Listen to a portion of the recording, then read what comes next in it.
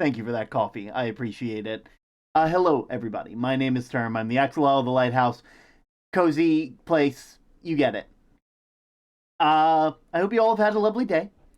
I've had a pretty good day myself. I went to work again as usual.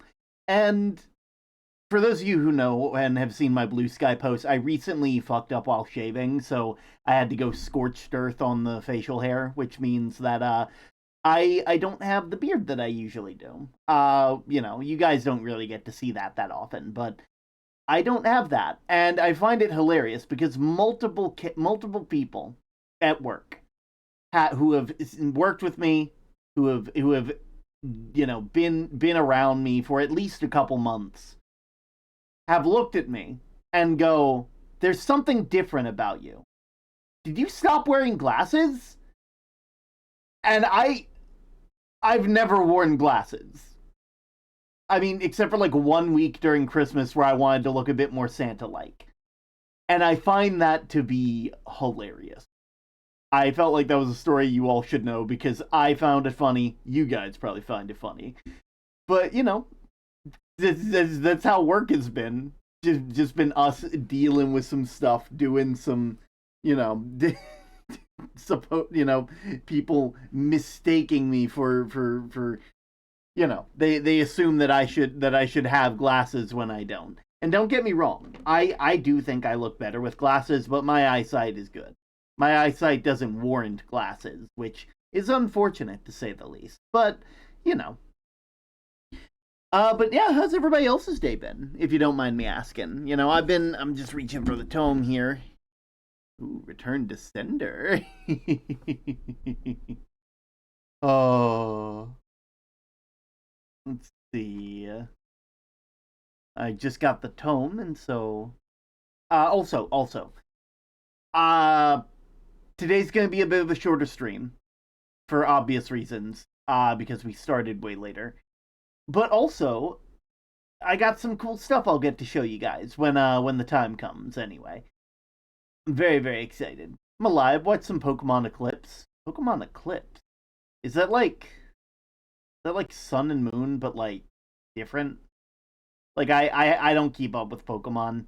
I've been meaning to, and every time I try to keep up with it, something happens, and my brain's just like, okay, we're good. It's like I tried to get into like I recently dropped the Pokemon Trading Card Pocket Edition because I realized at some point it was just me opening cards and be like, oh neat, cool art. Anyway, it's like there wasn't really a lot for me that, like, don't get me wrong, it has a battle system, it has trading, it's neat, but it wasn't able to consistently give me the dopamine drip that I need to keep playing, which is unfortunate but understandable to say the least. If I seem a bit out of it today, I am kind of out of it. I'm not really sure why. Things are just kind of different today, They're just kind of different. Oh, anyway, today's tome. Let's see. When have I felt the most lost? The most lost that I ever felt would have to be sometime around the beginning of the pandemic. I had just like I had just like Pokemon Eclipse is a Pokemon fan series that pretty much is cryptid stuff in Gravity Falls. That sounds amazing. And now I might need to also play that. There's also an RPG game you can play. Okay, well, now I really need it because that sounds amazing. I love cryptids. I love Gravity Falls. I love all that stuff. Oh, that sounds amazing. We got some, but anyway, my brain ain't here right now. It isn't a game. Pokemon Eclipse is also an RPG game you can play. What are you talking about? Let me send the link to it in the server. I mean that I mean apparently according to Alex Player here, it's also an RPG game that you can play. Yeah, you can just send a link in the server and I'll check it out later. I'm sure it'll be fun nonetheless, even if it's just a show, you know. Whatever the case, most lost that I've ever been would have to be the beginning of the pandemic. I had just realized that becoming a mechanical engineer was not something that I really wanted to do. I it was a lot of paperwork and a lot of busy work and a lot of other stuff that I could not mesh with. And it was unfortunate because I'd spent my whole life working towards this one goal because that's what everybody told me my goal should be. And it was also around this time that I had gotten out of my longest relationship. I had gotten dealt with a lot of different stuff. The world was quite literally ending at the time. What I'm talking about might be different from what Coffee's talking about. Valid, valid. But essentially, like during that time, I was at my lowest where the only thing that I could do was go to class, go to work, go home, go to bed. And I had nothing else. I didn't know what I wanted to do. I didn't know what I should do. And eventually, after a long, long time, I came to the realization that I needed to do something different. I didn't know what at all. I didn't know what I should do different, but I knew that there was something that I should do, one way or another. And what I ended up doing was I remembered all the different YouTubers that I watched growing up, and I thought maybe I could try that. It's more or less just I put I tried my hand at it. I did made some videos here and there, and then I started streaming after I had met Yonk and after I had gotten my first PNG model. I had done all these fun things that and suddenly I had something that I was waking up to do each day. I had something that I was invested in. I would finish work and I would be excited to work on something. And it was so lovely. So if you hadn't done that, we wouldn't have gotten our favorite Lottle. Absolutely.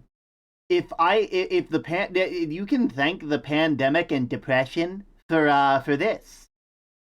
You can thank that. Oh no.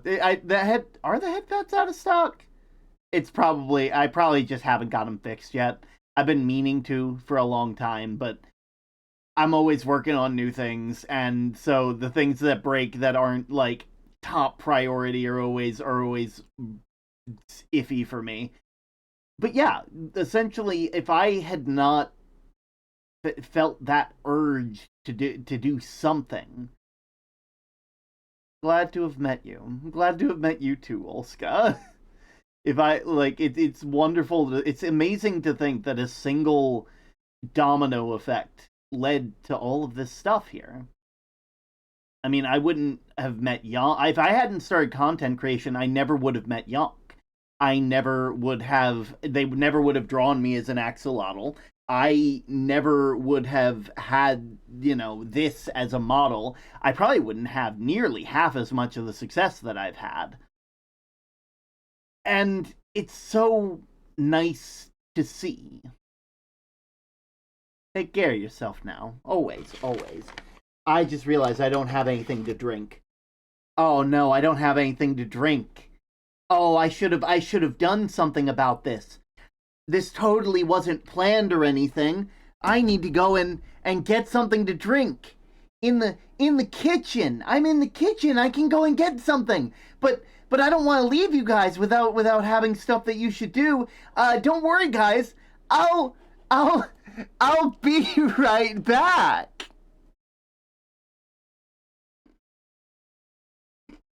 Hey, welcome to the Beat Right Back screen. I'm very, very excited about this. I'm very, very excited. It, this is why I've been working on. This is why stream took some stuff. This is why it took a while.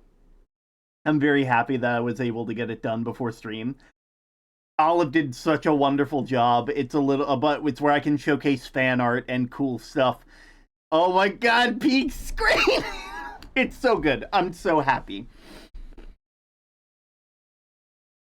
It's so cool. It's got fan art. It's got my mods. It's got Spellbound comics. It's got the other characters that I played. Also, if you look closely, there might even be some lore. There might be some. Who knows? Maybe. You guys get to see my to-do list about baking cookies. But I'll be right back because I have to go and fill a mason jar up with sweet tea.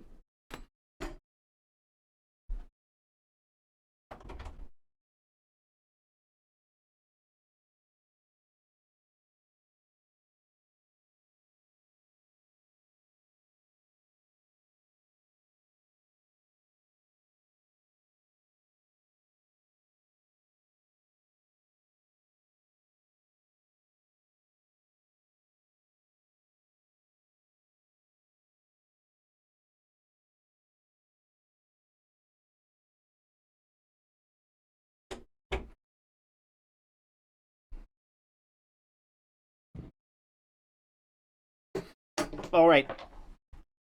But yeah, I'm very excited with how this looks. I've gotten all these different things set up. I've got there's little inside jokes there, I got my little, to-do list. I got some different pages and pieces of stuff, drawings from you guys, just it just seems fun. Olive did such an amazing job on this. I'm so happy with how it turned out. Olive honestly has more or less completely remade. Like they have become the interior. They have done the interior decoration of the lighthouse. Let's actually take a second to look at all the cool things that Olive has done over the course of this. I'm gonna stay off screen while we do this real quick. Let's head back to the living room. Uh oh. So ignore that. Ignore that. Ignore that. It's fine. It's fine. It's okay. That's just the void. Yeah, the void.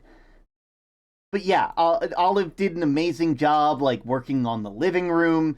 They've gotten everything set up so that way it's all well and cool and neat, and I'm very happy about it.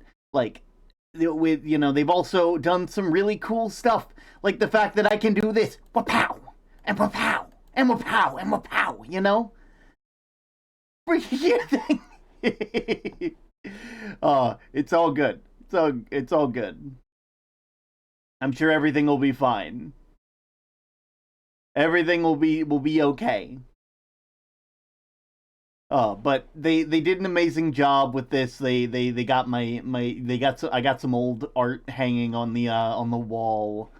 You know, I got pitchfork here. We got the life preserver. Uh Let me see if I can fix this. Actually, if I open up Discord, will it fix it? Is it fixing it? It might not fix it, but that's okay. It's so cool. It's so neat. Next up, obviously. Also, remember the Stinger animation was made by them too. All right, so next up is the kitchen. We got whisk and cinnamon and spice and buttermilk. All of them are wonderful little people. We got references to Karak and Spellbound and even a tiny bit of Captain Term. We got so many cool things here that you can just look at, and it's so neat and cool. And the sky behind it, does all these cool things, and it's just so neat. It's so neat. Let's see. Sorry, I'm just making sure.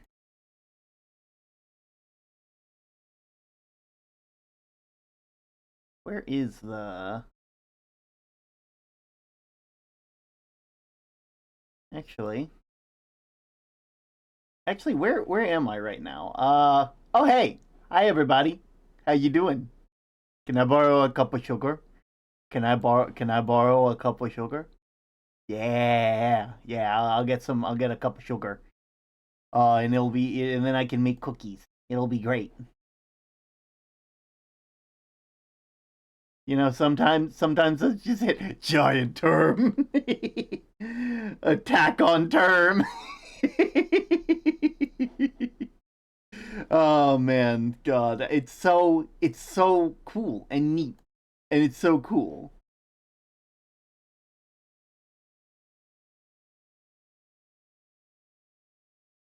And then of course, we got our little goodbye scene with the little ship and the dock and the it's. Sorry, I don't have sugar. I'm a tad sick, so I wouldn't recommend it. Understandable, understandable. Oh my God, it's like the sunset in the background, the little ship like that I can send you guys home on. God, I'm so excited. I'm so happy with how this all looks. It all looks so professional and neat. But with all that being said, I've been sitting here for a long time. I should probably go ahead and get you guys started on the game. So I'm going to go and do that. I'll see you guys over in the game scene.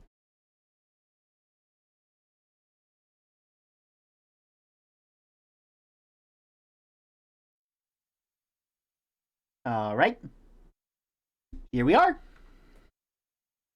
Okay. And of course, everything looks amazing. Like, honestly, everybody, if you haven't, and you should, the fact that, like, you should absolutely go and check out Olive underscore Jess. You should go check them out. You should go give them a follow. You should give them all the support. They actually just finished moving, and so they're going to be having their first stream not too long from now. You should go and support them. You should go and support them, and see all the cool, amazing, and campsy art that they make. You should go and see all the cool stuff that they do, and that they do for others. Here we go. It's like they have honestly they have made the lighthouse into an absolute vibe, and I am here for it. I am absolutely here for it. They're a wonderful friend, a wonderful colleague, wonderful person all around. But with that all being said, I think it's time. I think it's time. I think maybe. Hmm. One sec while I fix something real quick. Uh there we go.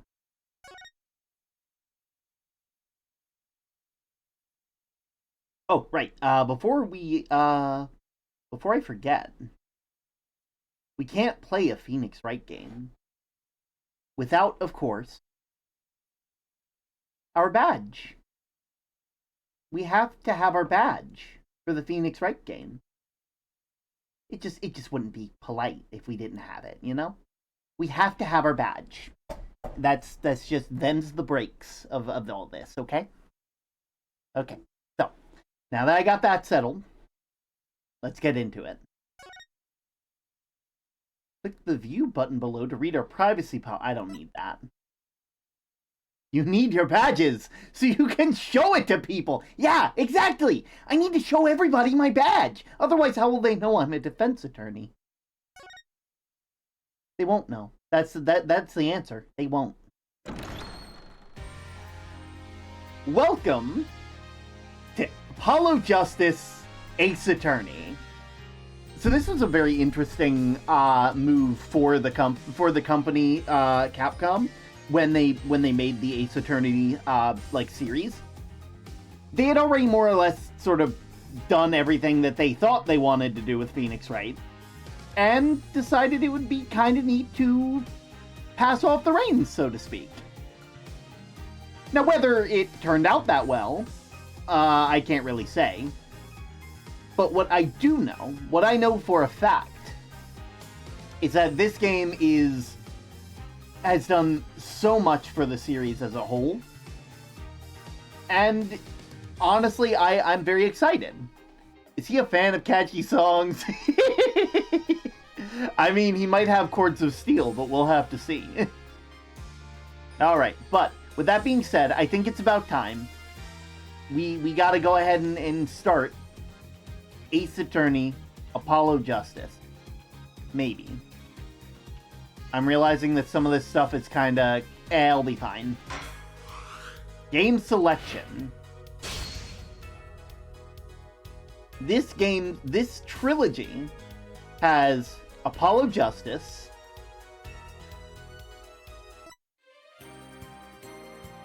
I'm so hyped for months. We have Dual Destinies, Ace Attorney, Spirit of Justice. Oh, okay, there's a museum. And then there's a museum. So we can look at the museum when we're done with everything. But for now, I think it's probably about time we go ahead and get started. Wait. How do I select? New game.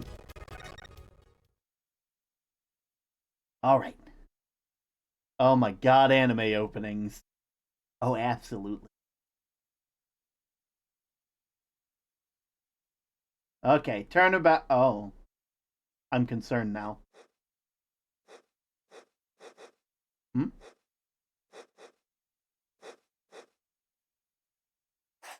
Ooh. Okay.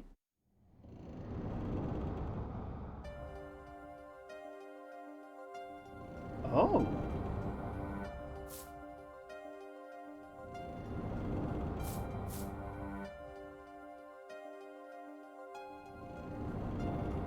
Showdown time.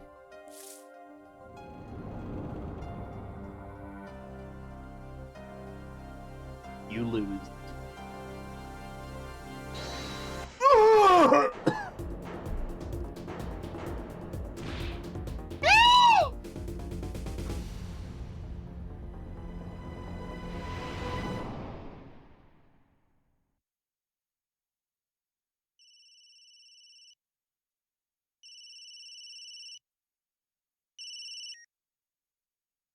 I seem to be in a bit of trouble. Something like that. Dead. Someone hit him. Hard. Me? Please. The cop should be here any minute. I'm in your hands. Should it come to that?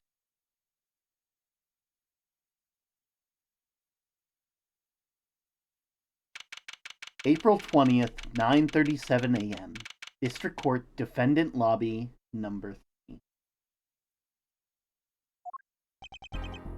Panicked, palms sweaty, knees weak, arms heavy, mom's spaghetti. I can't admit it. I'm nervous.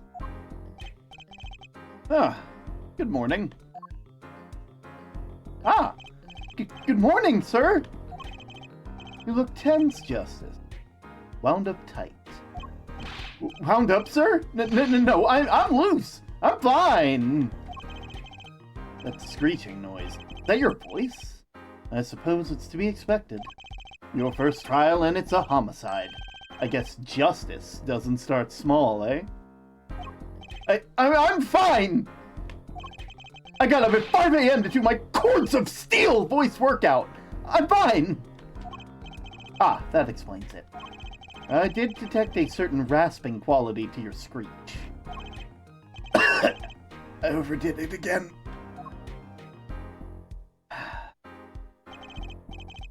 As you know, your client today is a good friend of mine.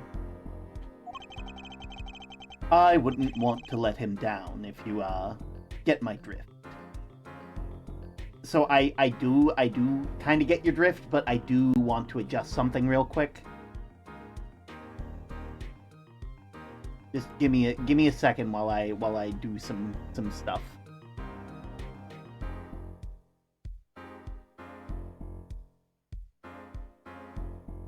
There we go. Center, center, center.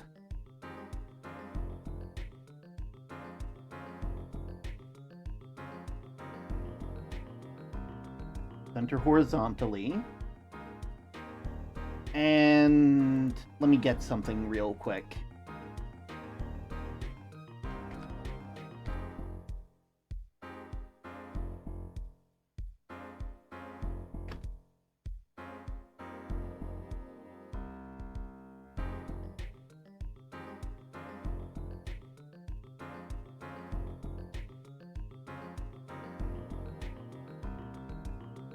The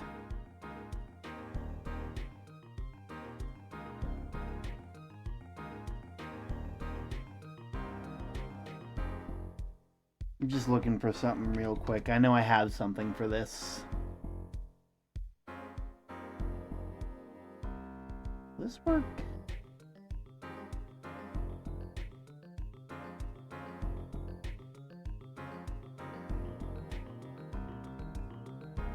Where is it?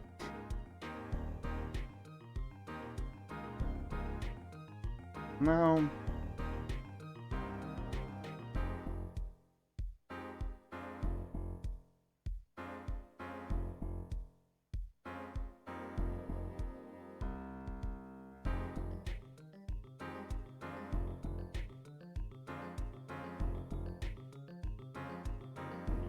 No.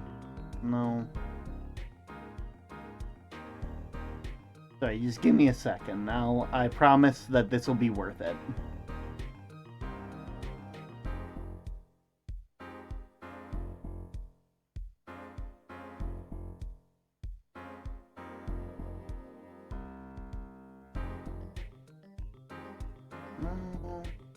This? Yeah, this should work.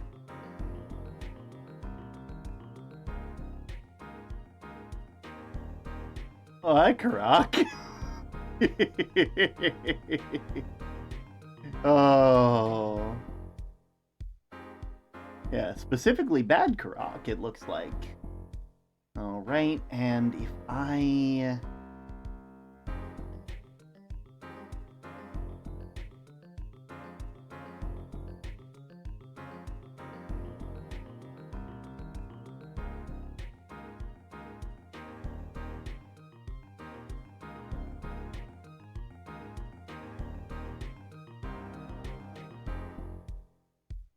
And then transform center horizontally.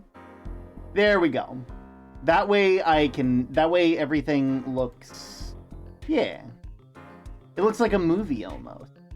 Plus also I think this fits a bit better because unfortunately my captions kind of mess with the thing at times. And this might hide some things from you guys, but I think I'm okay with that. I think I'm okay with that. You know? Because let's be real, this is a drama for you guys. You guys are going to get to be like, "Oh no, so scandalous," you know? You guys, I think this fits. But without further ado, let's get back into it. I wouldn't let him down, if you catch my drift. Right? Oh. Yeah. Drift cotton, sir. I'm all over that drift. As it happens, I dined with him on the night of the murder. I love my soap operas. We can't let this case fall through. Yeah, I'm fine, sir. One more thing. Don't say you're fine quite so much. People might take that the wrong way. I'll be preparing our case. You might want to introduce yourself to the client. My name is Apollo Justice. If it isn't clear already, I'm a new attorney. And today is my first trial. Not that I'm worried or anything. The defendant has been accused of murder. My boss wants to help him out, of course, and so do I. I mean, there's no way he did it. Not him. No way.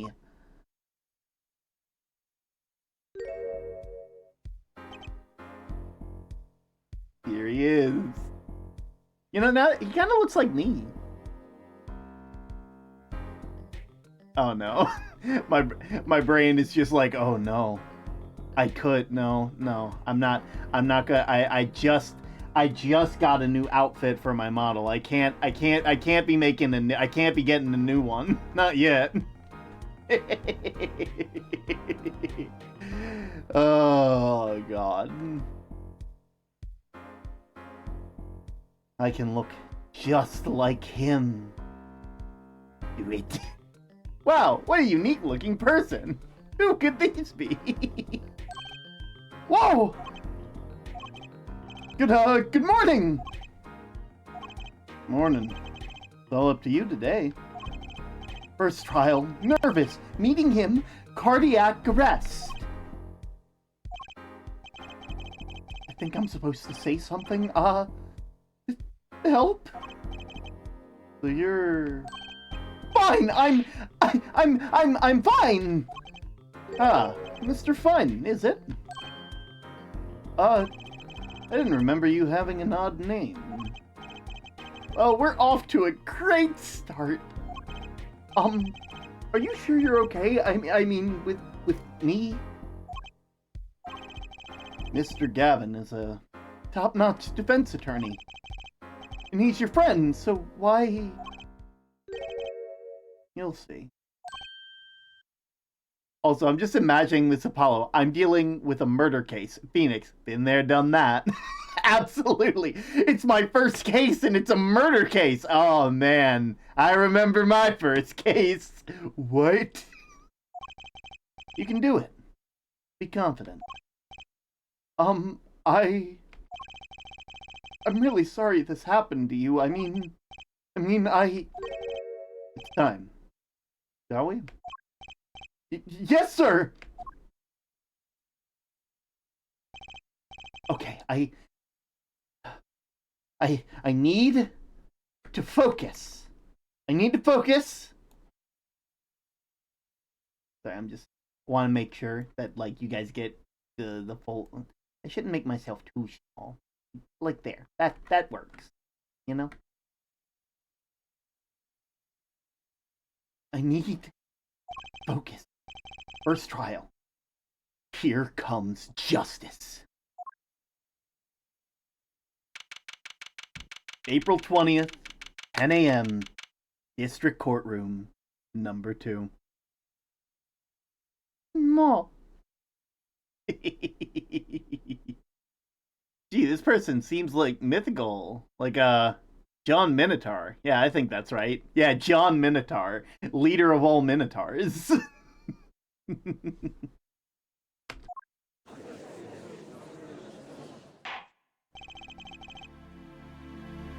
Now watch as it goes batshit crazy and weird hijinks fake-outs. No, I'm actually the one that did it.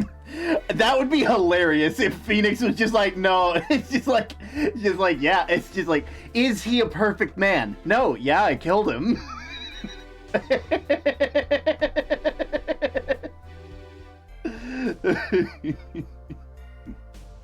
court is in session. The prosecution is ready, Your Honor. The defense is, fine. I mean, ready, Your Honor. Mind going blank. Don't panic. Too late. Your name was Mr. Justice. And this is your first trial. Also, jeez, the HD textures on these guys. Yes, Your Honor, but I'm fine. Really. Are you quite sure? Your voice sounds a little strained. Oh, what is that hair? Dude, that man gotta fire his barber. He needs to.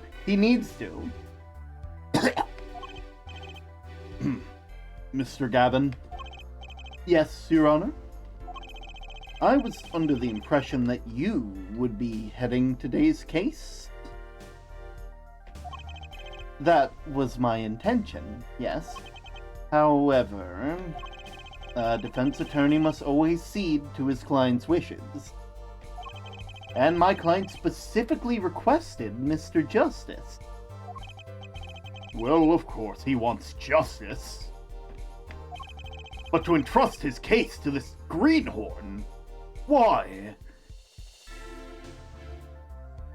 Christoph Gavin. What's the pun here? We'll see. There's always the ability, you know, I mean, we can Google it, but, like, I worry that if I Google it, I'll get spoiled.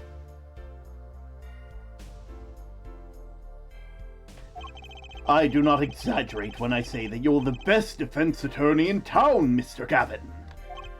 Okay, so Gavin's got trial experience, fine, but does he have cords of steel? No. Then let's begin. The defendant may enter the courtroom.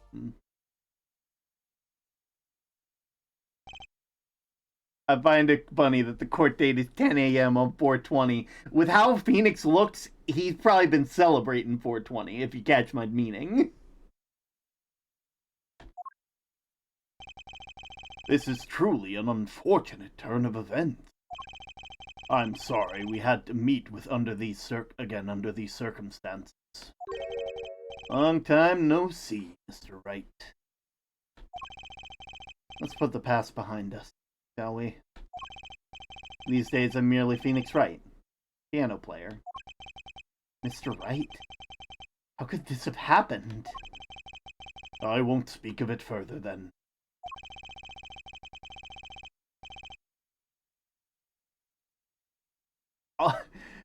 I mean, Phoenixes are known for getting blazed. I thought the best was Phoenix. Also, when did Phoenix get so buff? Here's the thing, Phoenix has, I think, always been buff.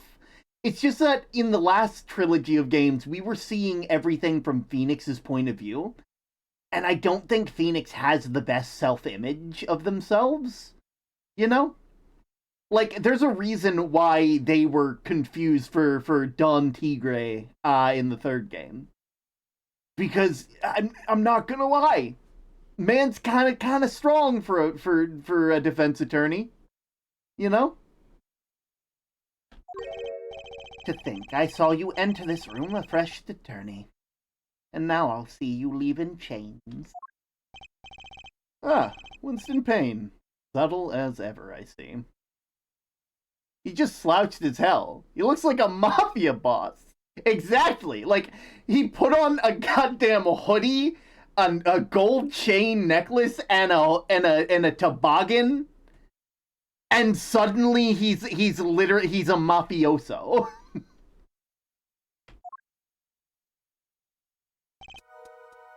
Ahem. The crime occurred at the Borscht Bowl Club, a Russian restaurant. The defendant, Phoenix Wright, took the victim, a customer, and hit him, wham! On the head, smack, and killed him cold. A customer of the restaurant. No, Payne's barber needs to be fired, like, actually, with actual fire. Yeah, I mean, how are we sure that Payne didn't do this himself? A customer at a restaurant, you say? And the defendant, you say he was... The pianist for the club, it seems. Phoenix Wright. A pianist? This is the weapon that took the victim's life. A bottle of grape juice. Legally, we can't call it anything, but it is very, very fancy grape juice. Legally, due to the law passed in 2107, all mention of any kind of beverage outside of grape juice is prohibited. Oh, God. The court accepts the deadly bottle as evidence. Grape juice used as a murder weapon bears the defendant, Mr. Wright's prints. Something to note, Justice. All evidence is filed in the court record. Make a practice of checking it frequently. The court record. Right! I've heard of that. Use E to look at the evidence so far. Sure, why not? Stop whining about laws and get on with it! How long did I yearn for one of these? Just putting it on makes me feel... ready.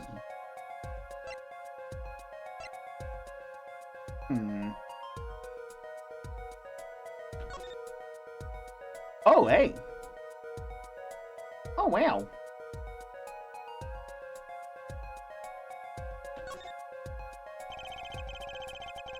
Oh, what a gorgon judge. The number inscribed on the back of my badge. There are many numbers like it, but this one is mine. Proof that I'm an attorney. To tell the truth, I get a happy feeling inside just looking at it.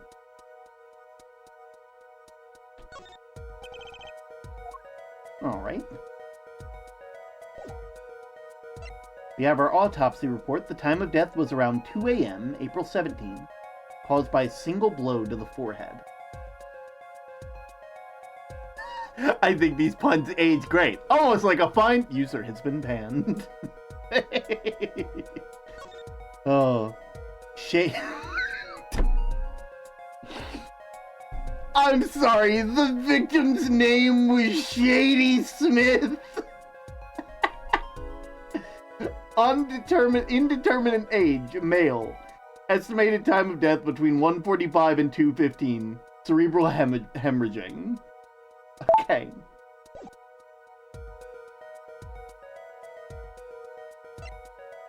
I have just come to say hello and get my daily pebbles because I'm busy currently, but ye more Ace Attorney from backstage. Yeah, backstage. Oh, right, backstage. Before you go, let me show you something.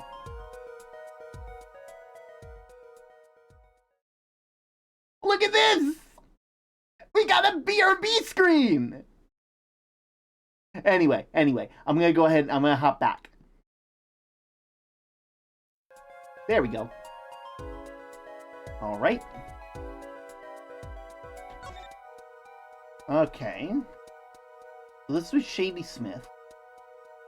2 aces each side. Whoa! I'm so happy about it. I'm so excited. This means that I can actually go and take breaks, and you guys can see fan art, and I can showcase fan art, and it'll be so cool. The deadly bottle, grape juice bottle used as a murder weapon, bears the defendant Mr. Wright's fingerprint.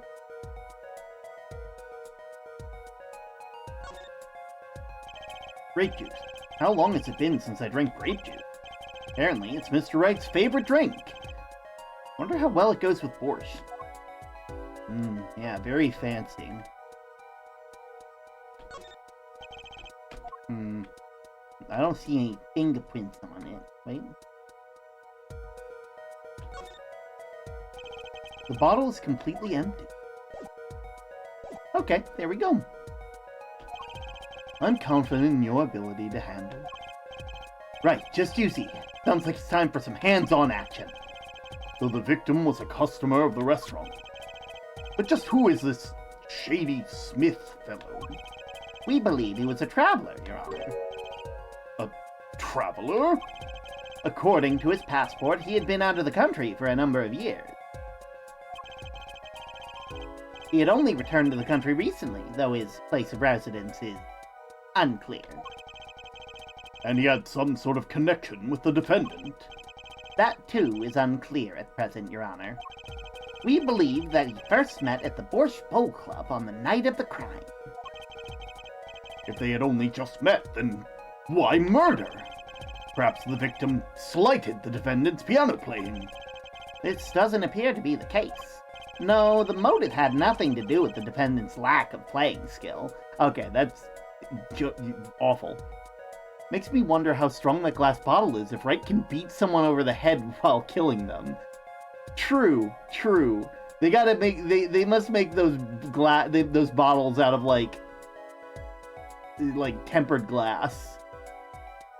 Wait, he had a passport. Why don't we know his age? Well, obviously the age was written in a foreign language. Duh. At least not piano playing. I'll let the photo explain what I mean. As we can see, a game of poker was in progress. Wait a second. Isn't poker gambling? That's a crime in and of itself! Indeed, it appears that our defendant has fallen to becoming the basest sort of criminal. Objection! It's true that the defendant was engaged in a game of poker with his victim, yet it was only that, a game in the purest sense. A competition, Your Honor. A competition? Yes, a test of wits, a silent clash of passions.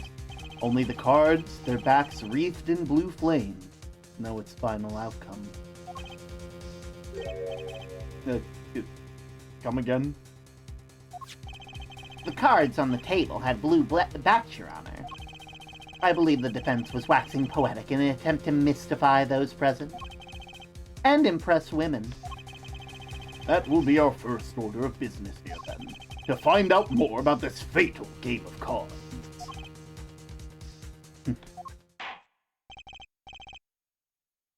Actually, what defines gambling?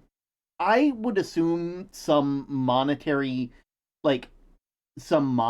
exchange of sorts, but that would based on the result of some game.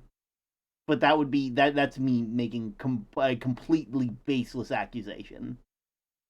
Well, defendant, you will testify to the court about the poker competition held on the night of the crime. My pleasure. This is it. My first trial.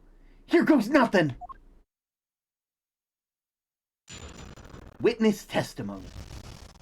Ah, it's good to be back. The competition. I'm a pianist by trade, yet I can hardly play at all.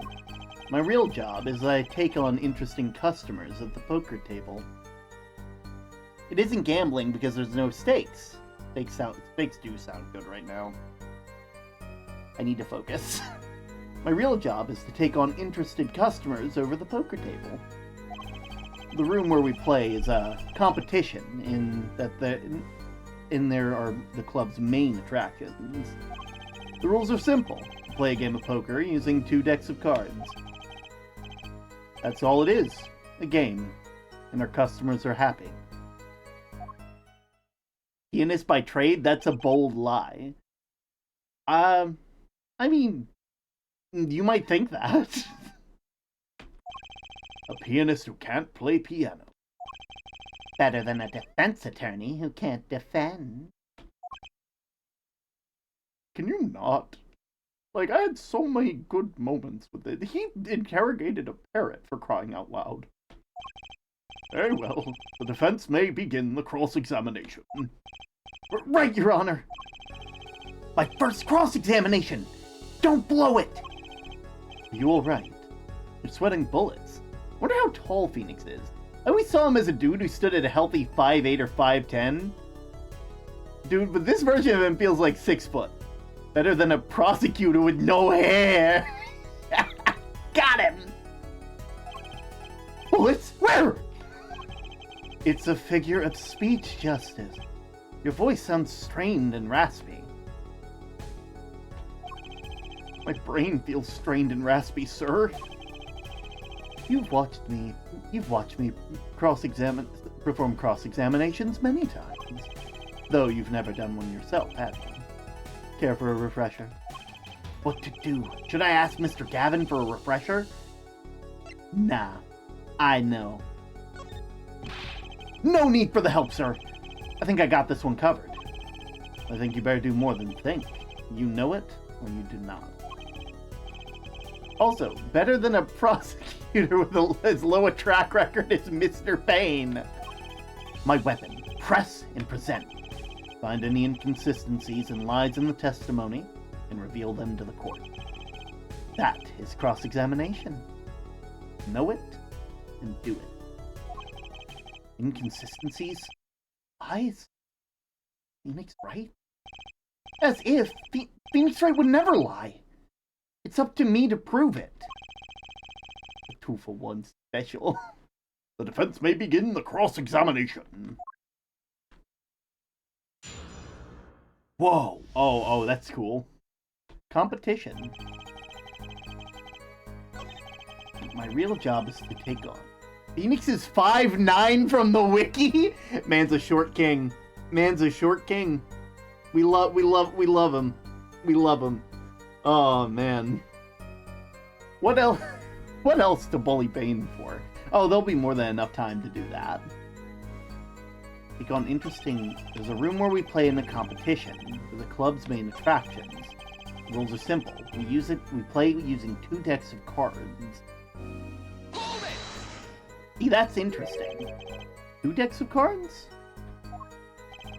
A simple measure to prevent cheating. If you alternate 2 decks, no one can slip in cards. There's something else I noticed. Yeah, looks like it does. In addition to the cards on the table, there's some lying scattered on the floor. Precisely. Cards on the table, cards on the floor. Each one forming a complete deck. A crime scene painted in blue by a sad sweep of cards. It's poetic, really. Incidentally, we used 2 types of cards at the club. One deck of cards was red, while the other was blue.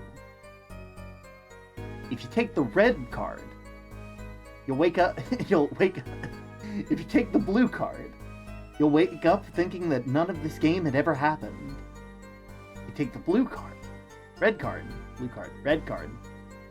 One of the cards. Just take a card. Pour some water on the hair, see what will happen. One was red and the other was blue. As I recall, in poker, you make 5-card hands. I can see how it would be easy to cheat. Yeah, especially if you have enough jokers. Yeah. A game of hands. That's all. That's all it is. A game. And our customers are happy. Isn't it a little early to be jumping to conclusions? It's your first cross-examination. Don't forget to press.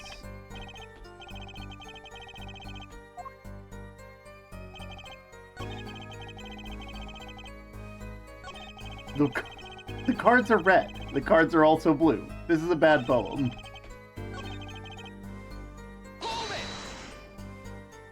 So you claim that you weren't gambling. That's right. It was simply a game. You didn't bet any money. Not even a little. The only thing at stake in our game was pride itself. Oh ho! Well put, Mr. Wright. I've got a mind to play a hand of poker myself. The stakes, your fate. Can we get back to the trial now? Can't imagine. No, I think I know. I think I know.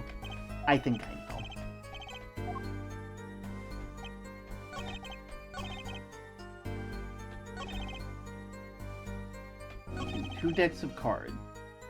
That's all it is. A game.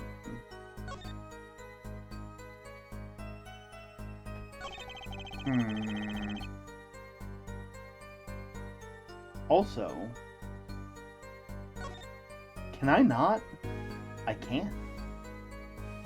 Oh my. Oh. Oh no.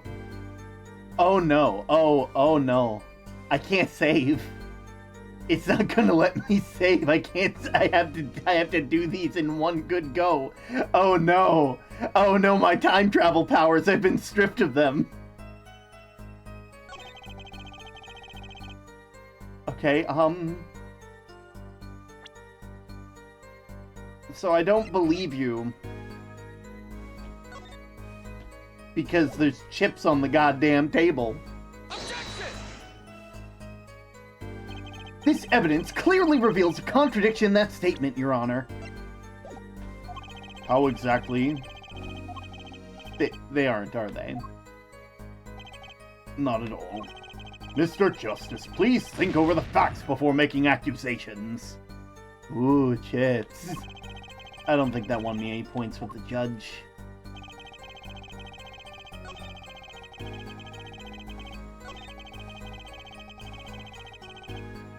The room where we play in the competition are the club's main attractions.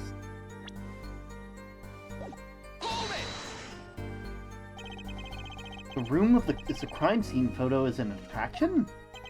It has quite a history, actually. The Borscht Bowl Club used to be a gathering spot for black market types back in the day. Oh, hey, ads have begun, which means I'll be right back. I'll be right back, everybody.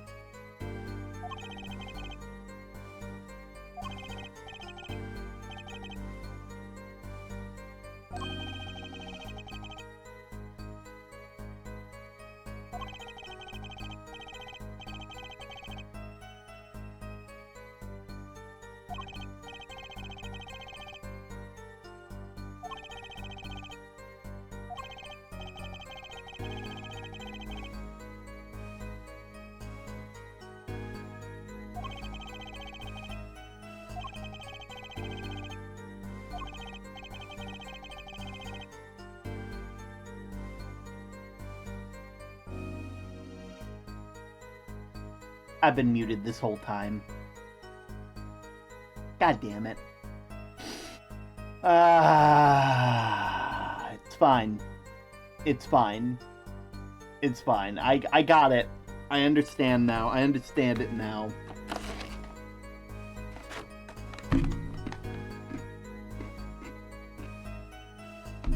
Your sticks? You mean my pretzel sticks? My Parmesan garlic seasoned pretzel twist sticks? I bet that's what you mean. I bet that's what you mean.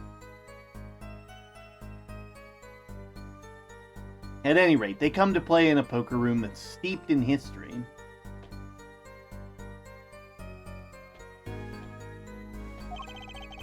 Despite the dark past, it was all good, clean fun. The rules are simple.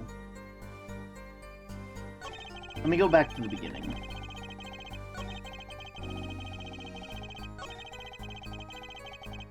Oh. I'm a pianist by trade, and yet I can hardly play. You can hardly play? Did you guys hear that? I hope everything's okay. You can hardly play? Oh, I play sometimes when customers demand it. So I play them one song. That's usually all they want. Is that supposed to be a boast just now? The title of pianist is a mask. A respectable face I wear for the world at large. What was that? I don't know. It sounded like something dropping. But I don't know what. Sorry, I fell in the wall. Then what? Are you really at the Bourse Bull Club? My real job is to take on interesting customers over at the poker table. They pay you just to play poker? That would seem to be the case. I am a professional, after all. Ah! Do I detect pride in that statement? It's just hard for an honest, hard-working member of society like me to imagine.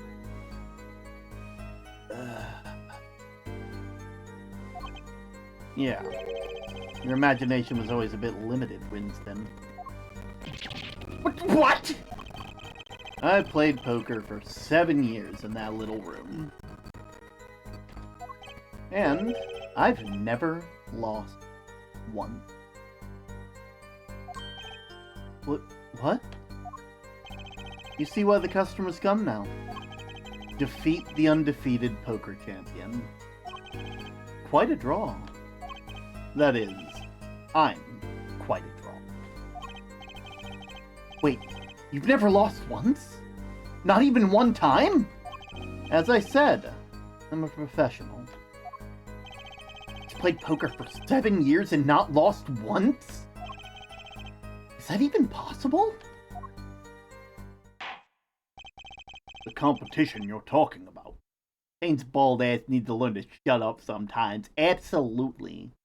Yo, wait! Ben! Ben Benrose! Ben Benrose, you gotta see this! We haven't just chatting! We have a BRB screen!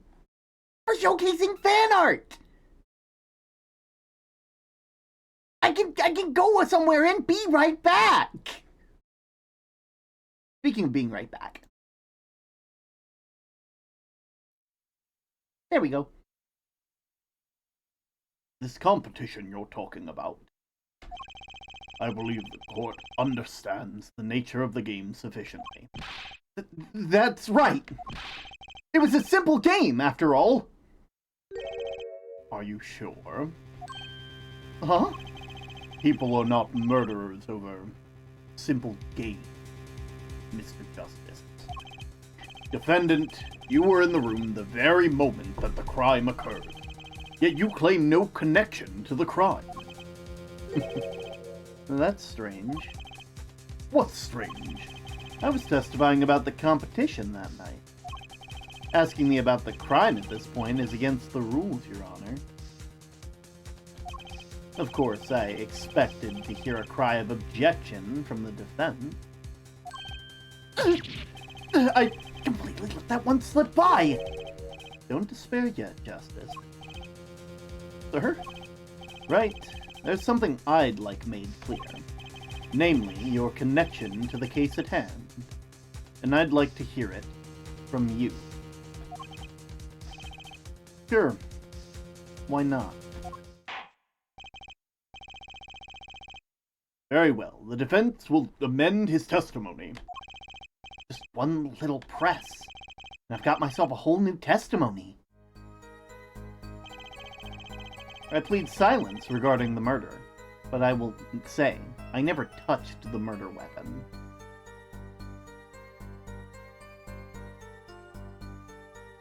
Hold it! Silence? The defendant has the right to refuse to testify. I haven't forgotten everything about the law. But why? That clearly puts you at a disadvantage. And it's your job to turn that around in our favor. Yeah? Great. Like I didn't have enough to do already. Justice. I didn't detect anything odd about that testimony. Huh? Wait. Something you said did ring a little strangely. Just one thing. What was it? When you figure it out, I'd suggest presenting some evidence. Evidence that contradicts the testimony. Contradiction in Mr. Wright's testimony, but why? Better check the court record. I can't imagine Mr. Wright lying in a testimony. Isn't it a little early to be jumping to conclusions? This is your first cross-examination. Take it slow.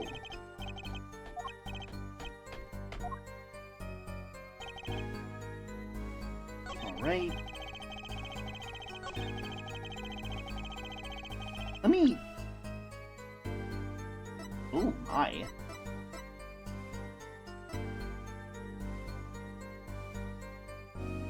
Turn this on to enable story mode in place of autoplay, allowing you to progress through the game automatically without having to press any buttons.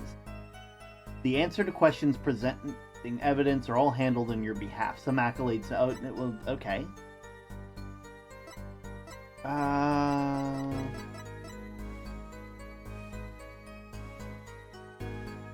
Let me just...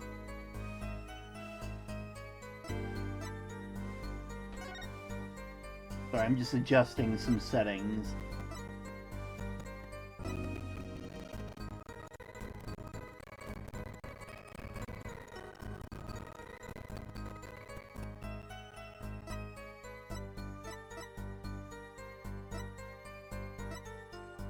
I like that.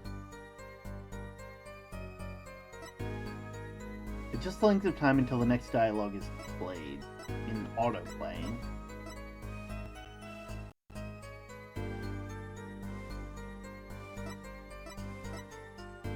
Alright,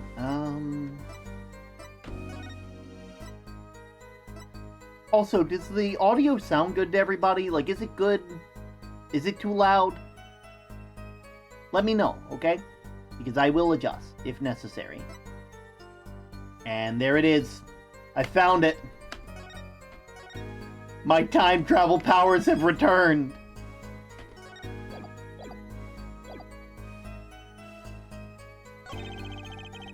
Play a game of poker using 2 decks of cards. It's a game. I plead silence regarding the murder, but I will say I never touched the murder weapon. It sounds fine. Nice, nice. Bears the defendant Mr. Wright's fingerprint. God damn it. No, no, I'm free. Fucking Time Lord. Listen, I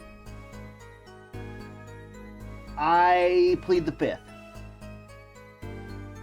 I will not comment on whether I am or am not a Time Lord. Whether the lighthouse is or is not bigger on the inside, and whether it does or does not travel through time. Actually, I can't answer one of them. It does travel through time, at a second per second. Oh no!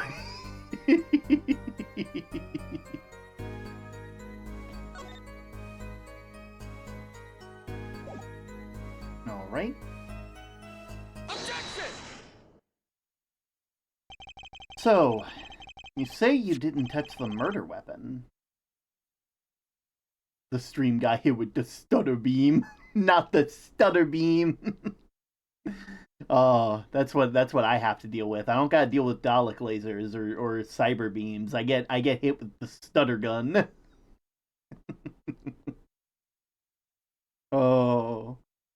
say that you didn't touch the murder weapon, this grape juice bottle. Right? So I said. Something the matter, Mr. Justice? Too bad our new defense attorney never learned how to play dumb. What's this, Mr. Payne? I examined the bottle in question, you see, and it was covered in the defendant's fingerprints. Objection! No need to shout, Mr. Justice. I can hear you just fine. Excess yelling can do damage to the judge's ear and our case. But what about my cords of steel? Anyway, what's so strange about fingerprints on a bottle in a restaurant? Well, that's true. They wouldn't prove a thing if they were normal fingerprints. Huh? But the fingerprints on the murder weapon were upside down.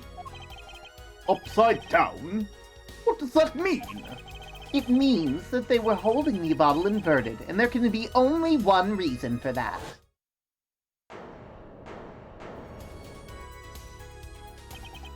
Yes. To brain someone with the bottle. Ugh. Oh my god, that was a very emotive face. Mr. Gavin, I think things just took a turn for the worse. Oh, I see no problem, Justice. Well, the only thing that matters is the truth. There's a good reason for everything. You'll see. Defendant, can you explain your fingerprints on this bottle to the court? I stand by my plea of silence regarding the murder. For now. Not very cooperative, are you? This could hurt your case. I'm sure he's uncooperative because he's hiding something. There must be a reason. Objection! Your Honor? You seem to have forgotten something. And what would that be, Mr. Gavin? On the night of the crime, who was it that reported the murder to the police? Reported? Well, that was the defendant, Mr. Wright, but still, that... Really? Yes, well, according to the case file, the murder was reported near the scene from a call from the defendant's cell phone. Near the scene? Let's take a look at the diagram of the murder scene, shall we? The victim was murdered in a small room in the basement 2 floors below ground level. Of course, cell phones can't get reception so far down, and the defendant used the stairs in the hallway to go above ground. The call came from the 1st floor of the restaurant. I see. This is the phone that made the call. Used by the defendant to notify the police on the restaurant's 1st floor. No, before we do anything, I gotta fiddle with it.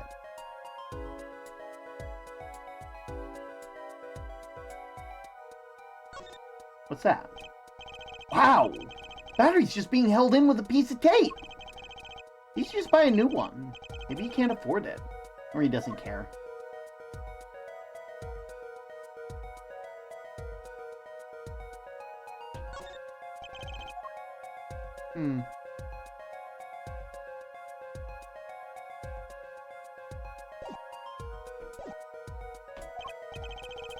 Yet he fulfilled his duty as a citizen and reported it to the authorities. And you claim he is being uncooperative. Nice save, Mr. Gavin. I'd better not waste this. I think the prosecution has toyed with our client enough for the time being. Toyed? I assure you, no one is more serious about... What was it you said? The defendant was in the room the very moment the crime occurred? How could you possibly know this? That's a good question. How indeed? The answer is simple, Your Honor. The prosecution has a decisive witness. You're as good as they say you are. If someone else was in the room the night of the crime? That must mean the witness. They witnessed the crime. Everything up till now has just been a warm-up, Justice. Are you ready? I'm ready. Very well. The prosecution may call its first actual witness to the stand. Oh. The witness will state their name and occupation. Hold on just a moment. Where's the witness? I surmise that she has been frightened by the defense's demonic-looking horns. So I used a little hair gel. Relax, people. Have no fear. If any horns point in your direction, the court will cut them off. You are sure? I swear on my gavel. Please, Come on out. Isn't violence against hair a crime, Your Honor? Well, if you're sure, it's okay.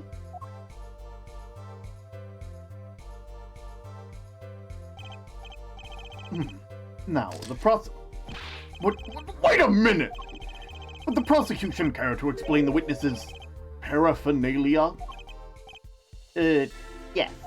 She's a professional, Your Honor. They're merely tools of her trade. And that would be...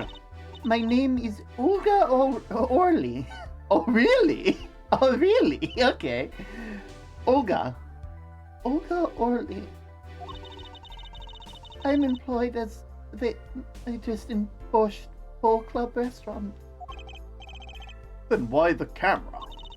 Of course, it's my pride to serve borscht in the naming restaurant. That is naming restaurant. But I also perform at other service.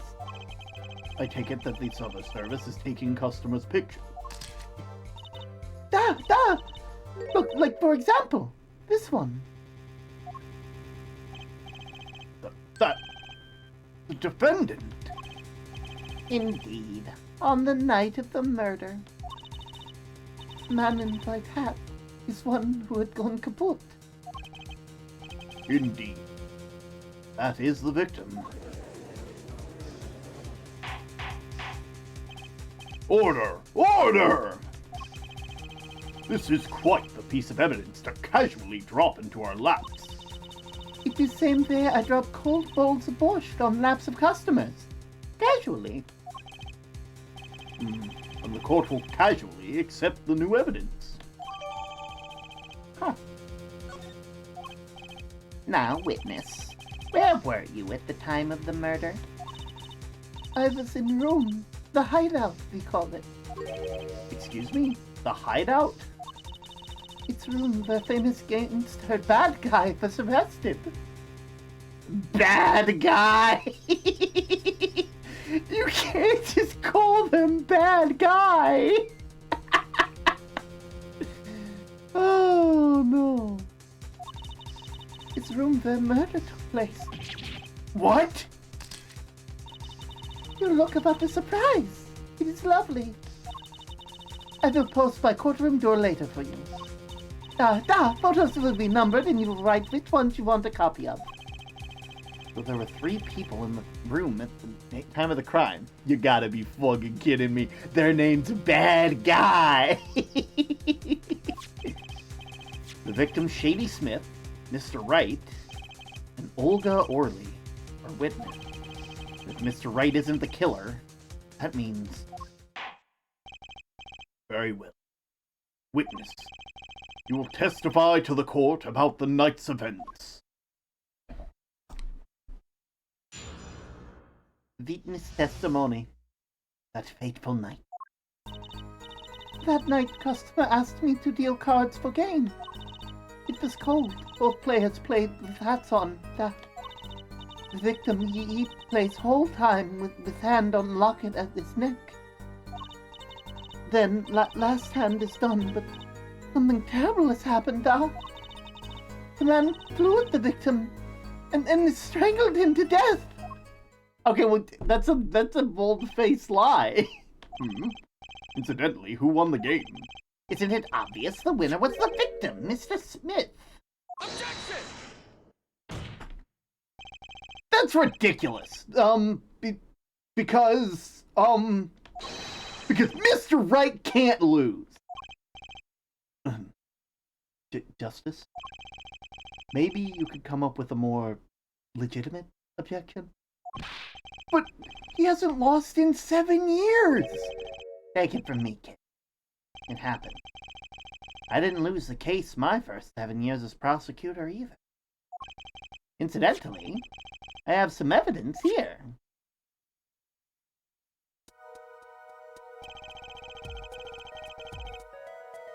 These are poker chips, as they lay at the very moment of the crime.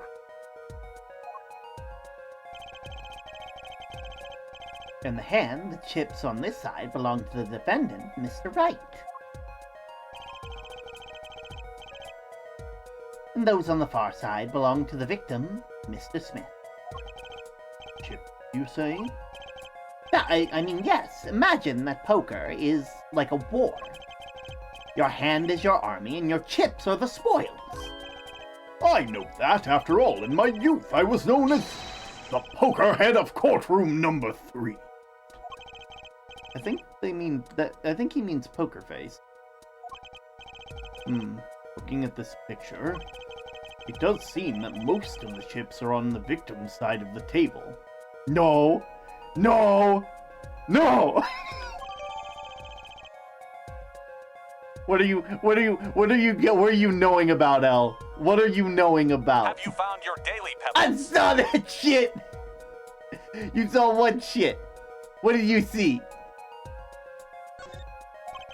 Very well. The defense may cross-examine the witness. Not yet. Let me take a look. Heart, diamond, spade.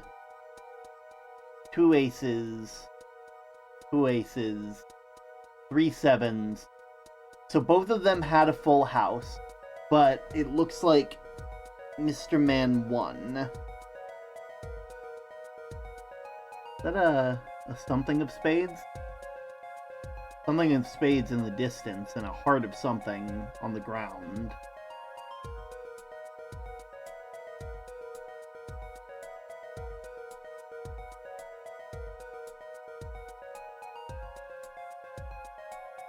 Where's the so-called murder weapon? The bottle. Yeah, there, on the table. But I don't think you see. I don't see what your problem is. Like, what is the problem here? Because I see maybe one. But, like, you know, the murder weapon's there. The bottle.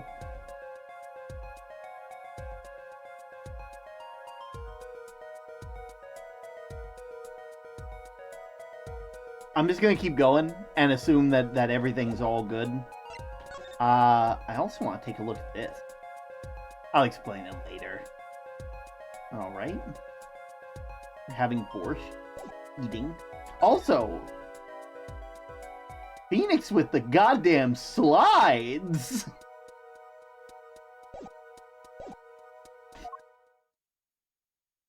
I see it. See, I'm ready to take this testimony. That night, customer asked to deal cards. The victim, he plays whole time. The last hand is done, but something terrible has happened. That man flew at the victim, strangling him to death. So I hate to tell you this, but you goddamn liar. Because as we know from the goddamn autopsy report, single blow to the forehead. Objection! Jesus! Oh, really? Strangled, you say? That's odd. Normally customers only choke on borscht. No, I mean the report shows that the victim died of a blow to the head. Miss Orley, really now? Did you witness the crime? Okay, that's pretty impressive. You gotta give him points for that. Looking at the picture, it doesn't look like he was hit. He's still wearing his hat and everything. Yet it's the fact that he was hit, Your Honor. Here's a photo we took of the victim with his hat off during the investigation. Well, that is quite shocking, isn't it? His head certainly was hit. Hat removed during investigation.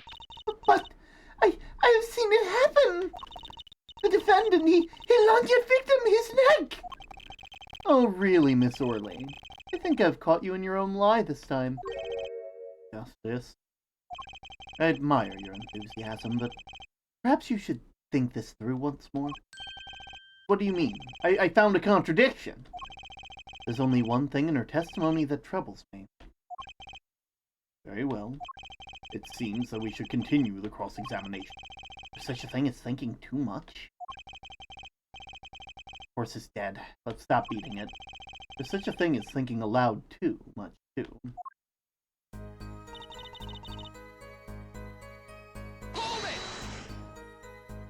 You were dealing cards. You do this often.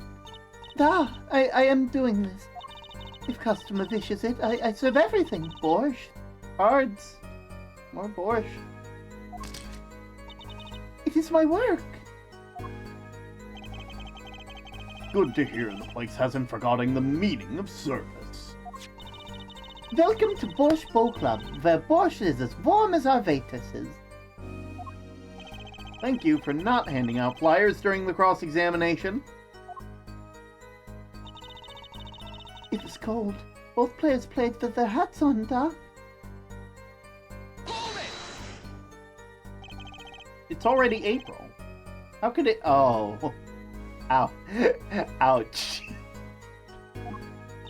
At Borscht Bowl Club, we have pride on authentic rustic Russian restaurant theme. Outside, the city in spring, but inside, it's as cold as Mother Russia. No way am I going there. When it comes to hot borscht, cold is best seasoning, Doc. The victim, he play whole time with hand on locket at his neck.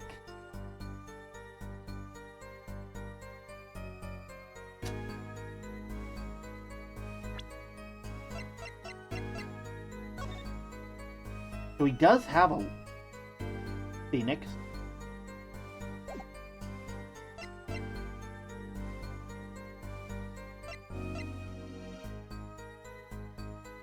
Did anyone else think that's it? I mean, yeah, I can kind of see that. I can see that being correct.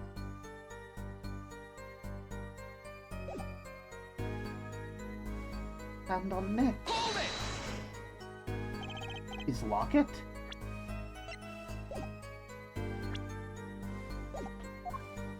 I believe it was good luck charm, Doc. He gripped it many times he played that night. Phoenix, why do you have that man's locket? Phoenix, why do you have that man's locket? Why did you wear that man's locket to court? To your court case?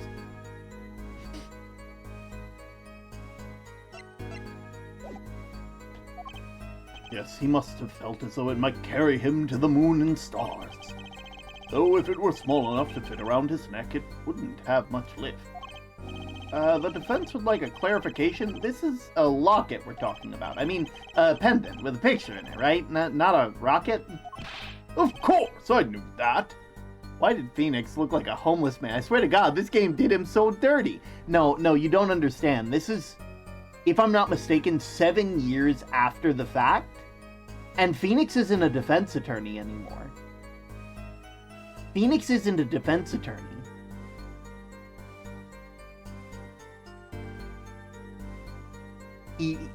There's some other thing that's going on. I'm certain of it. This is gonna be like the mystery of the whole game, I feel. Oh? Yeah! Phoenix apparently hasn't stepped foot in court in 7 years. Like like the judge was like, I hate it's unfortunate that we have to meet under these circumstances. And Payne was like, I met you when you first became a defense attorney, and the last time I see you will be sending you back to prison. Which is insane. Of course, I knew that. It was probably a pendant shaped like a rocket. That's why she called it that. No, a locket's a locket. It doesn't... It's considered bad form to poke fun at the hard of hearing in our society. Hard of hearing? Hard of understanding. So what happened next? And last time done, something terrible happened.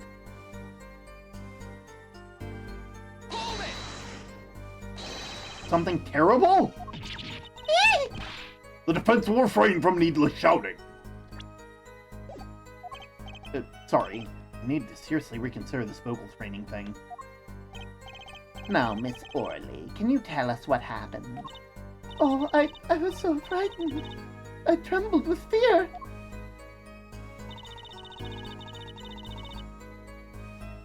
He tried to hit him with a bottle. Something else in the test. Victim play hold time with hand on locket.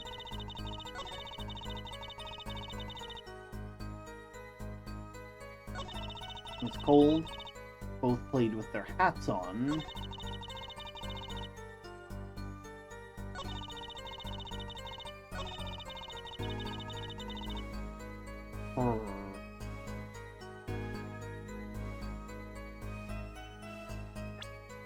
See, I think it's important to know what the heck happened to the locket. You know, there's one curious part of her testimony, just like Gavin said. But what does it mean? Mr. Justice, would you care to explain what it is you're thinking so intensely about? Recall the testimony, Your Honor. The victim played with his hand on his locket at his neck. I believe she said that. I hope you aren't about to raise an objection to the witness's grammar. No, but look at the photograph. Do you see the locket on the victim's neck? Well done, Justice. I'm impressed. I knew you'd be able to handle this. But what does it mean? If we are to believe this witness's testimony as is, then this locket disappeared following the victim's death. Lockets don't just disappear, Your Honor. It's quite simple when you think about it. If the locket is gone, someone must have taken it off, no? Taken it off? Wait, you don't mean... The defendant wasn't strangling the victim at all. He was taking off his locket. Wouldn't that explain it? Oh.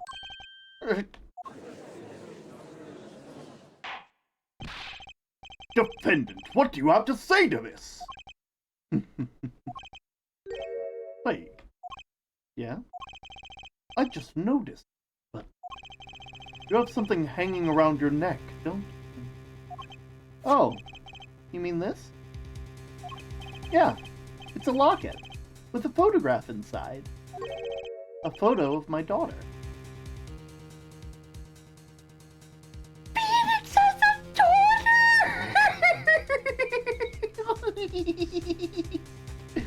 Oh,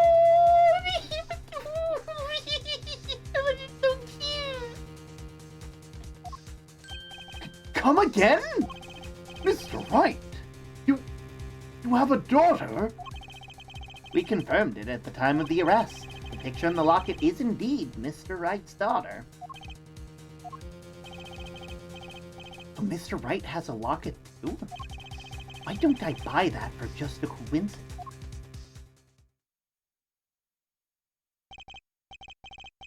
Well now, if the results of the poker game led to the murder, perhaps we should hear a bit more about the outcome of the game. Further testimony won't really be necessary. It's clear the defendant lost. Badly. Miss Orley? You will testify to the court about the game played between the victim and the defendant. Duh.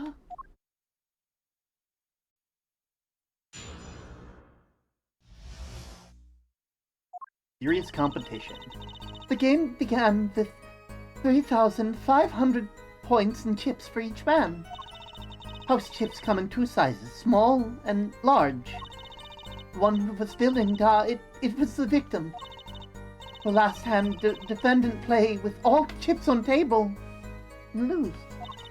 The moment loss was decided, defendant grabbed bottle from table and... He looks like a young boy, I swear to God. Yeah, I think it's mainly because of the big parka and, like, you know. Looking at the picture, it does seem to be a one-sided game.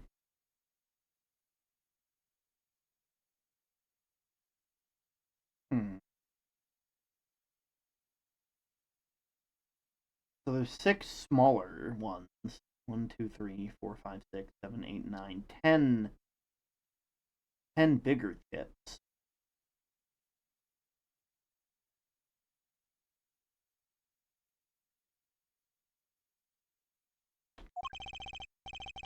As the court knows, poker was the defendant's life. Failure must have been a bitter pill to swallow. Ah, how many times have I heard those words? I done it in a fit of anger, Your Honor, and now I regret what I done. A common tale, but true. Methinks the judge watches too many old court movies. Mr. Wright said he hasn't lost in 7 years. His testimony must be wrong. Is it, though?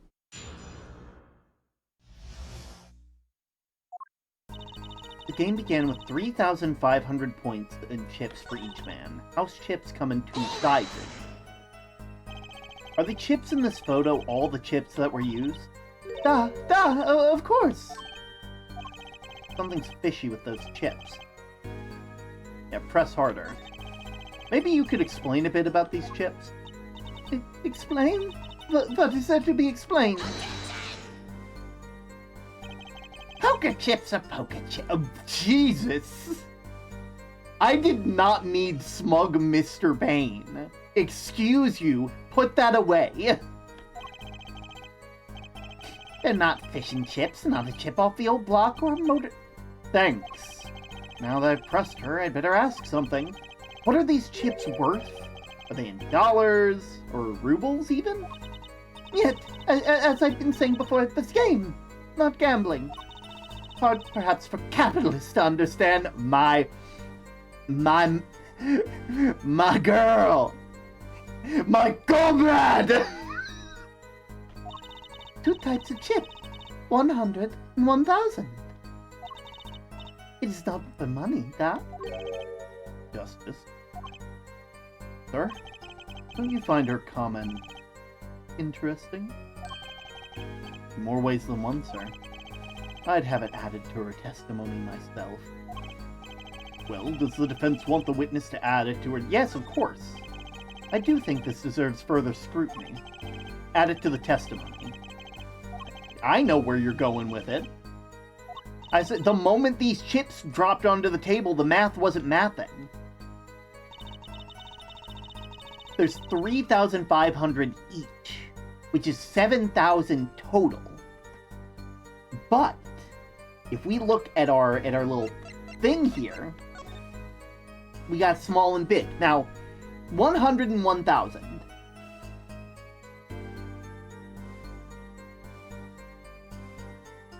If we look at how much each of these, there's 7,000 total on the board. If we assume the smaller ones are the small chips, we come up to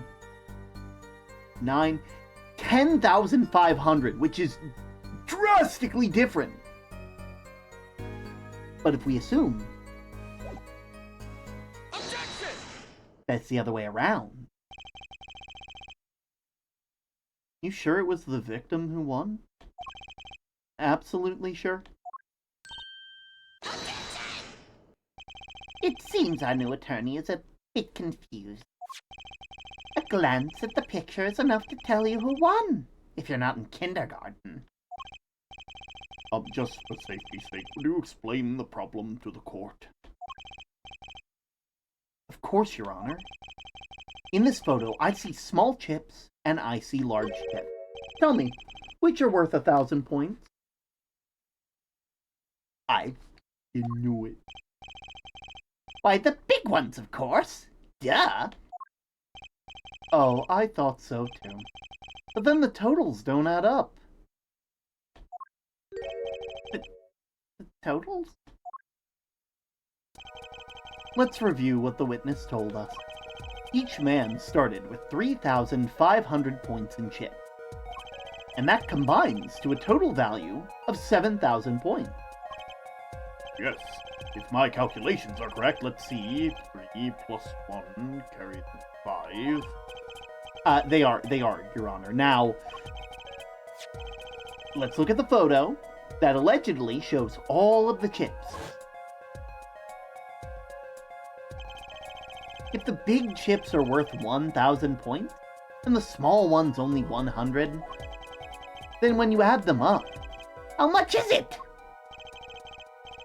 Do it yourself, you aren't in kindergarten, are you? 10,600 points. The chips don't add up. This clearly contradicts the witness's testimony. But why? How could this be? Exactly, Justice. Now that you know the what, you must determine the why. Right. There's only one possible way to explain the contradiction.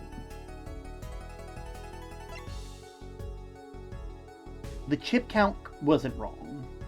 And the starting points weren't wrong, obviously. Both were right.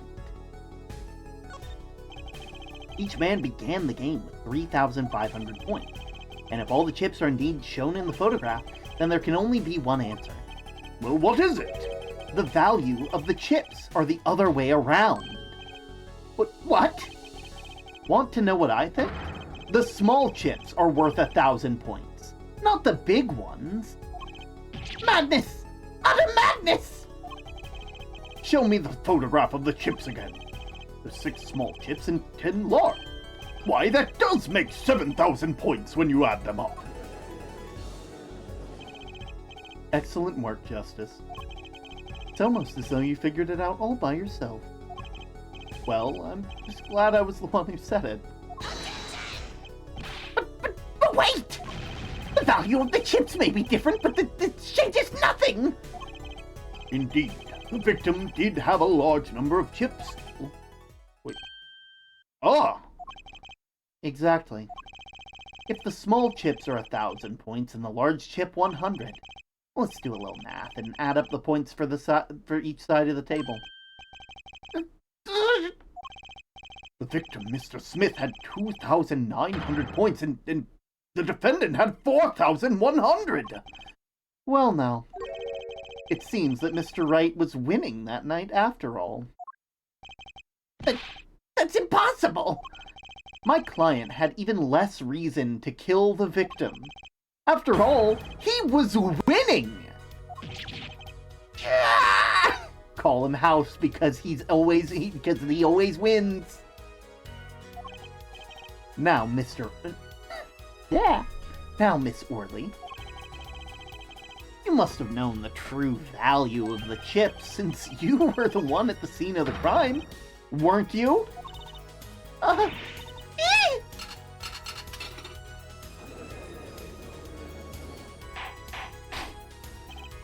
Order! Order! It appears our defendant has lost his motive, and Mr. Wright's supposed defeat never happened. We must now ask ourselves whether we can trust the...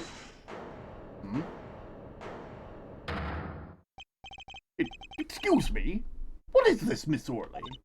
I did not want to be saying this, but actually, you see, See what, Miss Orley? What do we see? In the last hand, there was a cheat. A cheat? You don't mean... A trick! A bamboozle! A Smeckledorf! What do you mean? A scam? A goof? They're all saying the same thing. Yes, there was cheating last hand. That's why game end with chips where they are. Great. Just great. First we have lying, and now cheating. Well, the case certainly has taken a turn. For the interesting. Witness, you will please testify to the court. Tell us about this cheating in the final hand.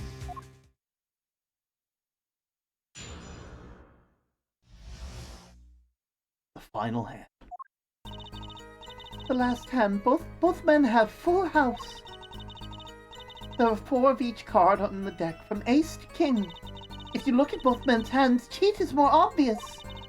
The next moment, game become argument, and the defendant's trick was exposed. He took bottle in his hand. Poor Mr. Smith. See, I'm already calling bullshit. Miss Orley, why did you not tell the court about this from the very beginning? I thought I smelled a cover-up here. Well, folks, it's time to throw back the covers. A full house is a very high-scoring hand, and a good TV show. Not easy to make, in my experience. Not easy to keep around a rebooter. I need to stop making jokes. That alone is enough to suspect a less than scrupulous tactic. Mr. Gavin? What's a full house? Well, you see, it's a TV show about a I can't. I'm not gonna open the Wikipedia article for Full House. I'm not going to. You can't make me. We're continuing. Lawyers these days, you don't know your poker. I can't say this bodes well for your case or career. What is this? Some kind of secret court poker ring? Justice. You know the term one pair, two pair, and three of a kind, yes? Yeah, no problem. 2 cards with the same number make a pair, and 3 make 3 of a kind. Good. Now picture a hand with 1 pair and 1 3 of a kind. That is a full house. That doesn't sound easy to make, does it? You can see each player's hand in the photo. Wow, they both have full houses. We forget there's an easy way to make a full house and to go undefeated for 7 years. You cheat. The defense may cross-examine the witness. If he didn't cheat in the last hand, that still leaves one important question. Mr. Wright lost that hand. Have you ever heard of a professional con man losing when they cheat?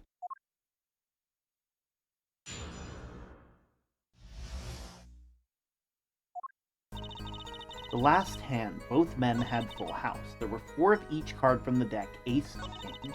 If you look at both men's hand, cheat is more obvious.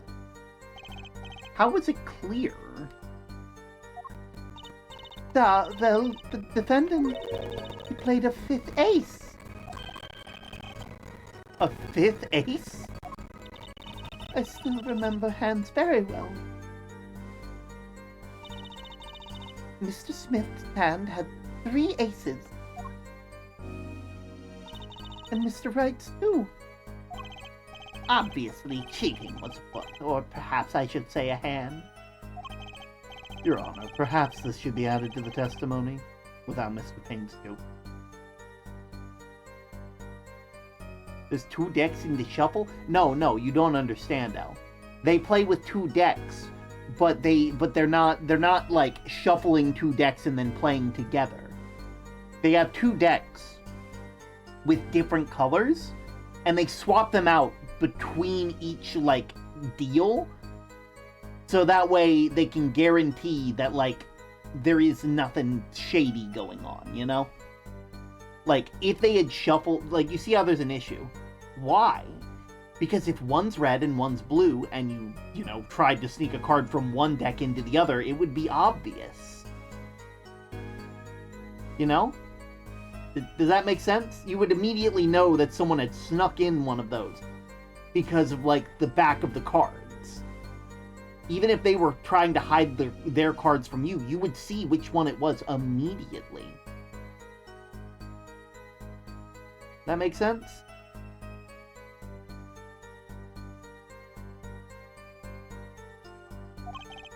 Very well. The witness will add this detail to her testimony. Please. Mr. Smith's hand, 3 aces, and Mr. Wright, it's 5 aces in all. So, I guess? Listen, they're working at a shady nightclub at 2 a.m. Do you really think they're not going to try and make sure that there's no cheating? Especially from someone like Phoenix, who has been playing the game for 7 years, and therefore, like, any attempt, like, people are wanting to beat him by any means necessary. You think Phoenix wouldn't have put something in place like that?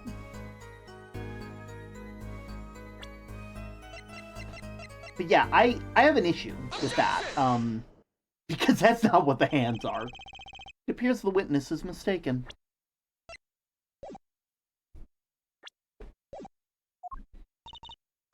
Mistaken? But my name is... Look, this piece of evidence clearly contradicts what you said in your testimony. That's the photo of the chips, is it not? Justice, perhaps you ought to explain your point in a way that a judge can comprehend. In other words, use your finger to point out the point.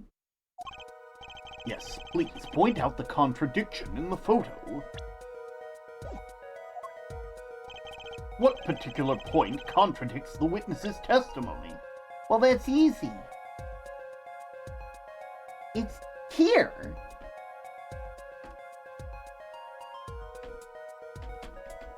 Oh. Miss Orley, in your testimony, you made the following claim. I need to stop doing that. Mr. Smith's hand had 3 aces, but as you can clearly see, the victim's hand only held 2.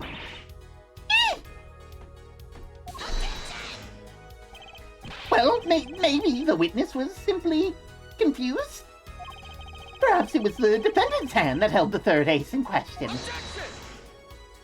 Take another look at the evidence. As you can see, the defendant had 2 aces in his hand. Where is the 5th ace? I see cheating, all right, and it's going on right here in this courtroom. 2 aces in each player's hand. That makes 4 aces total. Term, I wonder if you would like Balatro. I love Balatro. I haven't played it, but I've loved watching other people play it. I love seeing the numbers go up. I love seeing suddenly when there's a whole new way of playing poker. I was a big fan of playing PokerStars VR back when I used to have a VR headset, and I did pretty darn good. Term watches so many Balatro, so many. So many Balatro you wouldn't even believe. Hardly proof of cheating. Wait, please! It's true! I've seen it!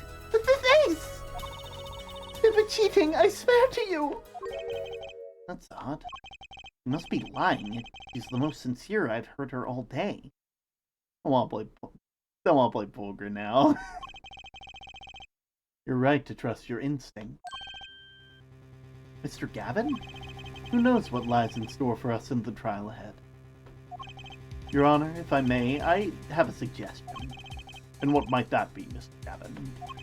If you don't mind, perhaps we might examine the actual cards? The cards? Mr. Payne? Yes? The player's hand that night. They were set aside as evidence, were they not? The defense would like to request that the cards be shown to the court. Very well. Prosecution will submit this evidence. Which will you examine? The victim's cards or the defendant's cards? So, I'm going to assume, currently, it is the current assumption at the moment Oh, hey, ads have begun. Which means I get to do my thing again.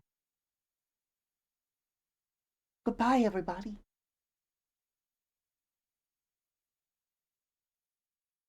I'm just finding every excuse to use this thing. I'm finding every excuse to use it. Every excuse to show off everything that's so cool and neat.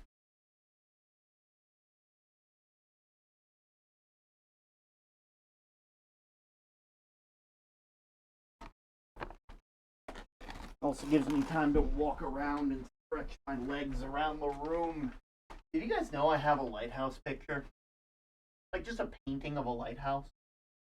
Like off in the distance, waves crashing against it. A wonderful little painting. And right at the bottom, it actually has like a Bible quote. I'm not really religious, but it has it. It says, "I am the light of the world. Whoever follows me will never walk in darkness. Have the light of light." John 8:12.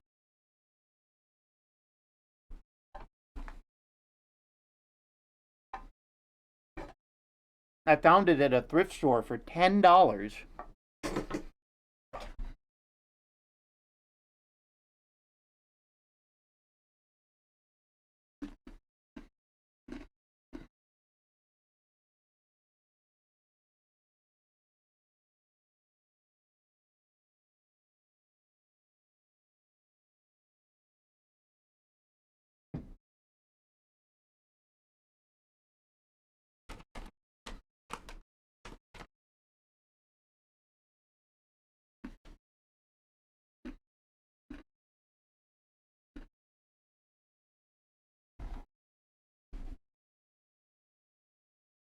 And I like the BRB screen too.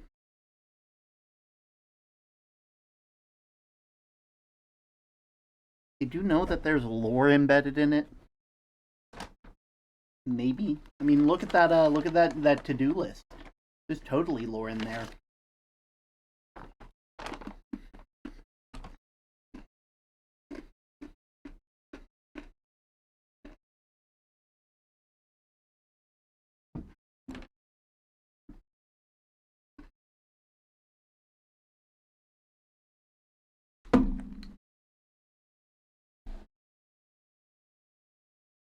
We don't see Term staring into space anymore.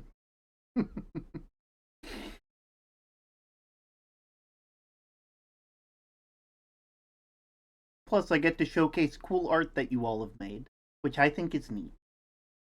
You know.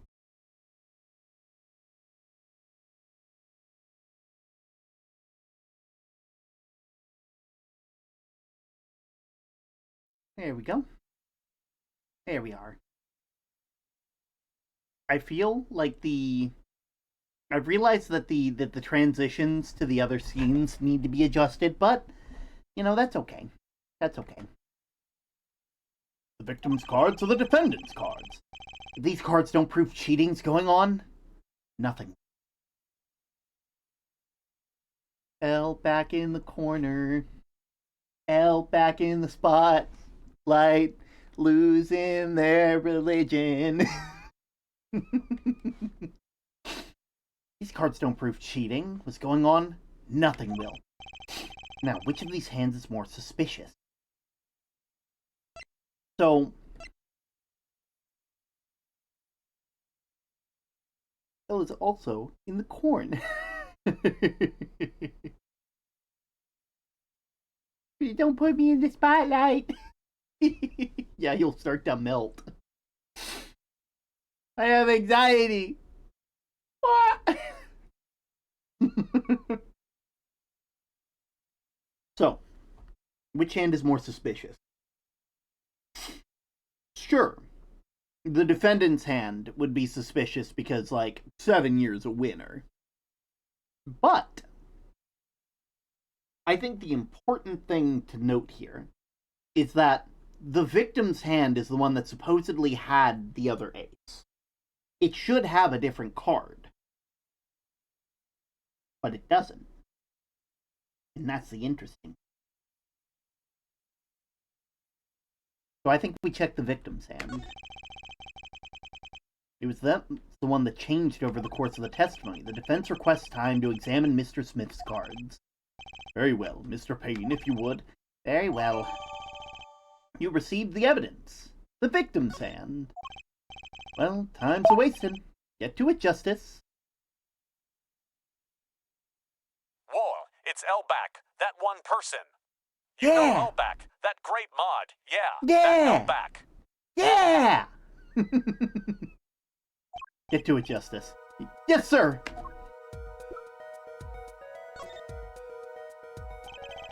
When examining evidence, be sure to view it from all sides and angles. Try using to turn it every which way, and to zoom in and out. Get spotlighted, nerd. That should give you a better perspective on the case. Okay, let's do this.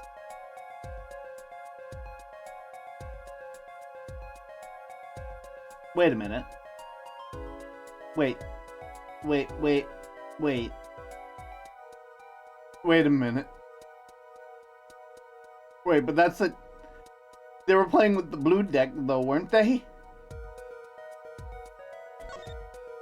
So why is the blue one the only one that's out? Oh, the lottery loaded. Mine was better. What? Your Honor, look at this! One of the victim's cards. The back is a different color! Eh? Eh? That's impossible! But I put that card in right... What was that, Miss Orley? Yet! I mean, I said, duh! I have... Your Honor. Mr. Gavin, yes? Tell me, what is the easiest way to cheat at poker? To cheat? I'll tell you.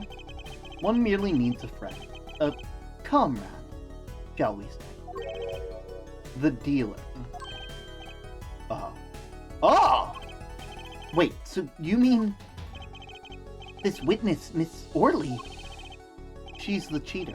A professional, I'd wager. Also, because this is the first case, I'm going to assume this is not our team for the rest of the game. There's some magical looking girl on the front of it. On the front of the box. So, like, you know. I'm assuming there's something like Kristoff here. I'm assuming they're just gonna be like, I don't know, guide. Order! Order! Focus, Justin. Time to take advantage of... Okay. I mean, of her mistake. That's better. That's... Watch your wording next time. You're a magical girl on a box. Just trying to think of a fucking slay queen. I need to get myself a fucking a slay emote. Just like with the nails. Please recall the testimony we just heard. That's impossible. But I put the card in Wright's hand. Ergo, Miss Olga Orley conspired to cheat. Not with my client, but with the victim, Mr. Shady Smith. Oh, not only did she cheat, she cheated poorly. Therefore, it's not hard to imagine an altercation between her and the victim. What? Wait, you don't mean... The defense isn't accusing the witness, Miss Olga Orley, are you? Time for justice! There were 3 people in that room at the time of the incident, and if Mr. Wright isn't guilty, that means I am! Take him to jail, boys! The defense accuses the witness, Miss Olga Orley, of murder. Oh no, oh no, oh no. Oh, thank God. I was so worried. Mr. Payne, where's the witness, Miss Olga Orley? Hello, I'm back. Welcome back. we haven't gotten through the first case yet because I keep pausing to show people the new screen. So, I'll try and explain what's happened for you backstage. I know you'll probably watch the VOD later because, you know, but I want to at least catch you up to speed. So, don't know what's happening, so I'll have to watch the VOD later. I was just saying that. So, Mr. Man, Phoenix Wright, challenged to a game by Shady Smith. They played a couple games, and Phoenix Wright was winning. Ignore the fact that these chips look this way. The smaller ones are worth 1,000. The bigger ones are worth 100. Phoenix was on a roll. Last thing goes down. Man gets hit with bottle, etc., etc. But we just looked at the victim's hand. We just looked at their hand of cards, and there is one card that's wrong. It is a different color on the back. And supposedly, Olga intended to put that card into Wright's hand. Now, I think they're about to explain that, but if you're intending to put a different colored card into another player's hand, it would make them look like a cheater, instead of the other person looking like a cheater, which I think is what they're about to say. Also, Mr. Man was hit on the head, blood trailed down. Yeah. Appears she's lost consciousness, Your Honor. Mr. Justice, Your Honor, it seems you've presented a new possibility to the court. One suggesting a connection between the witness and the victim, Mr. Smith. And that means this court cannot pronounce a verdict for the defendant. What? I did it! I held out! I see no point in prolonging the trial for this day. The prosecution will need to make further inquiries. Objection! Who? Wait, who? What? Phoenix! Who's Apollo? Okay, so Apollo is who we play as in the Apollo Justice Trilogy, I'm assuming. They are a fresh, up-and-coming defense attorney. This is their first case, and it's a murder charge. And they know Phoenix Wright used to be a big shot, but Phoenix hasn't practiced law in 7 years. They have been doing other stuff, and apparently there's some bad memories around why that is. Even the judge being like, I won't bring up bad memories. It's a shame that we have to meet again like this. The kid who's there looks like an apple rabbit. I see it. And what happened to him? So, we don't know that yet. We don't know why he hasn't been practicing law and why he looks that way. But we do know he has a daughter. He has a daughter. That's what's around his neck. He has a locket with a picture of his daughter. Which is so cool. Mr. Wright? You can't end the trial here, Your Honor. Not yet. Oh? What nonsense is the defendant spewing now? Think. One of the cards had a different colored back. Don't you wonder what that means?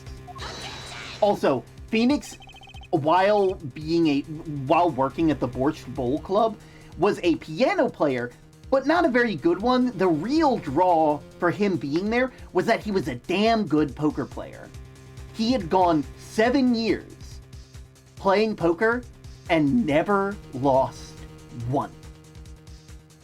Which is why so many people were interested in trying to beat him.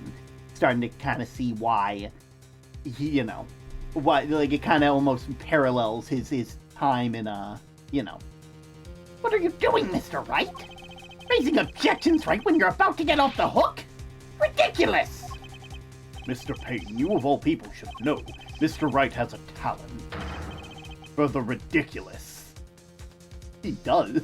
Also, Phoenix, he looks so much stronger now. Perhaps we should get to the bottom of things. Let's clear up the facts about the game that fateful night. As was said before, we alternated between 2 decks of cards that night. That was said before. The two decks at the club have different colored backs, blue and red.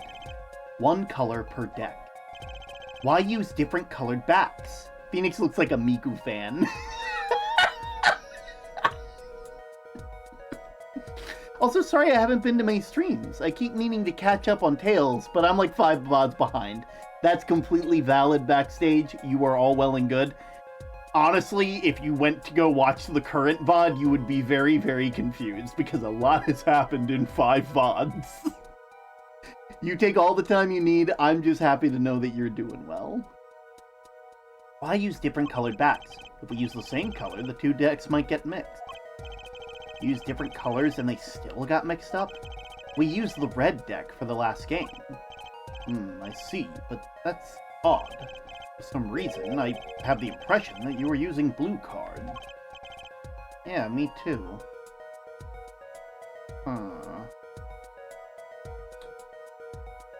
Oh no. No, no, no. Hey, who put it in our mind that it was actually them playing with a blue deck? Who put us in... You know who put that thought in our head? I won't spoil it, because I've probably just figured out the real culprit of this case, but I'm not going to spoil it quite yet. I'm sure someone said something about blue cards. Whatever.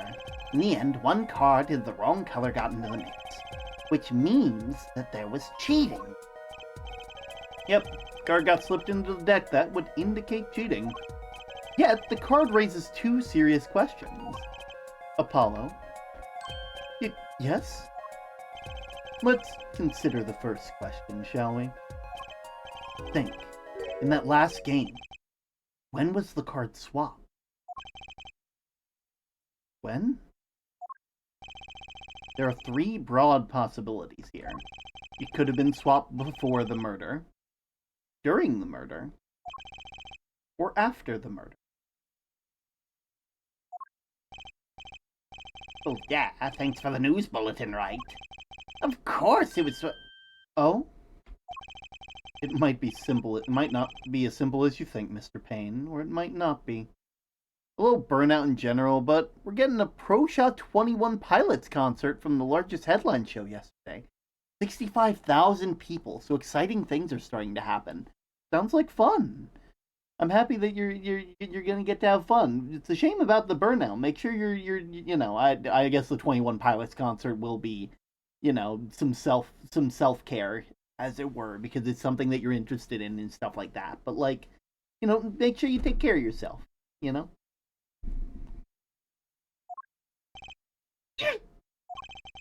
I'd like to hear what Apollo thinks first. When do you think the cards were swapped? When were the cards swapped?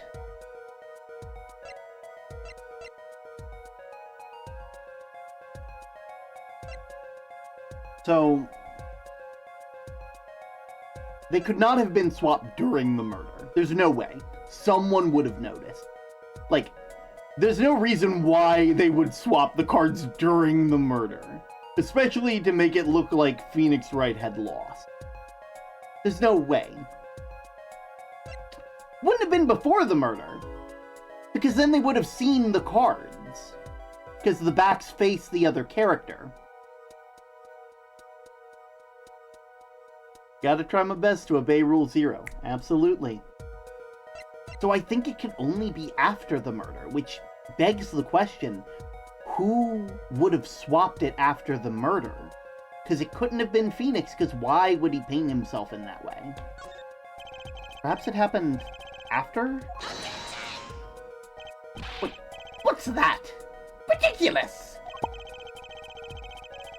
What's the point of cheating if the hands have already been shown? That's silly! Objection!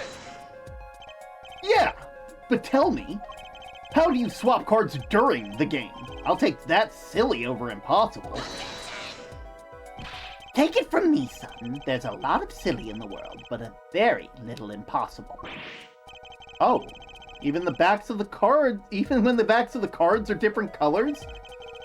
If you pulled that during the game, you'd be caught in no time. Ah, quite true. That would mean that the blue card in question was swapped after the hands were shown, after the murder. Okay, then this is going past silly and straight into crazy. I ask again, what's the point of cheating after a game is over? Who would do that? Who indeed? That's one of the mysteries before us. I love how Payne is always the first lawyer. Listen, you gotta get the first lawyer. You gotta get an easy victory somehow. And unfortunately for Mr. Payne here, he is the person that gets stomped into the fucking dirt. Every time. There's another? Yes, a simple yet decisive question must be asked. Who swapped the red card for a blue card?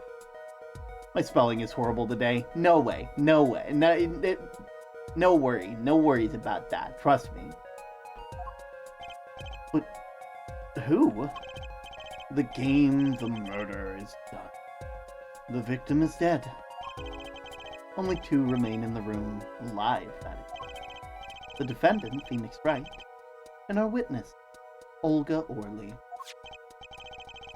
Okay, so who was it that swapped?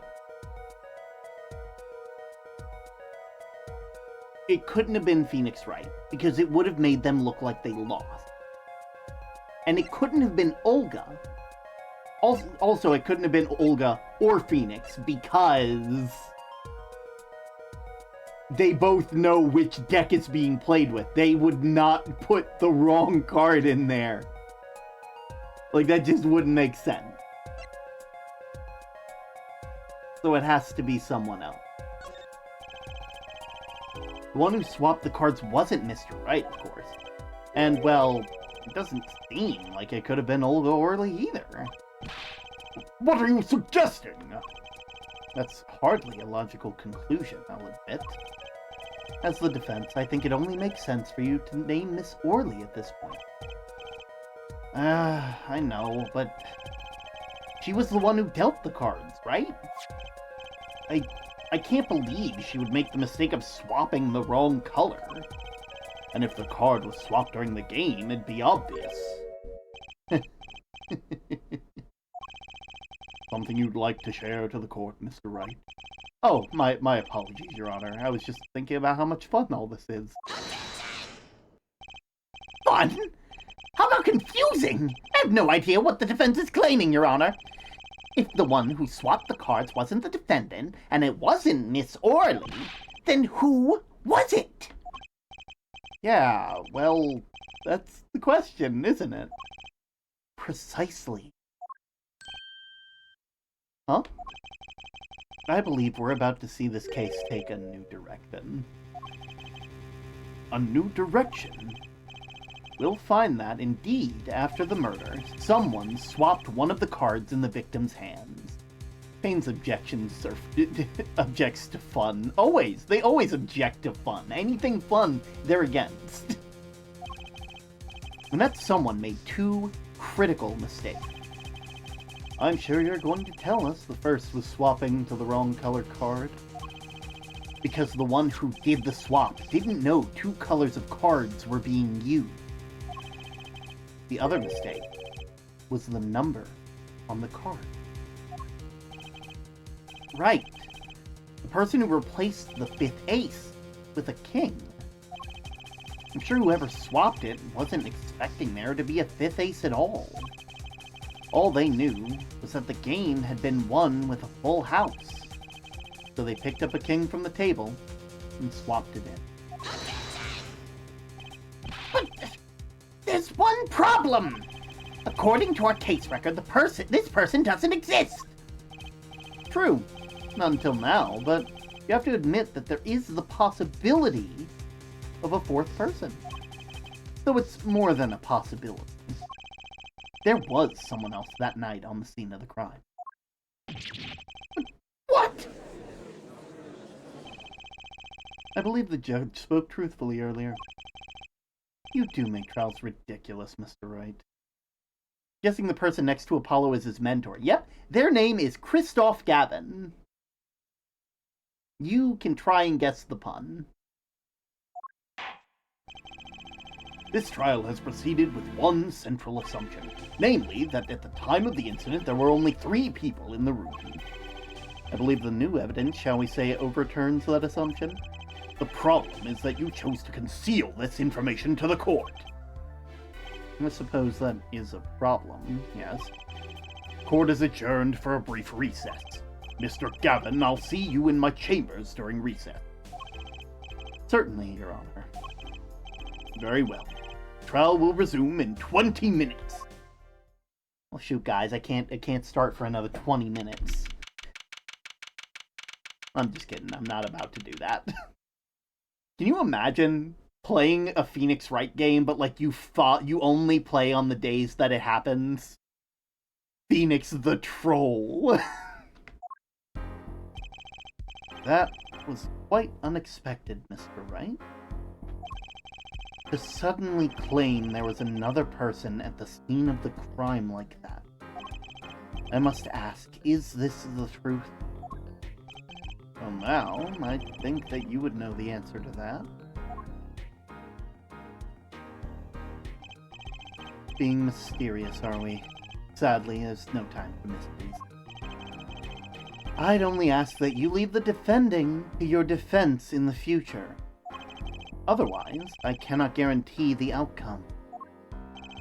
I see. You haven't mellowed out one bit, Christoph. Justice? Yes, sir? The judge has summoned me to his chamber, so carry on without me. You did well, Apollo. Can I ask you something? Sure. That locket you wear, is that really yours, Mr. Wright? Ah, you're wondering about the victim's disappearing locket? Here, you can take a look at it. There's a picture of my daughter in there. Daughter. Oh! Huh.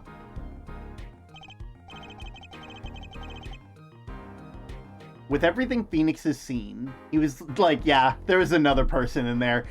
He's legit, like, Phoenix became part of this murder and was like, because I am a part of it, there has to be another person. It's never this simple.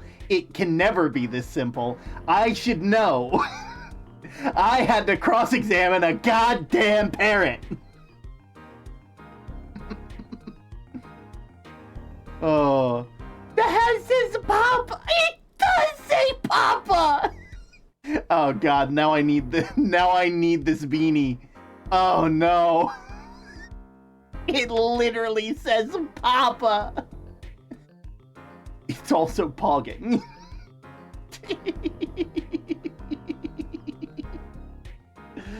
Oh God! I'm just surprised to hear you had a daughter. Most people are. Perhaps you'll meet her one of these days. One more question. The one who cheated that night, was it you? What do you think? Uh-huh. You know what happened 7 years ago? What I did, right? It's not unreasonable for you to think that I might cheat. I never, honest, but it is odd that he managed to go undefeated for 7 whole years. Want to know something? There's only one game where you can be dealt bad cards all night and still win. Poker. I keep on forgetting El's a mod here. I mean, to be fair, they're like our head mod. You know, El does it. It also kind of, like... I'm not gonna... Saying I hate to say this isn't correct. I actually love to say this. But of all of the communities I've seen, I feel like this one is one of the few where, like... You don't get to see the mods being mods often. Because of how you guys hold yourselves. like, I think we've done a pretty darn good job of making sure that everybody understands the rules and does what they're supposed to, and there's never been, and granted, I'm not big enough to have issues like that. I know Star's chats are fucking zooming. Sky's chats are zooming. And so you need mods more often in those chats. But it's nice to know that of all the people here. Also, I murder quietly. Yes, that too. L's very small, so you won't see them until it's too late. Slash silly. Emphasis on the slash. Oh. Eh? You see, poker is all about reading your opponent. In that way, it's a lot like a court case. Poker is like trial law. Figure out what your opponent's thinking, and you win. Well, yeah, that's harder than it sounds. I think not. You're small.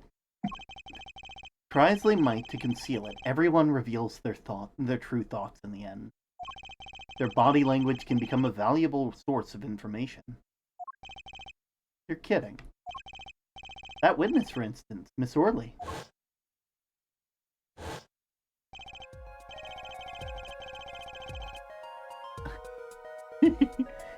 She would touch the back of her neck during certain parts of her testimony.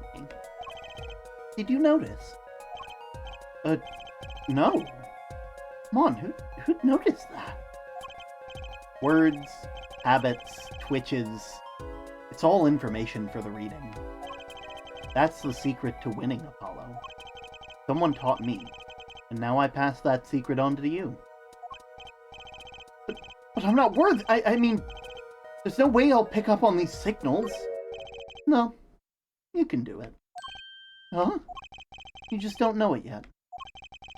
What is he talking about? But you will. Soon. Ah, almost forgot. One more thing. About this case. You should know I haven't told the truth to anyone yet. What? I knew it. I have my reasons, of course. All shall be revealed. And Apollo? I need you to be there defending me. I need your power. My power? I had no idea cords of steel were that special. Well, time. The real trial begins now. Do your best. To be continued, but not really. But not really. Because the trial isn't over.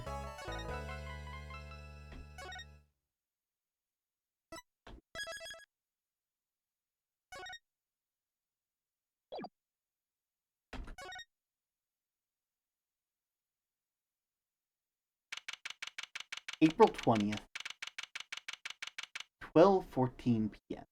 District Court, courtroom number 2.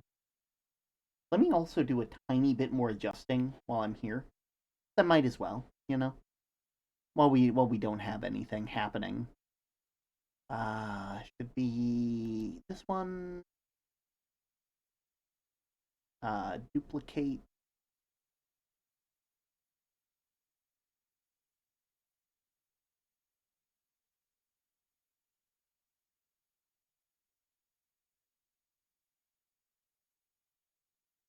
I don't want to paste reference. Ooh, dress up. Oh, look at them. They're gonna go Bo Beepo. At least I think they're gonna go Bo Beepo. Kind of hard to see while I'm setting this up. Game capture.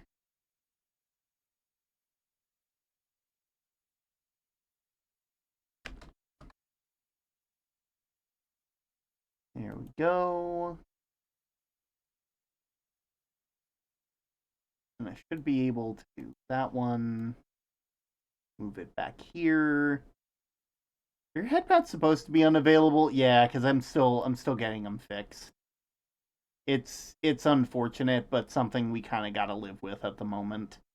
Okay, I can't figure out how to get this to work right, so I'm actually just gonna remove that. Yeah, go ahead and remove that. Wait, Elf purple? I thought it was a shade of blue. It's honestly like I see it as blue, but a lot of people have said that they're purple because they're based off of the like the axolotl, the rare axolotl that you get in Minecraft from breeding. But you know,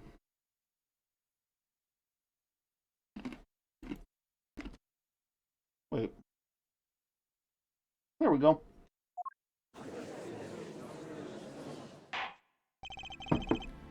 Extracting. I got my mason jar of sweet tea. And a care package. Thank you.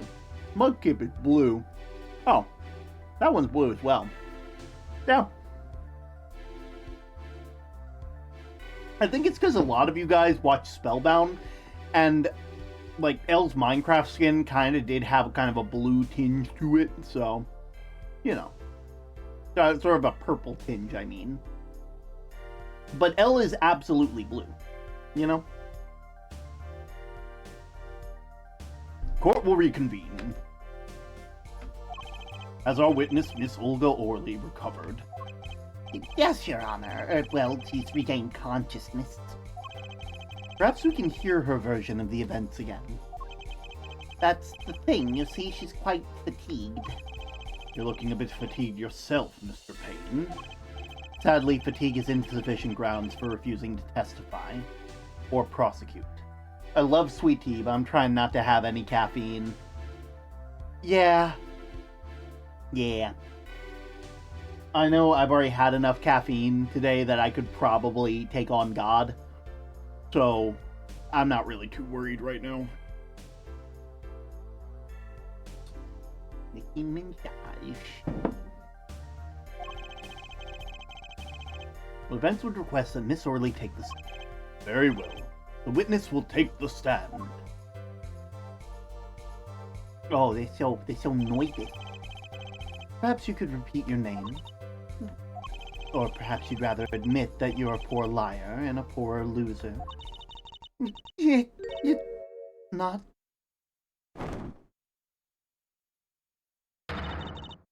Name's Olga Orley. That's the truth.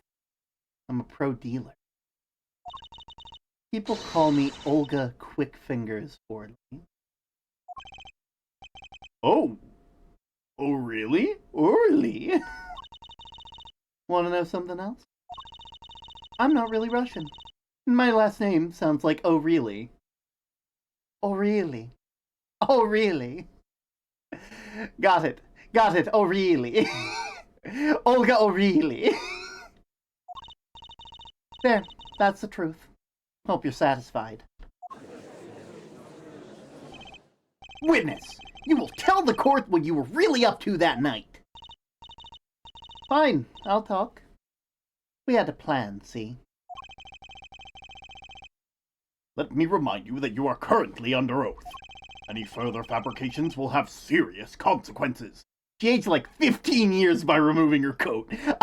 You're not wrong. They went from sweet, innocent, could do no wrong to, yeah, I killed a man once. I lured them into the back alley with a can of beans. It's my favorite way of doing it. Fine. Oh, really? Like I said, I'm a pro.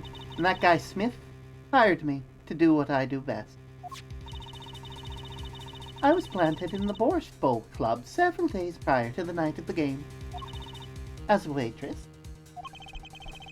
So you were in cahoots with the victim? Not that he needed my help. Smith is a well-known poker player in some circles. But winning wasn't the main purpose of the game. It was about destroying a legend. The unbeatable Phoenix Wright. The plan was simple. Elegant, really, you see. We set up a trap of sorts. She went from Eastern Europe child to D&D pirate. Honestly, the best glow-up that you could possibly ask for.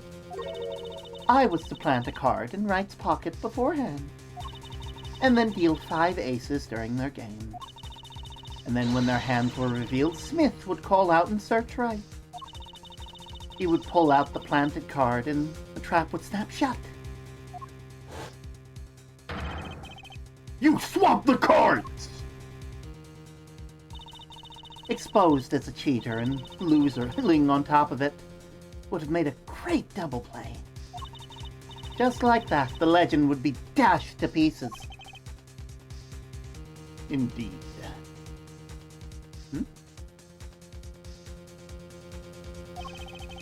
Getting caught red-handed at cheating would cast doubt on his prior win. A 7-year legend, destroyed by one little card. That was the plan, anyway. Oh really, oh really? How droll. But it appears you've made quite the mistake. A mistake? I agree, the trap was elegant. Yet, what happened to the planted card? Hey, that's right! He's lucky, I'll give him that. You'd have to be to slip free of the trap laid by Olga Fingers, oh really? Oh really? Oh really? The witness would be much cuter if she dispensed with the evil mastermind shtick. Cute? Who wants to be cute? I'm not cute. I'm bad, you hear me? Bad! When you're through being bad, perhaps you could testify to the court? Tell us about this trap and how it was sprung.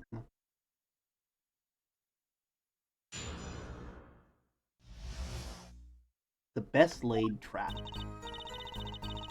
That night, I planted the card like I was supposed to. That Wright lost the last hand just like he was supposed to, and then Smith searched him. But the planted card was gone. The trap failed. And the next moment, Wright picked up a bottle and swung it. It wasn't me who hit Smith. It was that no-good, cheating defendant. A surprisingly frank testimony that still leaves us mostly in the dark. The trap was perfect, I tell you, perfect! If that rotten cheater hadn't messed it up. Look who's talking. Well, for a testimony that for its worth, it is yours, Mr. Justice. With witnesses like her, who needs criminal? And that defendant, like Mr. Wright, who needs prosecutors? Flashback to Dahlia Hawthorne. Yeah. Cross-examination. Planted the card just like they were supposed to. Wright lost the last hand, but the planted card was gone. Wright picked up the bottle and swung it.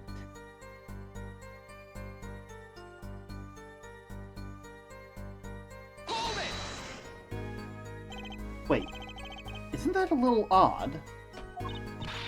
What's odd? You searched Mr. Wright thoroughly and found nothing. Which means he didn't cheat. Which means he had no reason to strike the victim. But, well... Oh, I think I just had a stroke. What was that just now? I sensed something. Something wrong, Mr. Justice? No, nothing, Your Honor. What to do? Should I press her harder? Always. Miss O'Reilly, you're hiding something. What are you talking about? You... Me? Quick Fingers O'Reilly had to hide some... The defense will refrain from baseless accusations. I have one question for the witness. You say that you saw the moment the defendant hit the victim. Is that true? Of course it's true. I did see it, honest. I saw it when Wright hit him. With my own eyes. I saw it. It's that weird vibe. The witness, for instance, Miss O'Reilly. She would touch the back of her neck during certain parts of her testimony. Did you notice? Touching her neck.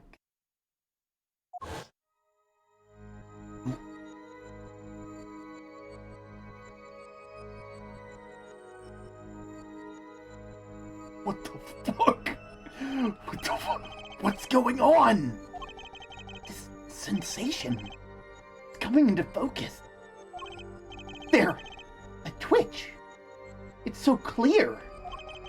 It's like I could perceive her habit like I couldn't before.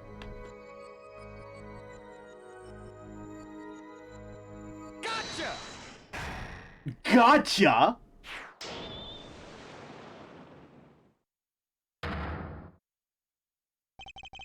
Miss O'Reilly, perhaps you're unaware of this yourself. Unaware of what? Whenever you get to a certain part of your testimony, you touch the back of your neck with your left hand. My neck? So what? What indeed, Justice? I hadn't noticed anything of the sort. When she says that part of her testimony, she's subconsciously recalling something. Her body is reacting to the memory, and she touches her neck. I'm sure of it. A memory? Why would someone care and to explain what he's blabbering about?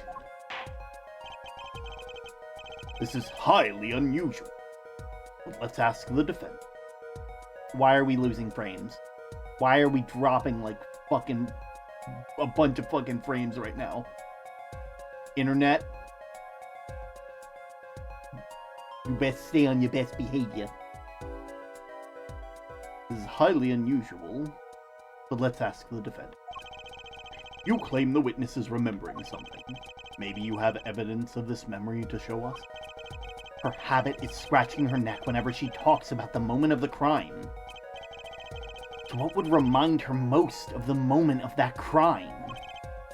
Miss Orley, whenever you recall the crime, you scratch your neck. I've noticed it happen when you think about the moment of the crime. There must be some reason behind that habit of yours. I believe the weapon that left an erasable impression on your neck is this.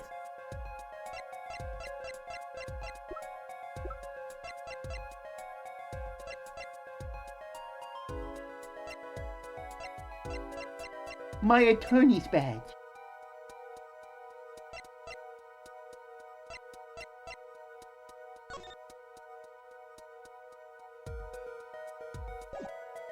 Guess the bottle? Whenever she talks about the moment of the crime, she touches her neck. And that reminds me more... And what reminds us more of that moment than the bottle? The murder weapon. But something doesn't fit. If you were only witness to the crime, why would that make you touch your neck like that in pain? What is he talking about?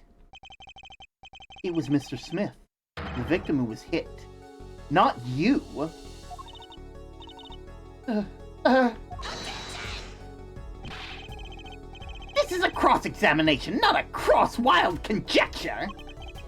The witness's habits? They're completely irrelevant. Justice, I'll admit, I'm a bit confused myself. This is certainly a unique cross-examination. I'll explain later. Just trust me. Now's our only chance to break her.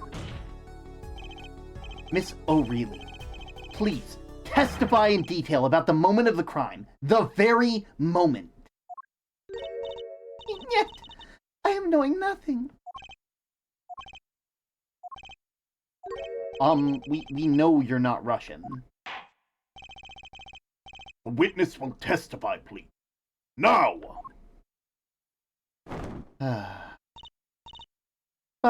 Fine. He's the one who did it. I didn't let him out of my sight until the cops got here. So, that's a fucking lie. That's a fucking lie. Because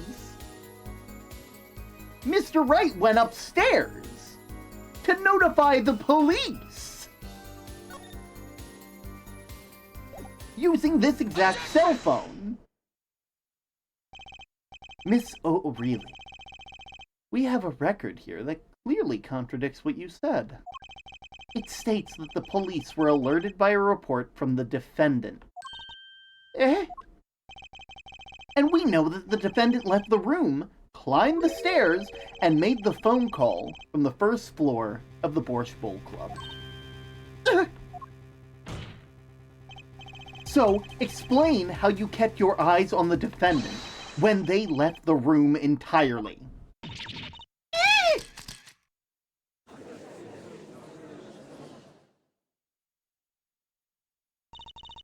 I'm back and free from work. Congratulations, Cypher.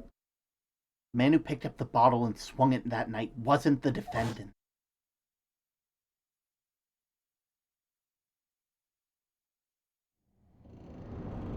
Oh, also, there's some very nice cinematics in this game.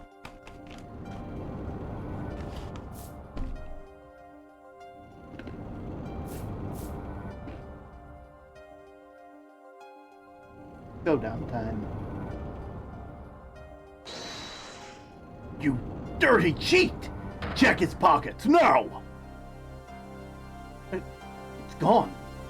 The card's gone. You lose.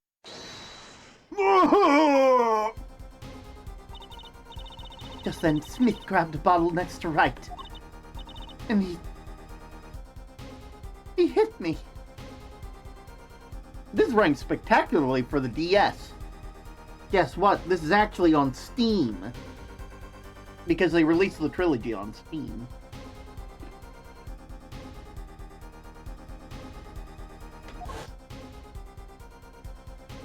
You... some master of cheating you turned out to be!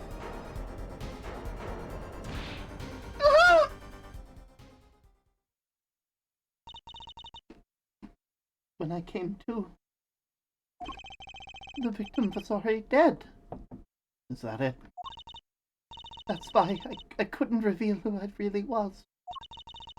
If it came out that I was in league with Smith, I'd be a suspect for sure.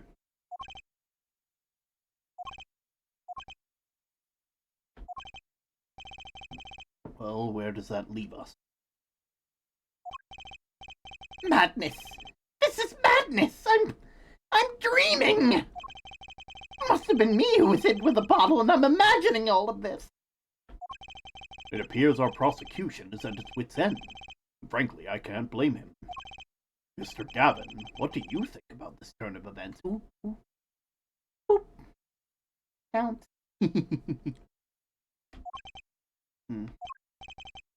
Mr. Gavin, sir?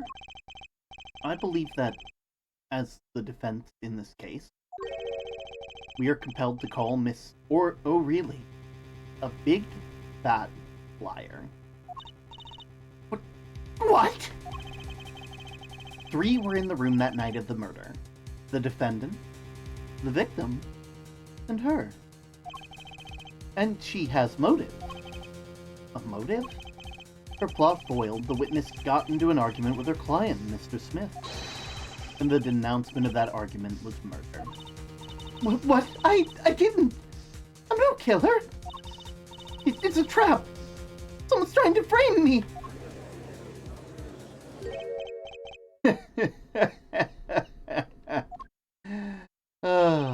What tangled webs we weave when we practice to deceive. So tangled we catch ourselves in the process. Mr. Wright. Such a hasty conclusion. It's not like you, Christoph Gavin. What are you saying? Why not consider the other possibility? That there was another person in the room at the time of the murder. Right, like Mr. Wright said before. A single card was swapped into the victim's hand after the murder. And the ones who swapped the cards didn't know 2 colors of cards were being used. A 4th person. There's that theory again, that 4th person doesn't exist! Indeed. And that's why I decided to bring this case to court. Here, where there's no escape, and no chance for deception. The perfect place to catch a real criminal. The real criminal? And we're in luck. A clue to the real criminal's identity was kindly provided for us. Phoenix is hitting that villain pack. Man's out here being like, my machinations lay undetected for years. And the worst part is I kind of understand why they're characterizing him this way. Because this is kind of how he was in court, if you think about it. From an outside perspective, Phoenix was always like one step ahead of the prosecution, always having something new going on that like would completely upend a case. Honestly, from the prosecution's standpoint, and from any outsider's standpoint, he is a mastermind. It just so happens that in the last game, we were inside his head and saw that he was quite literally flying by the seat of his pants. He just talked a big... This is Phoenix when they gave him goddamn confidence. When he said, I know what I must do. And I'm not gonna lie, I dig it. I dig this version of Phoenix. What? Apollo. Perhaps you know what I'm talking about. Sorry. Remember what I said? The fourth person who swapped the cards made one critical error. He or she wasn't considering the color of the backs of the cards. Right. But how could such an obvious mistake occur? The card used for the last game were red. Yet, there's one person here in our court, and we never knew it looked like that because we were in on everything. Exactly! Who thought those cards were blue? So, backstage, you unfortunately missed this, but I'm gonna let the game show it themselves because I know they're gonna flash back. I can tell they're gonna flash back to the exact moment it was said. Yeah, I had the impression too. Have you found your daily pebbles? I haven't found my daily pebbles. How will I win this trial now? Well, Apollo, think you can figure out who it was? It's not me, I swear! Who is the fourth person? Why do I always get put on the spot like this? Let's hear what the defense has to say. Who was it? Who thought the cards used in the final game were blue?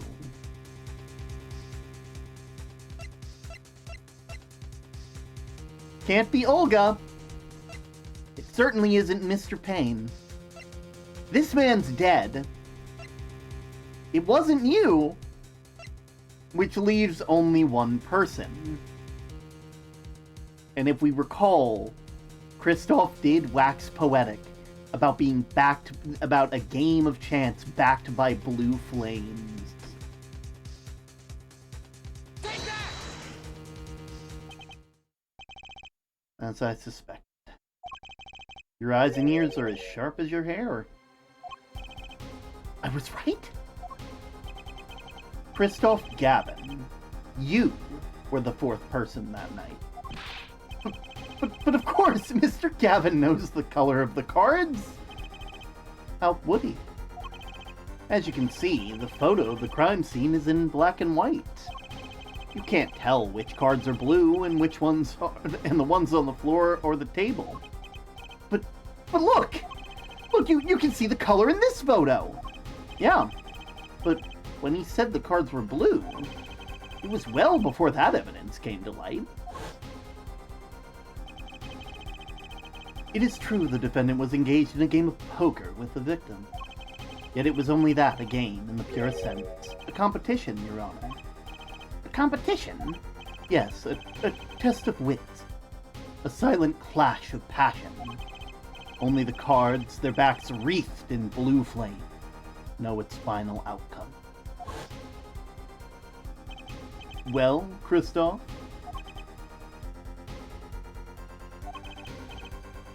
Mr. Gavin? Mr. Gavin, is something the matter? I'm gonna tuck into bed and conk out. Night, Term. Night.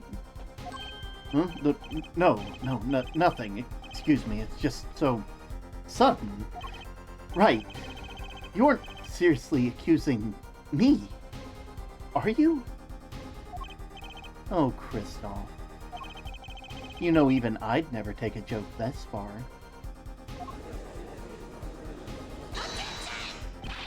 This has gone beyond ridiculous, beyond dumb! The ads are insanity!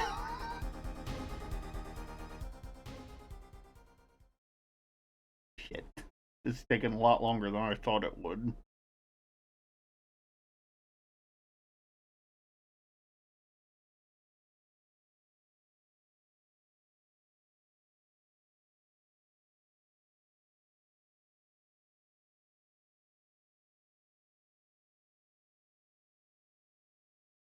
Oh, man. I love the new BRB screen. I love the new BRB screen. I do need to get some music for it, though. I need to get some music.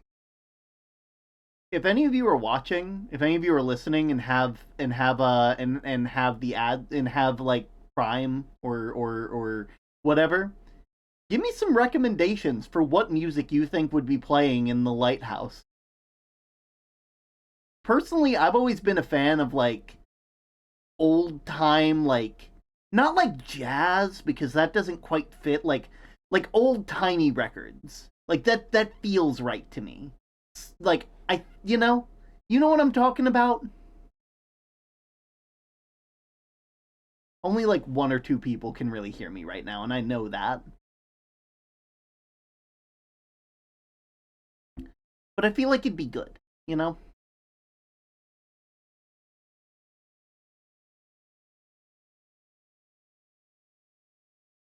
Fly me. So like Frank Sinatra basically. Fly me to the moon. Let me play among the stars. Let me see what spring is like on a Jupiter and Mars. In other words, hold my hand. In other words, baby, kiss me. Fill my heart with song and let me sing forevermore. You are all I long for, all I worship and adore. In other words, please be true. In other words, I love you. Lotto is a lovely singer, absolutely. Or play some piano, yeah. The mentor is a murderer in the first case. Also, wait, we're back from ads? No, it still says that yeah, there we go. The Twitch ads have ended now. Okay. Back to the gaming screen. I'm not like I said, I think I like the way it is. I like the way that I can just go, because it also splits the VOD into very specific sections, you know? This has gone beyond ridiculous! Beyond dumb! This is insanity! Oh, wait. The defendant accusing his own defense attorney of murder! I assure you, I'm quite sane. What possible connection could Mr. Gavin have to the victim? I wasn't aware that I had a connection to Mr. Smith either. Yes, but Mr. Gavin and the victim had never even met! Well, what if they have? What? There is a possibility, after all. They may have met that night, before the game started. What are you suggesting? Is this the truth, Mr. Wright? They were staying silent about? Only one thing to do. Mr. Wright, the defense would like to request that you testify to the... The defense would like to request no such thing.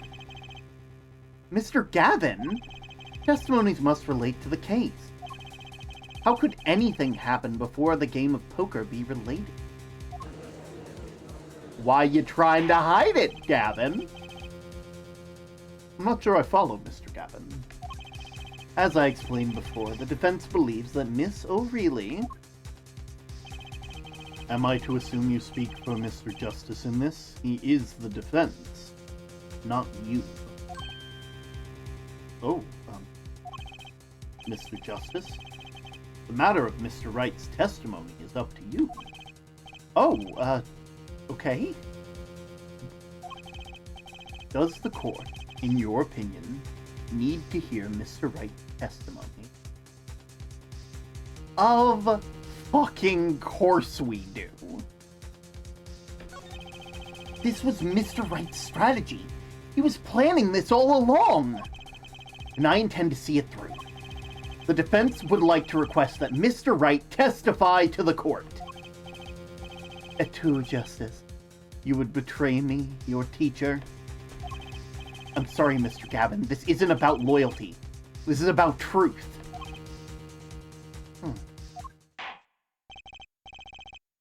Very well. The defendant, Mr. Wright, please take the stand.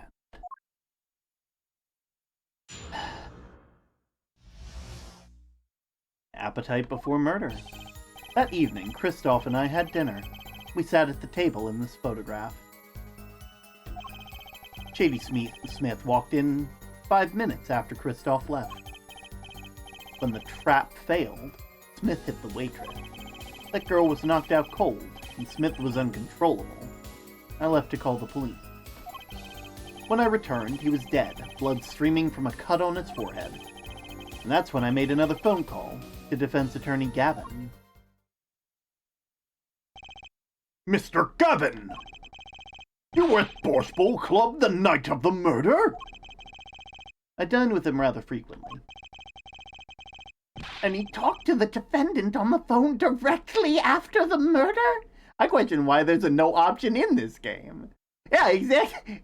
Why there's even a no option in this game. Yeah, it's like when in the world would you go, hey, maybe don't talk about the thing. Maybe don't testify. Maybe if we, like, you know? I think it's because they want you to second guess yourself, and you have to remember these games were made for kids. They are logic games at the end of the day. And kids are a lot less confident when they are asked to double down on something. They're a lot more likely to back off if you question their decision making. But in this game, from any other standpoint, it's like, no, I'm just gonna keep pressing until eventually I hit all the buttons. And he talked to the defendant during the murder. Quite against my will, I had become involved in a murder. I thought I might need a lawyer, so I called him. You were planning this all along, weren't you, Wright? Just because you wanted to drag me into your little murder trial. The only thing I want is the truth. As I did back then, and now. I thought my office was doing you a favor when we took you for defense. It appears I was wrong. Very well. The defense may cross-examine the witness. Justice? Sir? He's lying, and you're going to expose him. Understood, sir. Mr. Gavin versus Mr. Wright. This can't end well. Why can't I have a normal trial? This is my first trial. Why can't I have a normal one, like petty theft or tax evasion?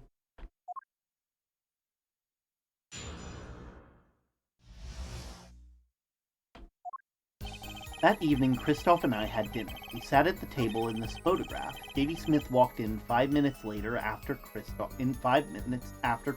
left.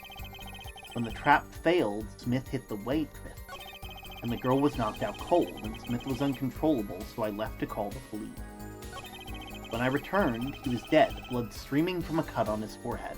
Yeah, I don't think Phoenix is lying either. Blood streaming from a cut on his forehead. That's when I made another phone call to defense attorney Gavin.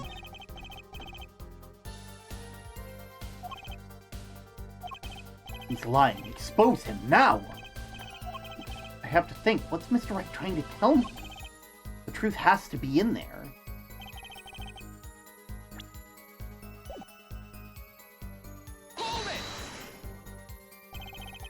You had dinner with Mr. Gavin? Yes, he dines with me at the Borscht Bowl Club quite frequently. We were enjoying the usual dinner at our usual spot, as usual. Usual.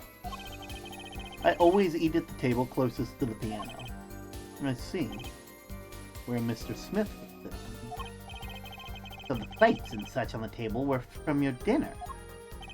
Indeed, the remnants of my meal with Kristoff. We dined for 2 hours, and then Kristoff left after that. Shady Smith walked in 5 minutes after Kristoff left. 5 minutes? So the two of them could have passed in the restaurant during that time. That would have been a fateful encounter, to be sure. Oh, Mr. Wright. What was it you said? Kristoff, Gavin, and Shady Smith may have met? I believe I did say that. Here I was nervous about this meeting, and now here it's just passed in the hall. That does seem a little weak for murder. Oh, it would be if that were all that really happened. Come on, Mr. Wright. What are you hiding this time? When the trap failed, Smith hit the waitress. About the failed trap. This is the same trap that Miss Olga O'Reilly mentioned. Plan was simple. Elegant, really. You see, we just set a trap of sorts. I was to plant a card in Wright's pocket beforehand, and then deal 5 aces during one of their games. When the hands were revealed, Smith would call him out and search Wright. He would then pull out the planted card and the trap would snap shut. You swapped the cards. Just like that, the legend would be dashed into pieces. Yes, a harmless prank in essence. It was by a quirk of fate that I happened to discover it.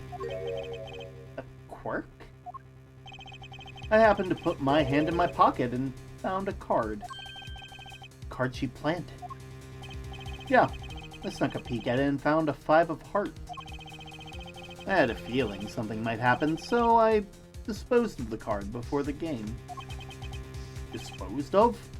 Where? Well, there's an empty bottle of grape juice that I had been drinking right beside me. Threw the card inside the bottle. An empty bottle of grape juice? The murder weapon! No. Rolled it up, shoved it in here. Colored glass makes it hard to see. Battle of wits between a deceiver and the would-be deceived. That sounds like a terrific drama! Yeah, it really does! Someone should stream that. A card inside the murder weapon. That's strange. Did the police miss it in their investigation? Maybe I'll take a look. Mr. Wright, the poker head of courtroom number 3 approves of this battle of wits. Please revise your testimony with the new information. And disposed of it in the bottle. So, Wyrmst. Bottle's completely empty. Bro went on his billet arc the moment Maya went to train. Yeah, the moment that Maya left, Phoenix said, I don't have my emotion. Like, you know that scene from, like, Doctor Who with Peter Capaldi where it's just like, this is Clara. She's my carer. She cares so I don't have to. Like, Maya was Phoenix's carer. Maya kept things silly and jokey. And without that bit of silly and jokiness, Phoenix just goes ham. So, I hate to be the person who's saying that you're a liar, but you're a liar. Mr. Wright, if I may... Yes? I've examined the bottle and I don't see a card in here. No? What? Mr. Wright, surely isn't all you have to say for yourself. Bro locked in. I can't say that I know what happened to the card. I did put it in the bottle, however. Huh? Perhaps a fifth person came and took it out. Oh, and a sixth person could have helped! Mr. Gavin, Mr. Wright is your client. My apologies, Your Honor. I won't have you disparaging our investigation either. We looked inside that bottle and there was nothing. What's going on? Mr. Wright hoodwinking us again?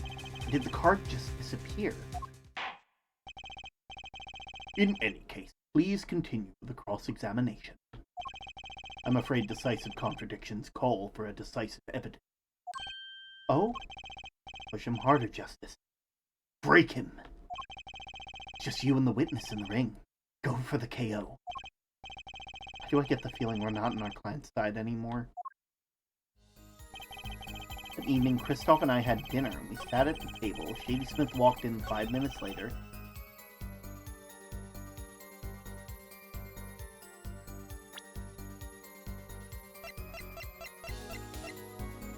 One sec.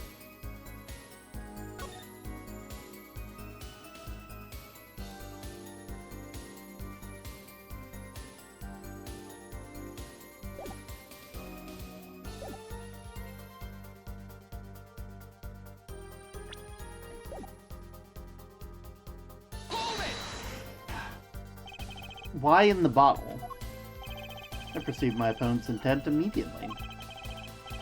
I'm used to entrapment, you see. I knew it was coming. Oh ho! So you struck first! I like that. I know every trick in the book. They don't work on me. At least when you get lucky, you stick your hand in your pocket, they don't. The girl was knocked out cold, and Smith was uncontrollable. So I called the police. You made this call to the police from the first floor of the restaurant, correct? Exactly. Cell phones don't get signal down in the hideout. Was anyone else on the first floor? Not a soul. I was in the middle of the night after all. So there, in the darkened restaurant, I called the cops. After making the call, I returned to the hideout, and I didn't seem right to leave the injured waitress alone. When I returned, he was dead, blood streaming from a cut on his forehead. And when you returned, the victim was already dead. Yes. I'll admit I was a little startled when I walked in. A little? He was bleeding from the forehead, after all. Guess I'd be startled too, if I walked in on a scene like that. That's when I made another phone call to defense attorney Gavin. Could you explain why you called Mr. Gavin? I'd obviously gotten involved in a rather sticky affair. I figured Gavin Law Offices would give me a friend rate for my defense fees. Glad to hear you intend to pay. Oh, I'll pay in full, Kristoff. It was I who got you involved after all. You may find the price of your defense quite high, my good friend. Quite high. Is this the truth that Mr. Wright's talking about?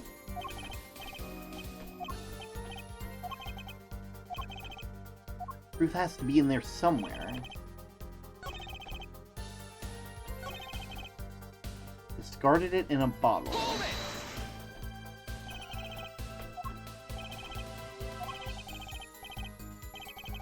Oh hey, I can just... That makes it a lot easier than just clicking.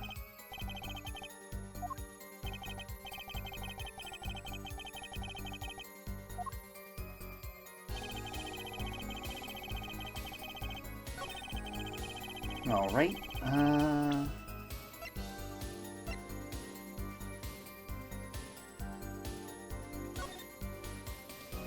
there are 5 of hearts anywhere on here?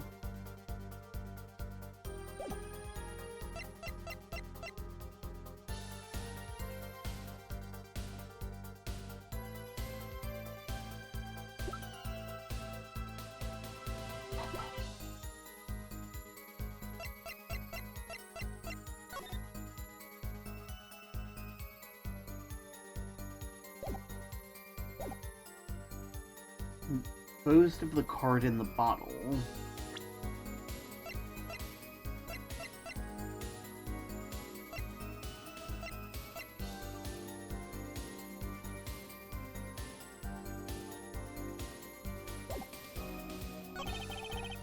knocked out cold. When I returned, he was dead, blood streaming from the cut on his forehead.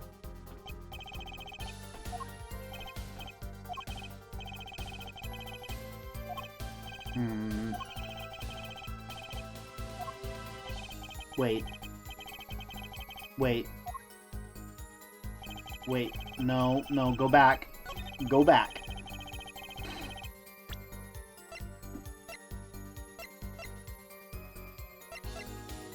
So, how would you have known? Because his hat was still on. How would you have known that there was blood streaming down his head if he still had his hat on? Objection! Mr. Wright, if I may? Yes? Take a look at this photograph of the crime scene. See the victim here? He's wearing a hat. I wouldn't think that you could see blood on his forehead. Good point. Justice. Next time you point out an inconsistency, put a little more oomph into it. Mr. Wright, can you explain this to the court? I forgot to mention something. I was the one who put the hat back on his head. Eh?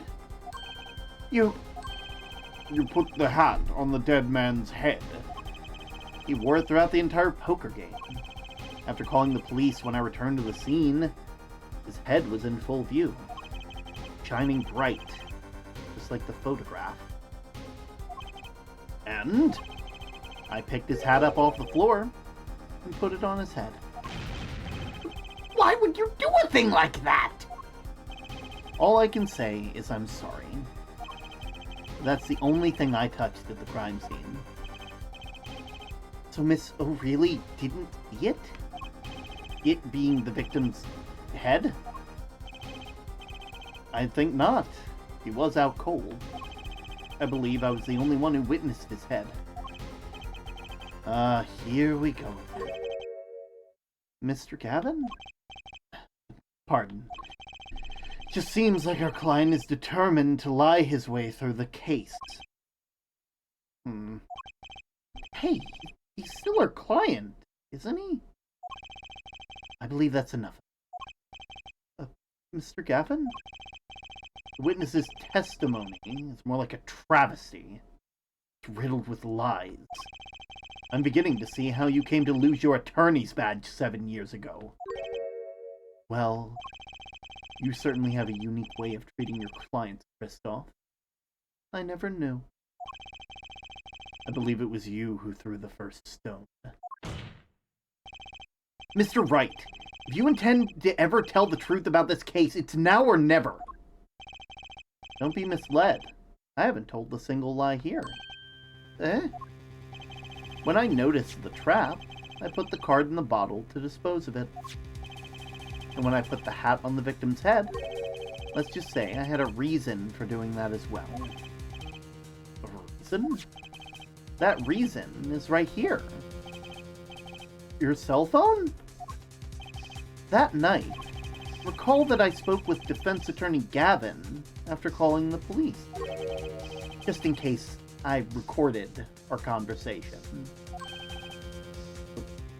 What's this?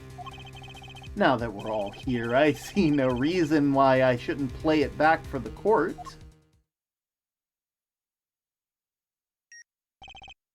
Kristoff, I seem to be in a bit of trouble. What's this? Game not going well? Something like that. Gentleman who challenged you. He turned out to be good? Turned out to be dead. Someone hit him. Hard. You mean someone cracked that flawless bone china plate pate? It wasn't you, was it? Me? Please. Cops will be here any minute. I'm in your hands. Could it come to that? Bone china plate? Kind of porcelain, very smooth and shiny. And not plate, but tape. I believe he was referring to a certain gentleman's balding forehead. The court appreciates the defendant's discretion in not indicating my forehead. Wait a second. Something's not right about that phone call. So after Mr. Gavin ate dinner with you, he left the Borscht Bowl Club. Most certainly. Then, how did he know? When did he see the bone china plate? Oh! That's right! Yes. That was when I began to see my good friends in a different light. Troubled, I returned to the crime scene. And when I spotted Mr. Smith's head again, I realized exactly what was wrong. Well, Mr. Gavin, the stage has been set. Perhaps you would like to explain this to the court? Exactly how did you come into this private knowledge of the victim's head? So, this is your reason. The reason why you put the victim's hat back on. Your point, Mr. Gavin. Come down to this, has it? Phoenix Wright. Order! I will have order! Mr. Payne? Yes, Your Honor? I believe the court has been left with no other choice. Are you prepared to hear the defense attorney Gavin's testimony? Well, as the prosecutor, I... Very well. We'll break for 10 minutes, after which Mr. Gavin will take the stand for the cross-examination. Are we all clear on that? Crystal, Your Honor. Very well. This will be the final recess for the day. April 20th, 2:32 p.m. District Court Defendant, Lobby Number 3. Mr. Gavin and Mr. Wright are both in the judge's chamber. Who'd have thought today would have played out like this? May I? Huh? What? You're his daughter, right? Why are you here? Well, I guess it makes sense. You want to support your dad. Hello, sir. Please, pick a card. What's all this about? Is this one okay? Excellent. I have a message for you. The last hand is about to be played. You'll need a trump card to make it. Trump card? The card you've chosen is magical. Use it wisely, and the game is yours. That's all. An ace. Where do I remember this card from? Mr. Smith's hand had 3 aces, and Mr. Wright's too. 5 in all. It is true, I've seen it. The 5th ace. It was cheating, I swear to you. The missing 5th ace? But why do you have it? Why do you... Wait, the splotch of red, is that blood? You have the trump card. Now it's up to you to cut the deck and draw the truth. My father's fate is in your hands. I know you can do it. This blood-stained card is my trump card for finding the truth. I fell deep into thought as my mind raced to understand what this all meant. That girl. I'd seen her recently, but where? When I made the connection.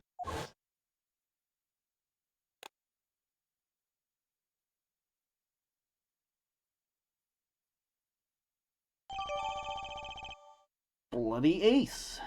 Received and added to the court record.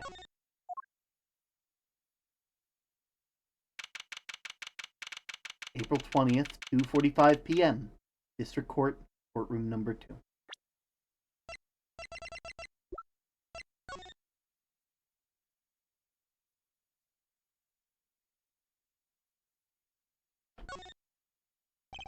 A single drop of blood marks the front of the card.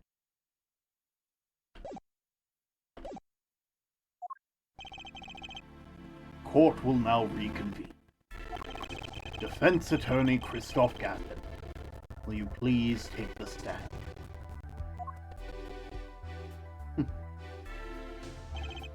Now then, if you would, Mr. Payton. Yes, Your Honor. Mr. Would the witness state their name and occupation? Is this farce necessary, Your Honor? Believe me, far stranger things have gone on in this courtroom. Fine. I'll play along. First, there's one thing we need to be made clear. How did you know about the secret beneath the victim's hat? By secret, I'm guessing he means the fact that Mr. Smith was bald. Forgive my curiosity, but what is it about this fellow's head Your Honor seems to have an inordinate interest with? Objection! No! I wouldn't call it inordinate, Mr. Gavin. Mr. Wright? What do you think you're doing, Wright? Wow, you sure look different from the other side. Know what I mean, Apollo? Speaking of looking from the other side, let's consider something for a moment. The victim wore that hat all night, never once taking it off except for that one time. That one time being the instant he was hit? Oh! Where Mr. Wright returned from reporting the crime, the hat was lying on the floor. Mr. Wright picked it up and placed it on the victim's head. In other words, in order to have seen Mr. Smith's bald head, you wouldn't have had to been there at the hideout at the time of the crime. In other words, I must be the real killer. Is that what you're trying to say? Not bad, Apollo.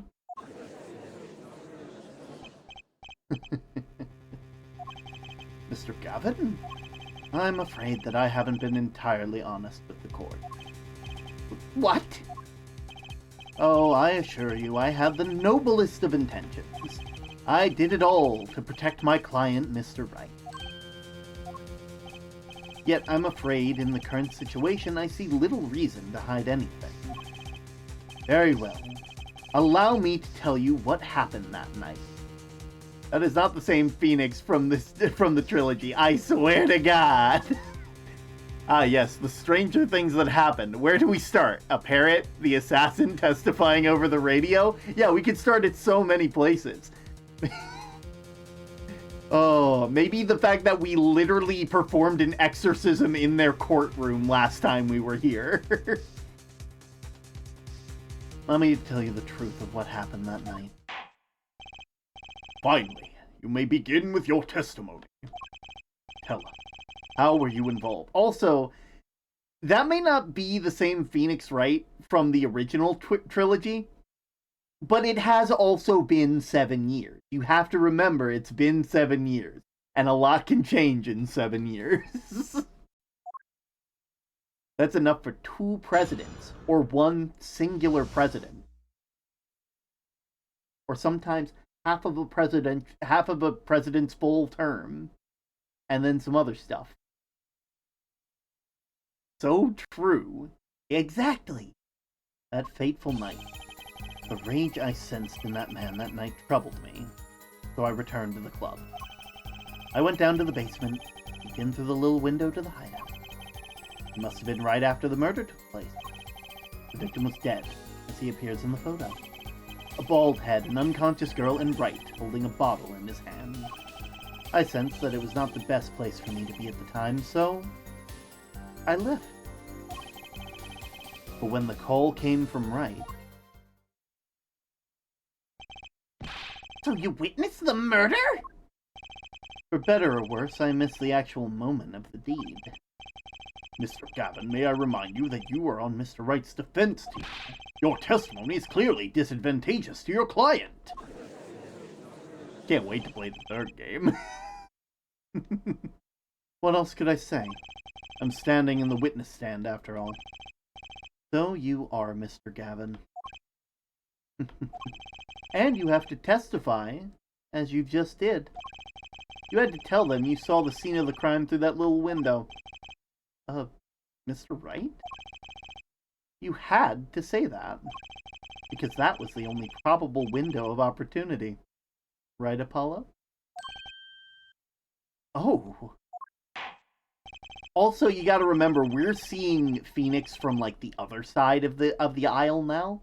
Usually, we would be seeing them, like, from, like, a weird, almost, like, third-person point of view. But now we are seeing them, like not even a third-person point of view, like, as the main character. But now we are seeing them from a literal point of view. Like, we are seeing them through the eyes of Apollo. Right? I'm sorry. Wright's new personality is giving demonic possession TBH. I don't think so, personally. Honestly, I think, like... Honestly, I would love to see the original Phoenix Wright trilogy, but only when Wright is speaking out loud.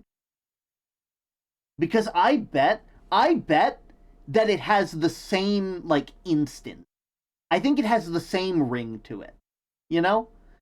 Because we get to see Phoenix's inner dialogue, their inner monologue, but they are super closed off to everybody in the original trilogy. Like, the only reason why we care and love for Phoenix as much as we do in the original trilogy is because we see their inner dialogue. We see their thought process. We see them struggling to find those answers. But here, we only see the end result of all that thinking. And like I said, I kind of dig it.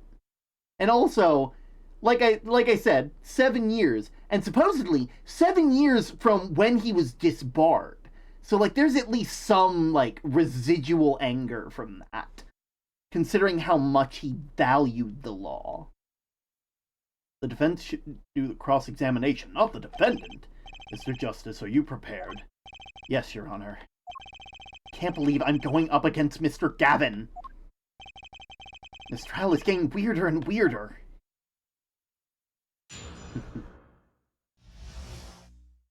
That fateful night. The rage I sensed in that man troubled me, so I returned to the club. I went down to the basement and peeked in through the little window in the hideout. Did you now?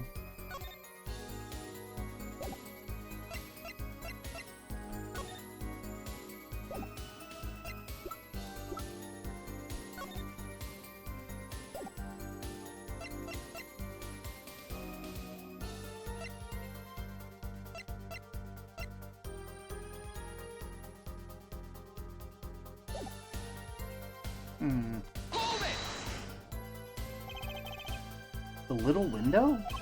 You mean the one used to keep watch? Up the stairs? Yes, a relic of the ancient past. The black marketers used it, I believe. Why did you go through the trouble of peeking in through the window? Wouldn't it have been easier to just open the door and go into the room? I didn't want to upset Wright, you see. Upset Mr. Wright? Yes, what if my fears had been unfounded? I'd be walking in on their match. Bad form, to say the least. So far, everything he's saying makes sense. Must have been right after the murder took place. The victim was dead, as he appears in the photo.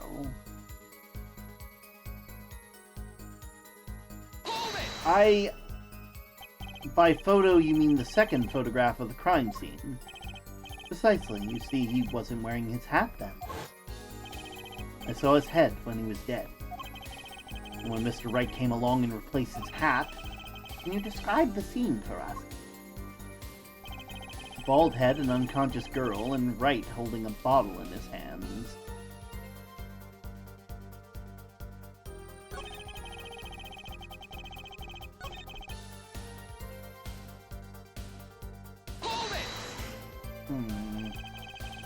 Those were the only three at the scene of the crime?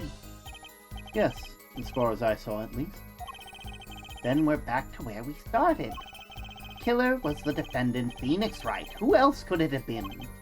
But why didn't you talk to the police? 2 reasons. First, I didn't actually witness the very moment of the crime, and second, my office was asked to defend Wright. Even after seeing what I had seen, I couldn't abandon my friend. There must have been someone else there at the moment of the crime. Justice, I just said I saw no one. Not a soul. But that goes against what Mr. Wright said. Yes, this mysterious 4th person. Who would conveniently be the real killer, I suppose. Glad to see we agree, Mr. Gavin. Let me pose a question then. Tell me, what possible reason did the real killer have to swap the cards in the victim's hand?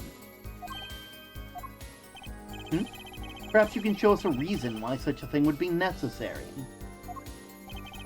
How can I show something I can't find myself? Remember, Apollo, the card that was swapped out was the 5th ace. 5th ace. Right. Well, Mr. Justice, the question of why the killer would swap out the cards has been raised. Can you point to a reason?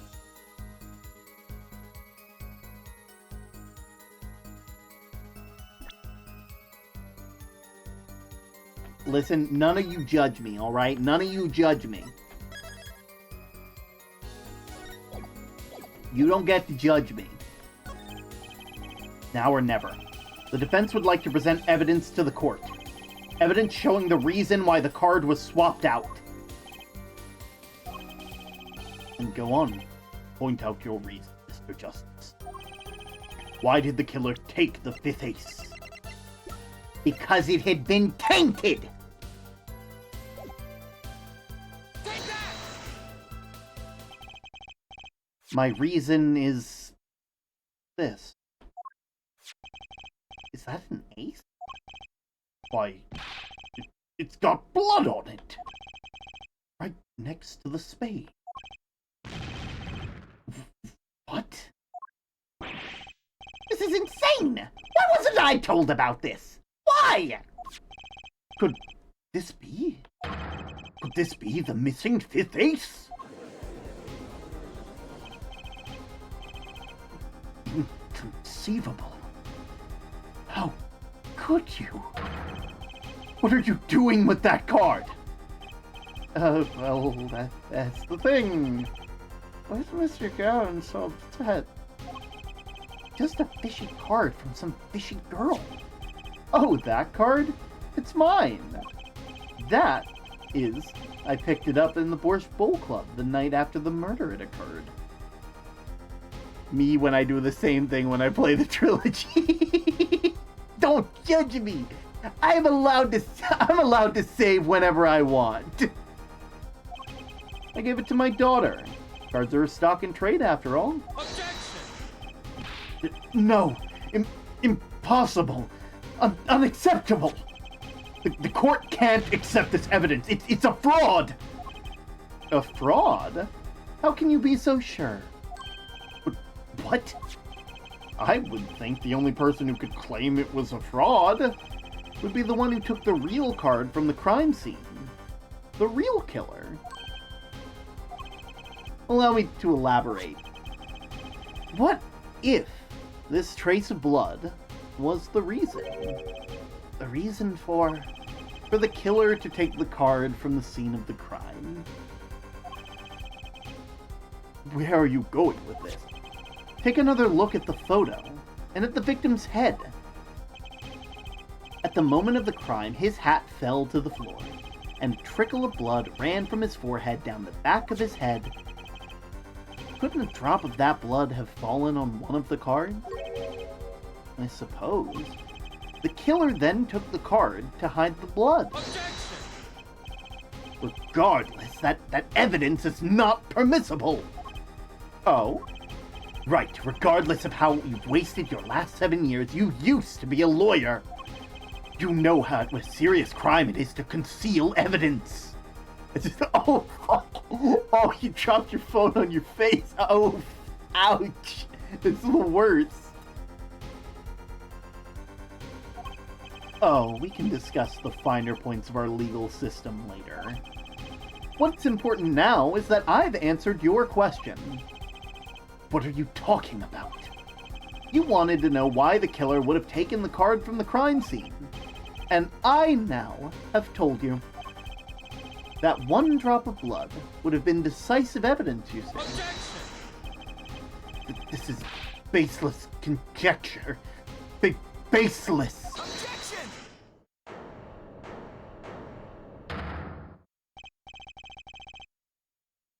Oh, I assure you, it's quite based.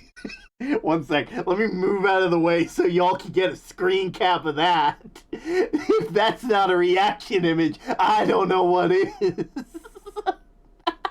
Oh, I assure you, it's quite based. Anybody tuning into a term stream.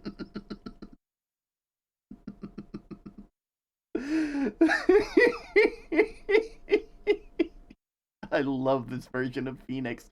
Also, the fear of him fucking pointing. Like, the fear of God ran through this courtroom.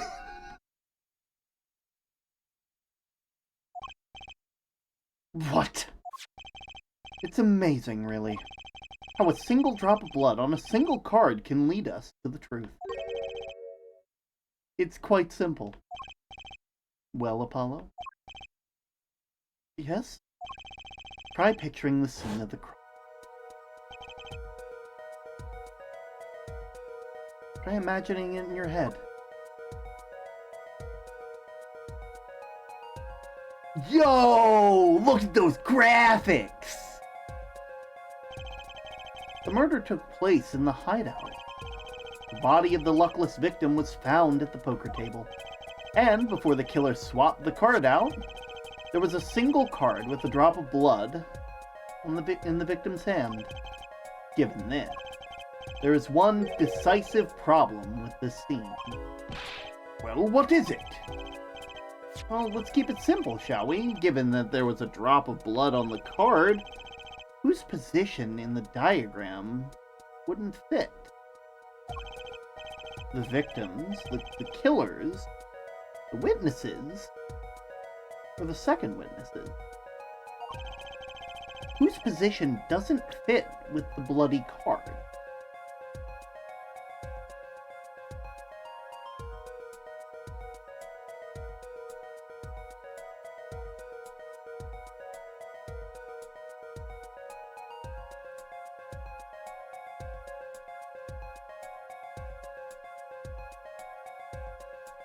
I mean, I guess here, because you wouldn't really be able to see that the card existed at all.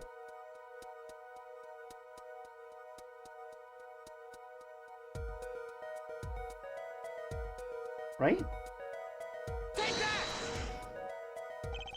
The second witness's position is the problem. Second witness? That would be Mr. Gavin, yes? The second witness's position is far less problematic than yours right now, Justice. Or perhaps perilous is a better word. I cannot see what the bloodstained card has to do with the second witness's location. I'm afraid that you're more in peril than peril of a penalty this time. One more chance, I suppose. Do think it over. Let's keep it simple. There's a drop of blood on the card whose position in the diagram doesn't fit. I mean, I guess the victim, because, like, if the victims, like, it would have had to, like, drop into, like, this section here, which I don't think would make sense. I'm gonna use up all my points. Victim's position the problem? I don't follow your logic. Well, look, the victim was struck on the head, sending him back in his chair. You'd think any blood would fall behind the body, not onto the table in front of him. Ah! Take a look at the photo again. If he bled in this position, the blood would fall onto the floor, not the cards. Why, that's right, so what does that mean? Incidentally, we were sitting in swivel chairs. What? Chairs? Oh man! Apollo, try turning the chair around. What?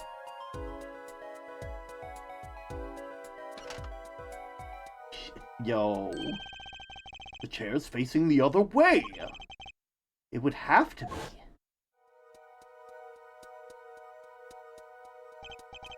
So we have to assume that at the time of the murder, the victim's chair was facing away from the table. Then Mr. Wright returned to inform the police which way was the chair facing. When I came back to the room, the body was facing this way in the photo.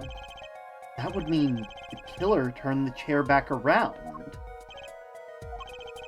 Let's take the next step. Look at this diagram once more. We know now the victim was facing away from the table at the time of the murder, but this creates another significant contradiction. Again? Let's test your reasoning skills. Apollo, whose location on the diagram contradicts our new understanding of the crime? Well, that would have to be the killer. It'd have to be the killer, right?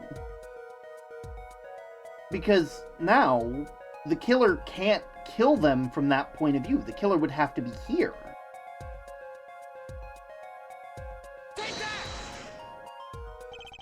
The victim was struck from the front. Indeed. Well, wouldn't it be hard for the killer to hit him from the front? Sitting at where the indicator is? You'd think it'd be quite hard, yes. Yes, but what are you saying? It makes no sense. Why would the victim suddenly turn to face the wall in the middle of a game? I believe a sufficient reason will soon come to light. What? There's something in this diagram that makes far less sense, actually. Look again at the diagram. Apollo, if the victim was struck while he was sitting as shown here, where would his assailant be standing? But there's no room to put a mark where the killer should be. Don't worry. Let's think it through and see what we find. You know the victim was facing towards the wall, and that the only thing we know for sure. Try to forget about everything else. Where would the killer have to be standing to strike them? Here. Killer had to be standing here. You get points for flair, but that's all you get. I thought I was onto something there, too. I hardly need to point out that standing there would be impossible. The victim is facing a solid cupboard. Or are you claiming the killer climbed the cupboard and hit him from above? It's simple logic, really. If this was the only place the killer could have been standing, then that means that at the very moment of the crime... Wait. I know. At the moment of the crime, the cupboard wasn't there. What's this now? I mean, that's the only explanation, right, Mr. Gavin? Your Honor, I have a suggestion for the defense. We should arrange to examine the cupboard in the hideout immediately. Bailiff, send a team to the crime scene immediately. Have them try to move the cupboard. Ah, Your Honor. What? There's one more thing you men should be looking for. Please, give this to the bailiff. Yes, I see. You do belong in the courtroom after all, right? I do my best.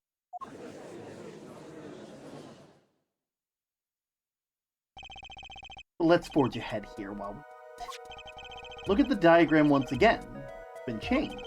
If the killer was standing here at the time of the crime, then the cupboard wasn't here, which means Apollo, try moving the cupboard. The only place it could be would be to block the window. Thank you. As you can see, the cupboard was the problem, and at the time of the murder, it had to have been shown here. Now everything is in place to be reconstructed at the time of the... Oh my! What's this? What is it now? Well, look at the diagram of the crime scene. It appears we found yet another contradiction. What I believe to be the final contradiction, in fact. Huh? Oh, dang! Notice something, Apollo? Our line of deduction is rapidly approaching its logical conclusion. Now, Mr. Justice, please point to the new contradicting indicator.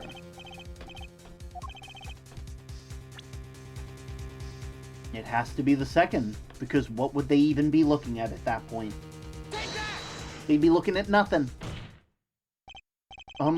About this cupboard, are we okay with assuming that it was moved? Sure, why not? Well, if it was, something really doesn't fit. The cupboard would have completely covered up the window of the stairs. Ah!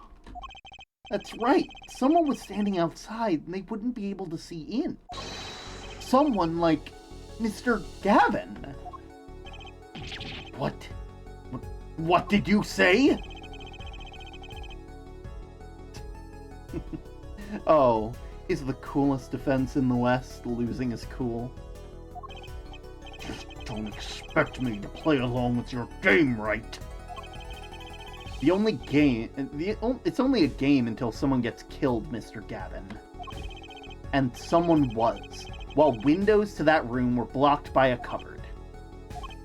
So, Mr. Gavin, perhaps you'd like to explain to the court exactly where did your witness the crime for this scene? Excuse me, Your Honor! Order! This is a court of law. I will have order! Halfway to chug. Hydrate that lotto. We just received word from the investigation team at the Bourse Bowl Club. They examined the cupboard in the hideout, Your Honor. Oh? And what did they find? Well, Your Honor, it turns out there's a secret passage behind it. What? Ah, yes, I believe I mentioned something of the sort before. This is one of the tricks to the rooms many of our regulars know about. I do remember him saying something about that now that he mentions it. A secret passage is a handy thing to have when you're engaged in illegal goings-on. We can do it. We can make him chug before the stream ends. Don't you dare. Never know when that might need to duck away from the eyes of the law. So the room has a secret passage. Where does it go? The other side connects to the restaurant above. The underworld bosses could get away from the cops and enjoy a cold bowl of borscht, no doubt. Just like our killer. And we will... I'm sorry. Did I... Oh, no. You see where our line of simple deductive reasoning has led us, Apollo? I see it, but I don't believe it. That girl wasn't kidding when she said I needed this trump card for the last hand. At the time of the murder, the window was blocked, and the victim's hat was only off of his head for a few minutes between Mr. Smith's murder and Mr. Wright's return from calling the cops. In other words, the only place anyone could have seen the victim's bald head was from inside the hideout. Well, Mr. Gavin? Come on, say something. Dare I ask what really happened that night? Actually, I think we can probably figure it out ourselves at this point. That night, for whatever reason, our killer had a date with Mr. Smith. A date with destiny.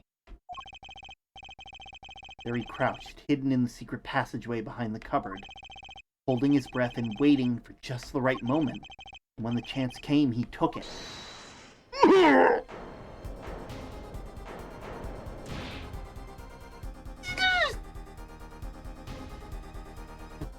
Why'd you do that? Wait here, I'll get help. Miss Olga O'Reilly was out cold, struck by Mr. Smith. But his time was too soon to come. Mr. Wright went upstairs to call the cops, and leaving Mr. Shady Smith alone in the hideout with the unconscious dealer. Then our killer stepped out of the secret passage and into the hideout. The victim must have heard the cupboard sliding aside. He wheeled his chair and... After the deed was done, the criminal must have seen the blood on the card. But we'll be right back.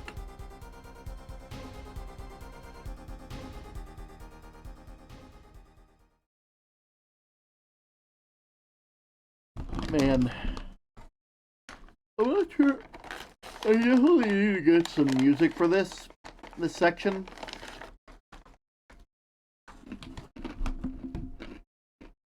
Wonder if I can connect it to whatever music is being played through the thing.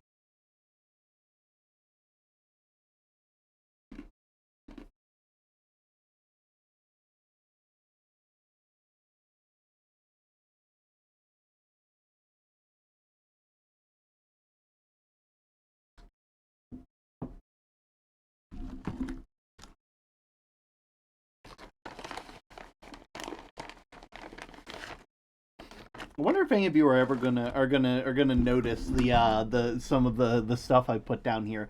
Because fun fact, backstage, I'm not sure if you can hear them. You probably can. But there's lore. There's lore in this scene, in this screen right here. There is. There's lore. There's inside jokes. There's funny stuff. You know, the usual.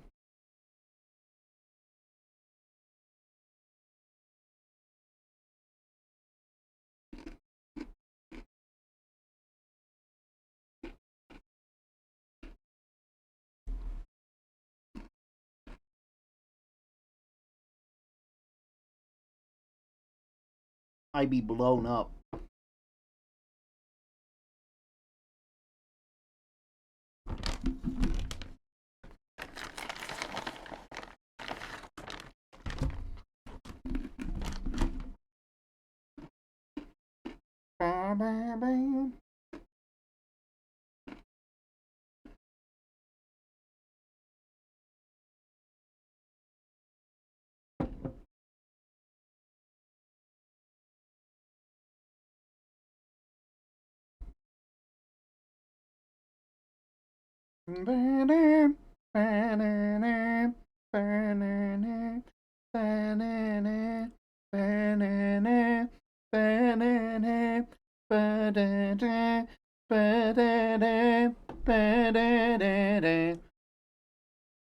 You probably didn't hear this earlier backstage, but now that you're back, I can say it. There's lore in this scene. There's lore in this scene. I got back right as you said that. Yeah! Oh, I've been released. There is lore in this scene. There's also inside jokes. But anyway, let's get back to it, shall we? I felt like, of all people, backstage should know. Big lore fan, you know. We got some lore heads in chat. I see the postman. Well, yeah, but that's just regular stuff. That's just fan art. You know? I'm not saying spellbound lore. I'm talking about term lore. I'm talking about term lore, guys. Lighthouse lore. After the deed was done, the criminal must have seen the blood on the card. He would have, of course, realized the need to destroy the evidence. The single spot of blood told the whole story of the crime. Too bad for him, he didn't linger any longer at the hideout that night. I heard it the first time. Sick. You might be a bit delayed, weirdly enough. Huh. Too bad for him, he didn't linger any longer. If he had, he might have noticed the cards on the floor. And the fact that they were all red.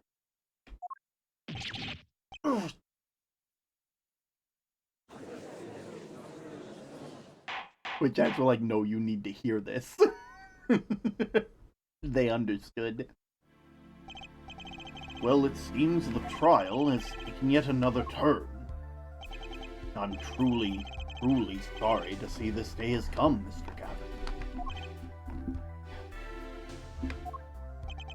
Mr. Gavin? Mr. Payne? Your Honor? The prosecution will continue its investigation. As for Mr. Phoenix Wright, the defendant is hereby cleared of all suspicion. Believe me when I say that I don't believe this is happening, Mr. Gavin. But I'm afraid circumstances call for me to issue a warrant for your arrest. Immediately. Objection!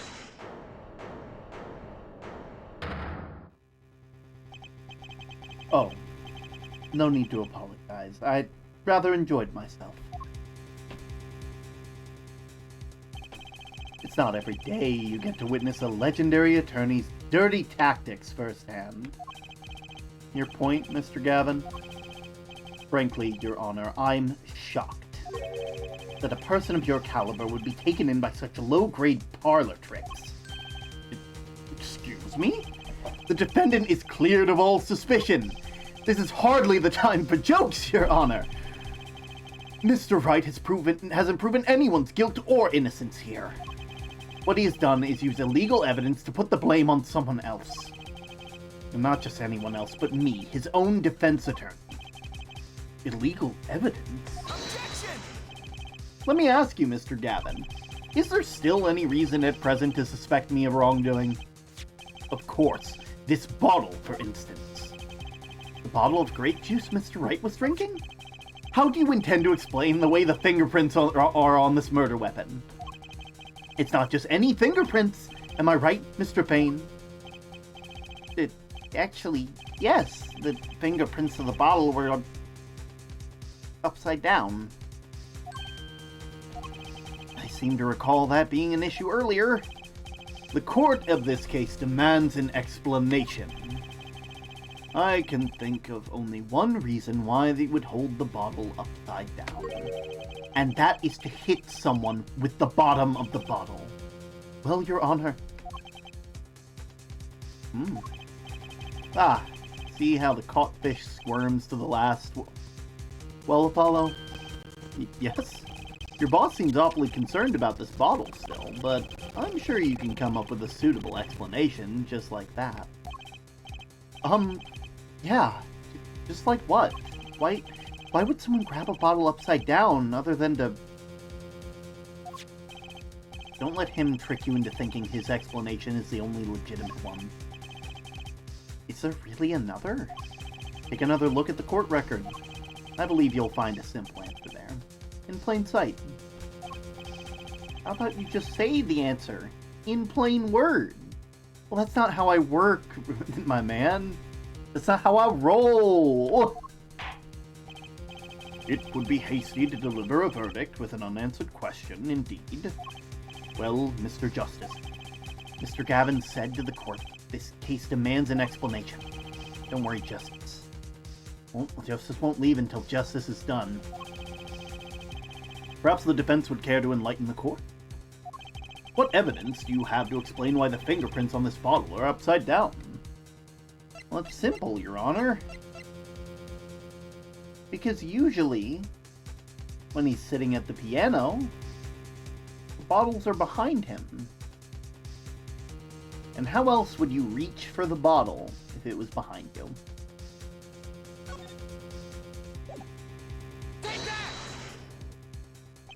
It's actually easier to show you than explain, Your Honor. Place the bottle on the floor next to your chair. Excuse me, on the floor? Yeah, now reach down and pick it up, without getting out of your chair. See, you naturally go to pick up the bottle by its neck, with your fingers upside down.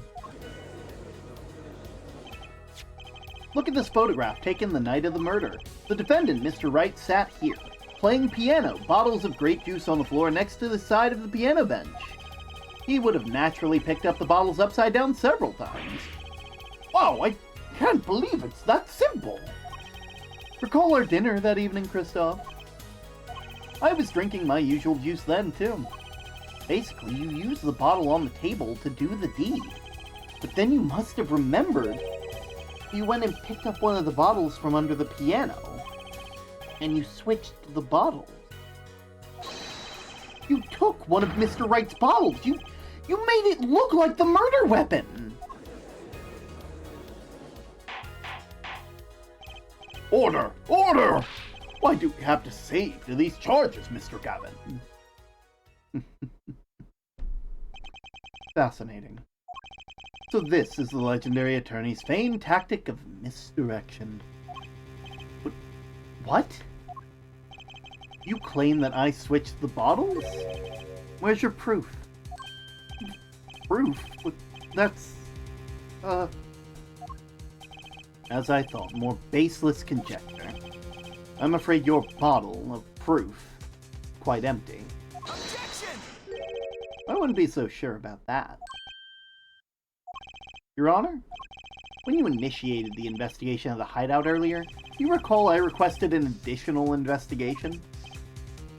Yes, have your memo right here. Retrieve the bottles from under the piano at the Borch Bowl Club.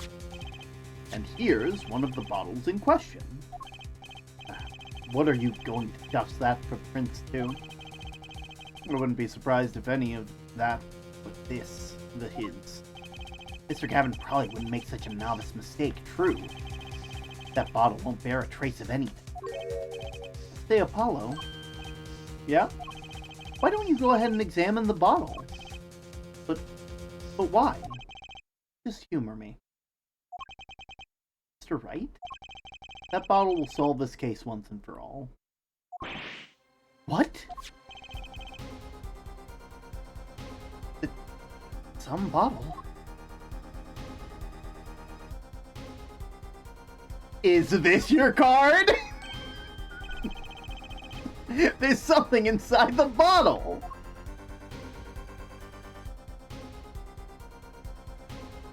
Man, look at those. This entire trial has been an elaborate "is this your card" magic trick. What's this? That card. It can't be! Recall that unpleasant woman's testimony for a moment. Miss Olga O'Reilly? Yes. Our little swindling Devochka. That night I planted the card, just as I was supposed to. And Wright lost that hand, just like he was supposed to. And then Smith searched him. But the planted card was gone. The trap failed. Wait, this isn't...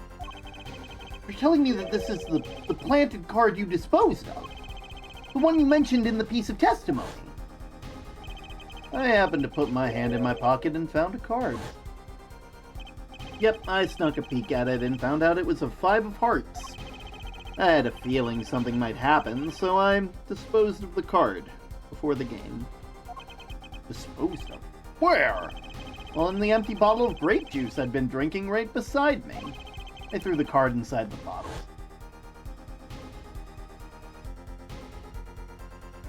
The 5 of heart. This is the card. The bottles were swapped, and the only one who could have done that was the 4th person in the club that night.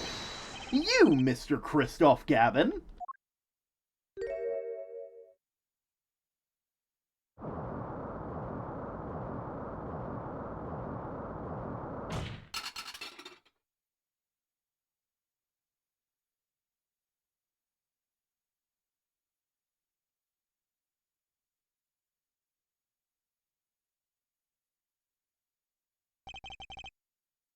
That is all.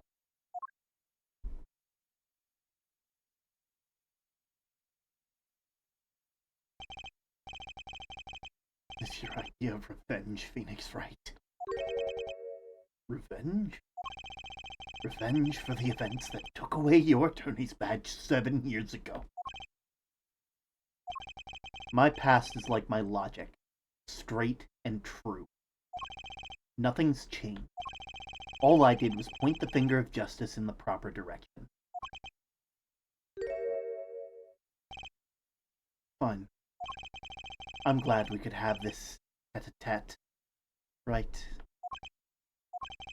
This is insane! What about me? Don't I get to prosecute anyone? No. I believe it's time that we finally come to the end of our trial. Mr. Payne, do you have a report to give us on Christoph Gavin? He's admitted everything. We're processing his arrest now. I see. Still, one has to wonder, why would he do such a thing? He didn't even have a connection to the victim, did he? None that we know of. Mr. Wright, have you anything to add? I'm afraid I can't shed any more light on the matter. About the victim, Mr. Shady Smith. His occupation was listed as traveler. An odd profession to be sure, and that's all we know about him. I'll arrange a follow-up investigation, Your Honor. Good. Mr. Wright? Yes? 7 years, and you still haven't lost your touch. Christoph Gavin was a man with much significance for me, both as a friend and as a lawyer. He was extremely talented, to be sure. I needed 2 things before I could confront him. The first was a place where no injustice could be tolerated. This courtroom. And the second was a man who would tolerate no injustice. In other words, a defense attorney. You, Apollo. Me? This is a dark time for our legal system. A twisting of justice brought on by the very own initial trial system. We have to set it right. Mr. Wright. Our work lies ahead of us, and I, for one, am looking forward to it. Well, that seems like a good time to announce the verdict. The court finds the defendant, Mr. Phoenix Wright, not guilty. Yippee! Phoenix Wright standing on business. Court is adjourned.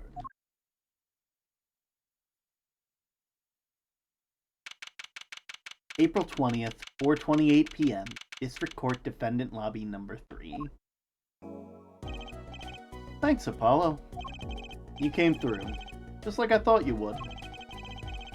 Pretty sure I didn't do a thing in there. It was you who cornered Mr. Gav, the killer. But I couldn't have done it by myself. You sensed it too today, didn't you? Your ability. This was all within 7 hours. Holy fuck! Like I said, Phoenix Wright stands on business. Phoenix Wright gets to the bottom of it. Ability? Yes, sensitivity I lack. You'll come to understand it soon enough. Wait, wonder if he means... I just read the term lore. I gotta thank Truckroom for giving term an audience.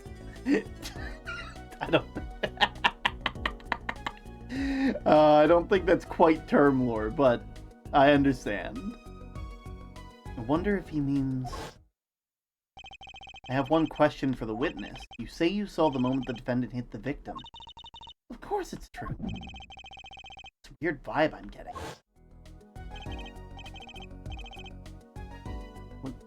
What was that, Mr. Wright? You'll have to find the answer to that question yourself.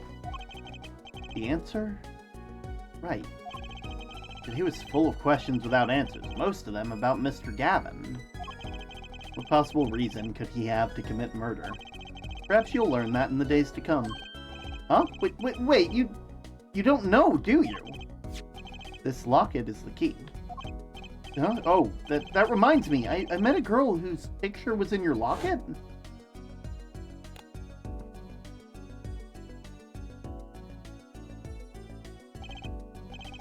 Your daughter, right?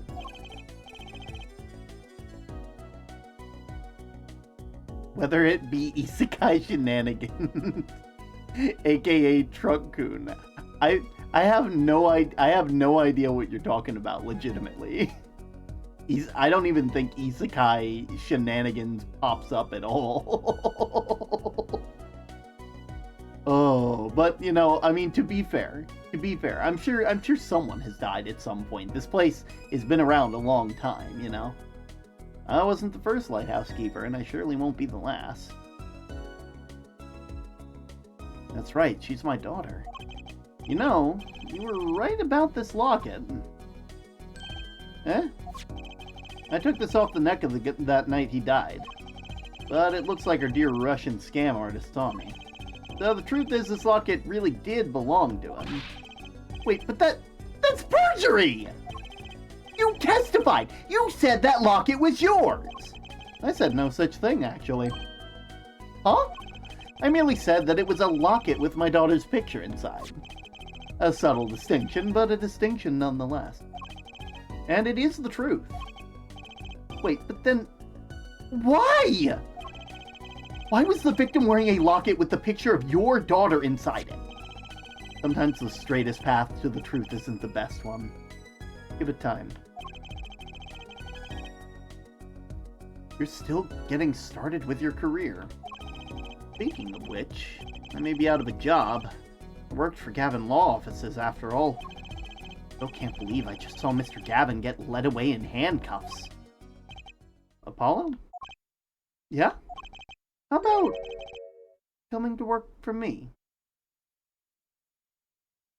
Lore tab underneath the term bio in the Discord. Oh shit! I hate to tell you that shit has been fucking out of date for so goddamn long. I need to update that. I forgot about that tab. Oh fuck! I'm sorry.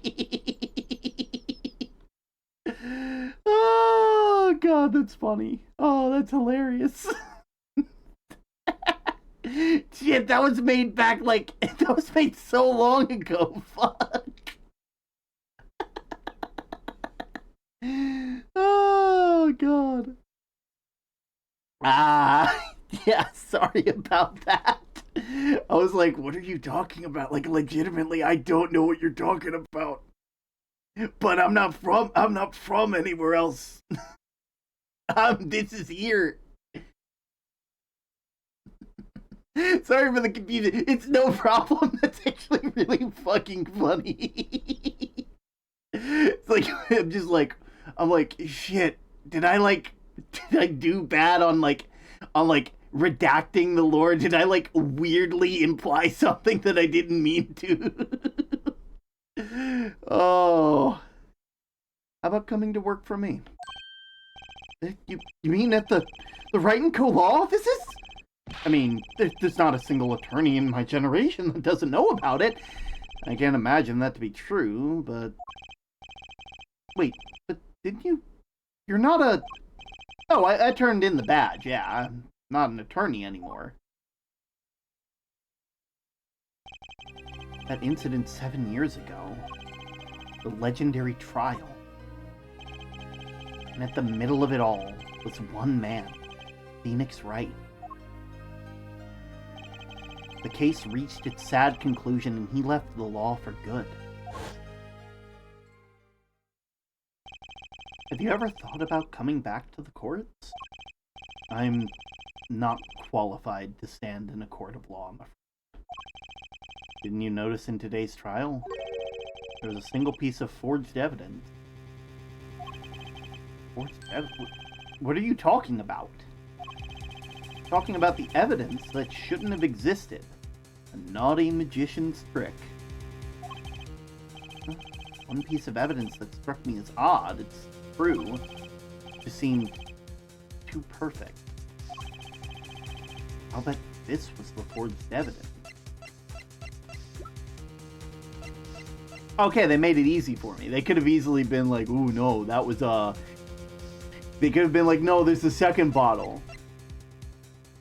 But it's not the second bottle. It's this one.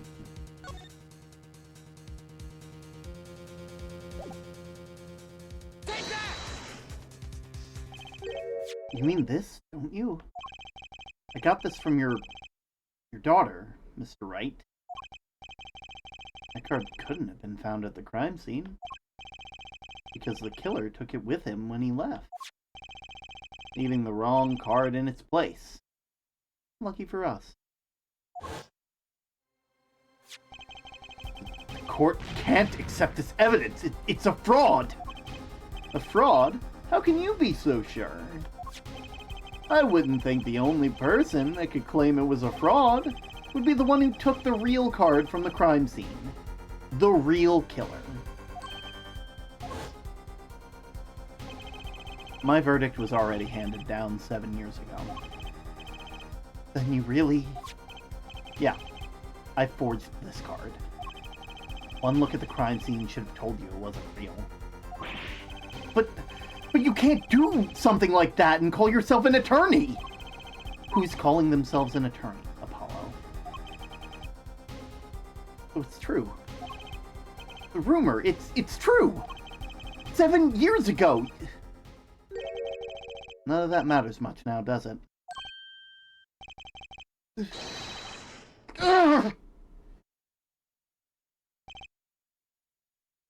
I'm sorry, did Apollo just punch Phoenix?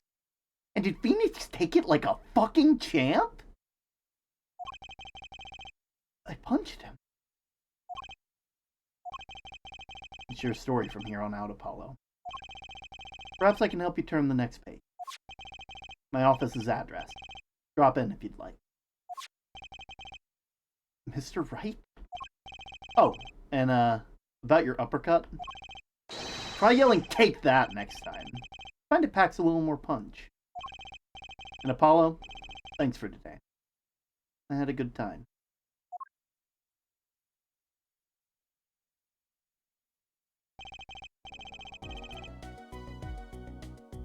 And with that, Mr. Wright walked out the door. And that's how my first trial ended. A lot of mysteries went unsolved. And at the time, I had no idea that they were all related. Chad! Chad, behave! You found your daily pebbles.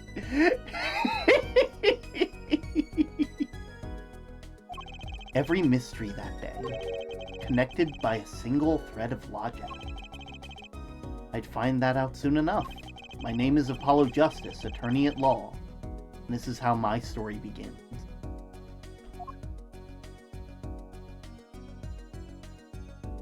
And that there is the end of the first case of Apollo Justice.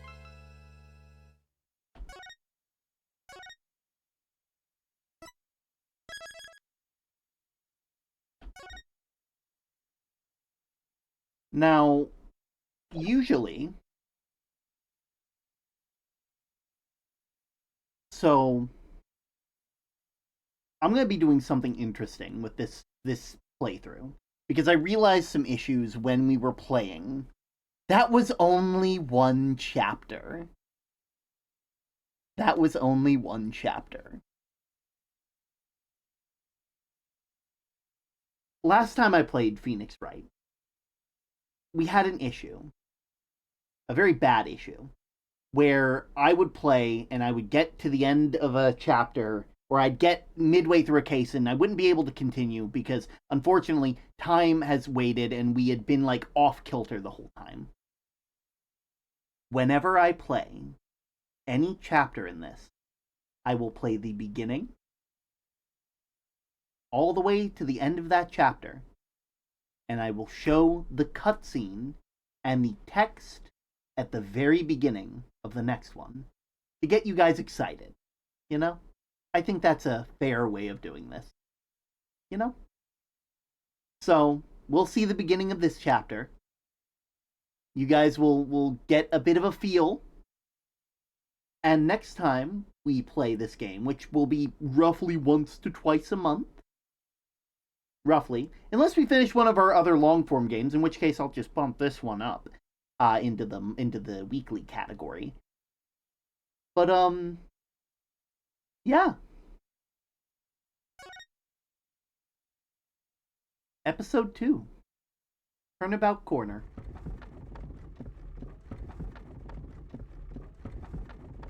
As long as we draw breath, the wheel of fate turns.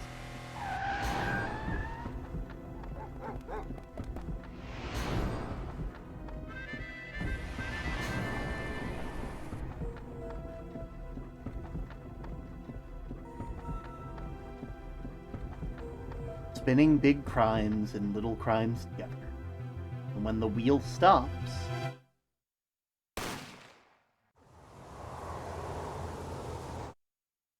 you die.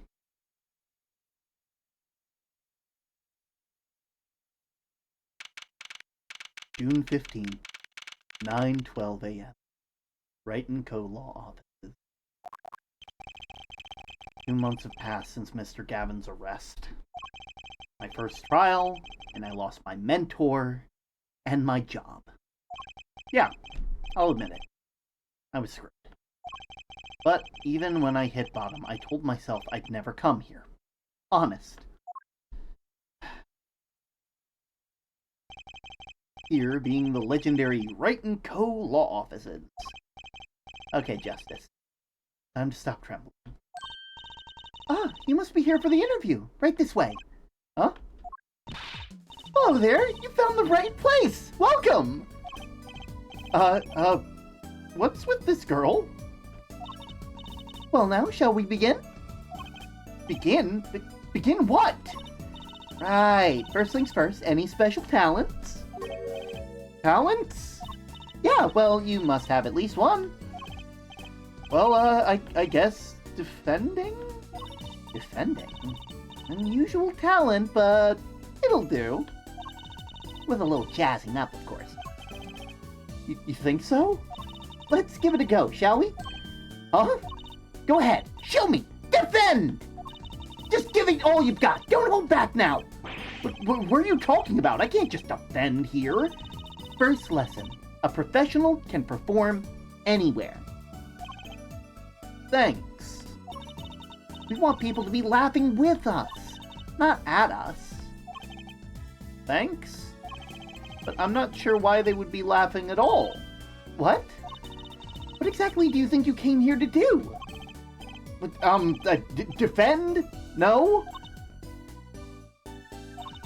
Excuse me, but do you know where you are? Huh? The Wright & Co. Law Offices, right? Oh, yeah, I was afraid of that. Don't worry, you're not the first. Look, what's going on here? Who are you? I came here to meet with the person in charge. Well, they've apparently made no fewer than 2 mistakes. Mistakes? But I got a call from Mr. Wright this morning. Perhaps you should go read the sign out front again? What's there to read? Look, it says right there. Oh. Why does it say Wright Talent Agency? Welcome to the Wright Talent Agency, where you're always come to the right place. I'm Trilogy Wright, CEO. I'm a magician. It all came flooding back. The trial, that girl. Hello, sir. Pick a card.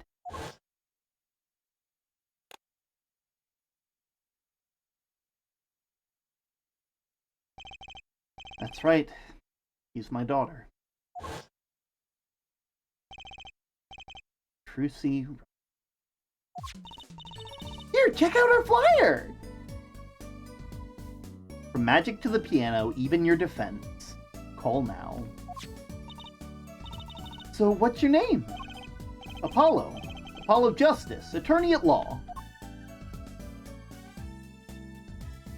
And with that, I think it's time we head on out.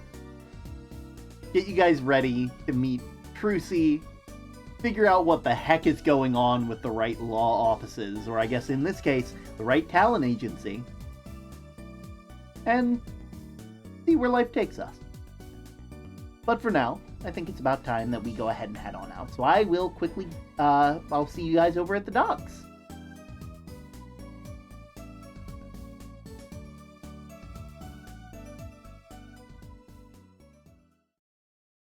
There we go. Man, that was fun. That was fun, wasn't it? I had fun. I hope you had fun too. You know, it's been pretty sick, all things considered. You know, we got to do a whole lot of stuff. We also didn't have a crash today, which means unfortunately today wasn't a term stream. Today just wasn't a term stream. You know, that's just how it goes. We didn't crash, so that means that there was no term stream whatsoever. And, that's just how it is. I hope you guys, unfortunately, that also means I'll have to take. I'm not taking your pebbles. I'm not going to do that. I'm not going to do that to you guys. Let's see. Who do we want to raid? Who do we want to raid today? There's Inkfey. There is Akalo, Brave Akami. Let's see. Ooh, ooh, wait. Moon Bitch is playing before your eyes. I gotta send you guys there. Sorry, Paul. Do not tax our pebbles. But how can I give you a tax refund if I don't tax your pebbles? I can't refund what I don't have.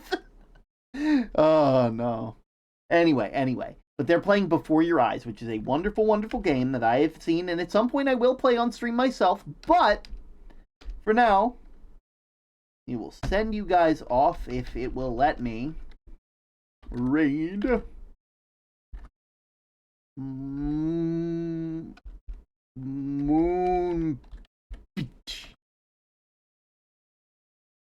There we are. I'll see you guys next time.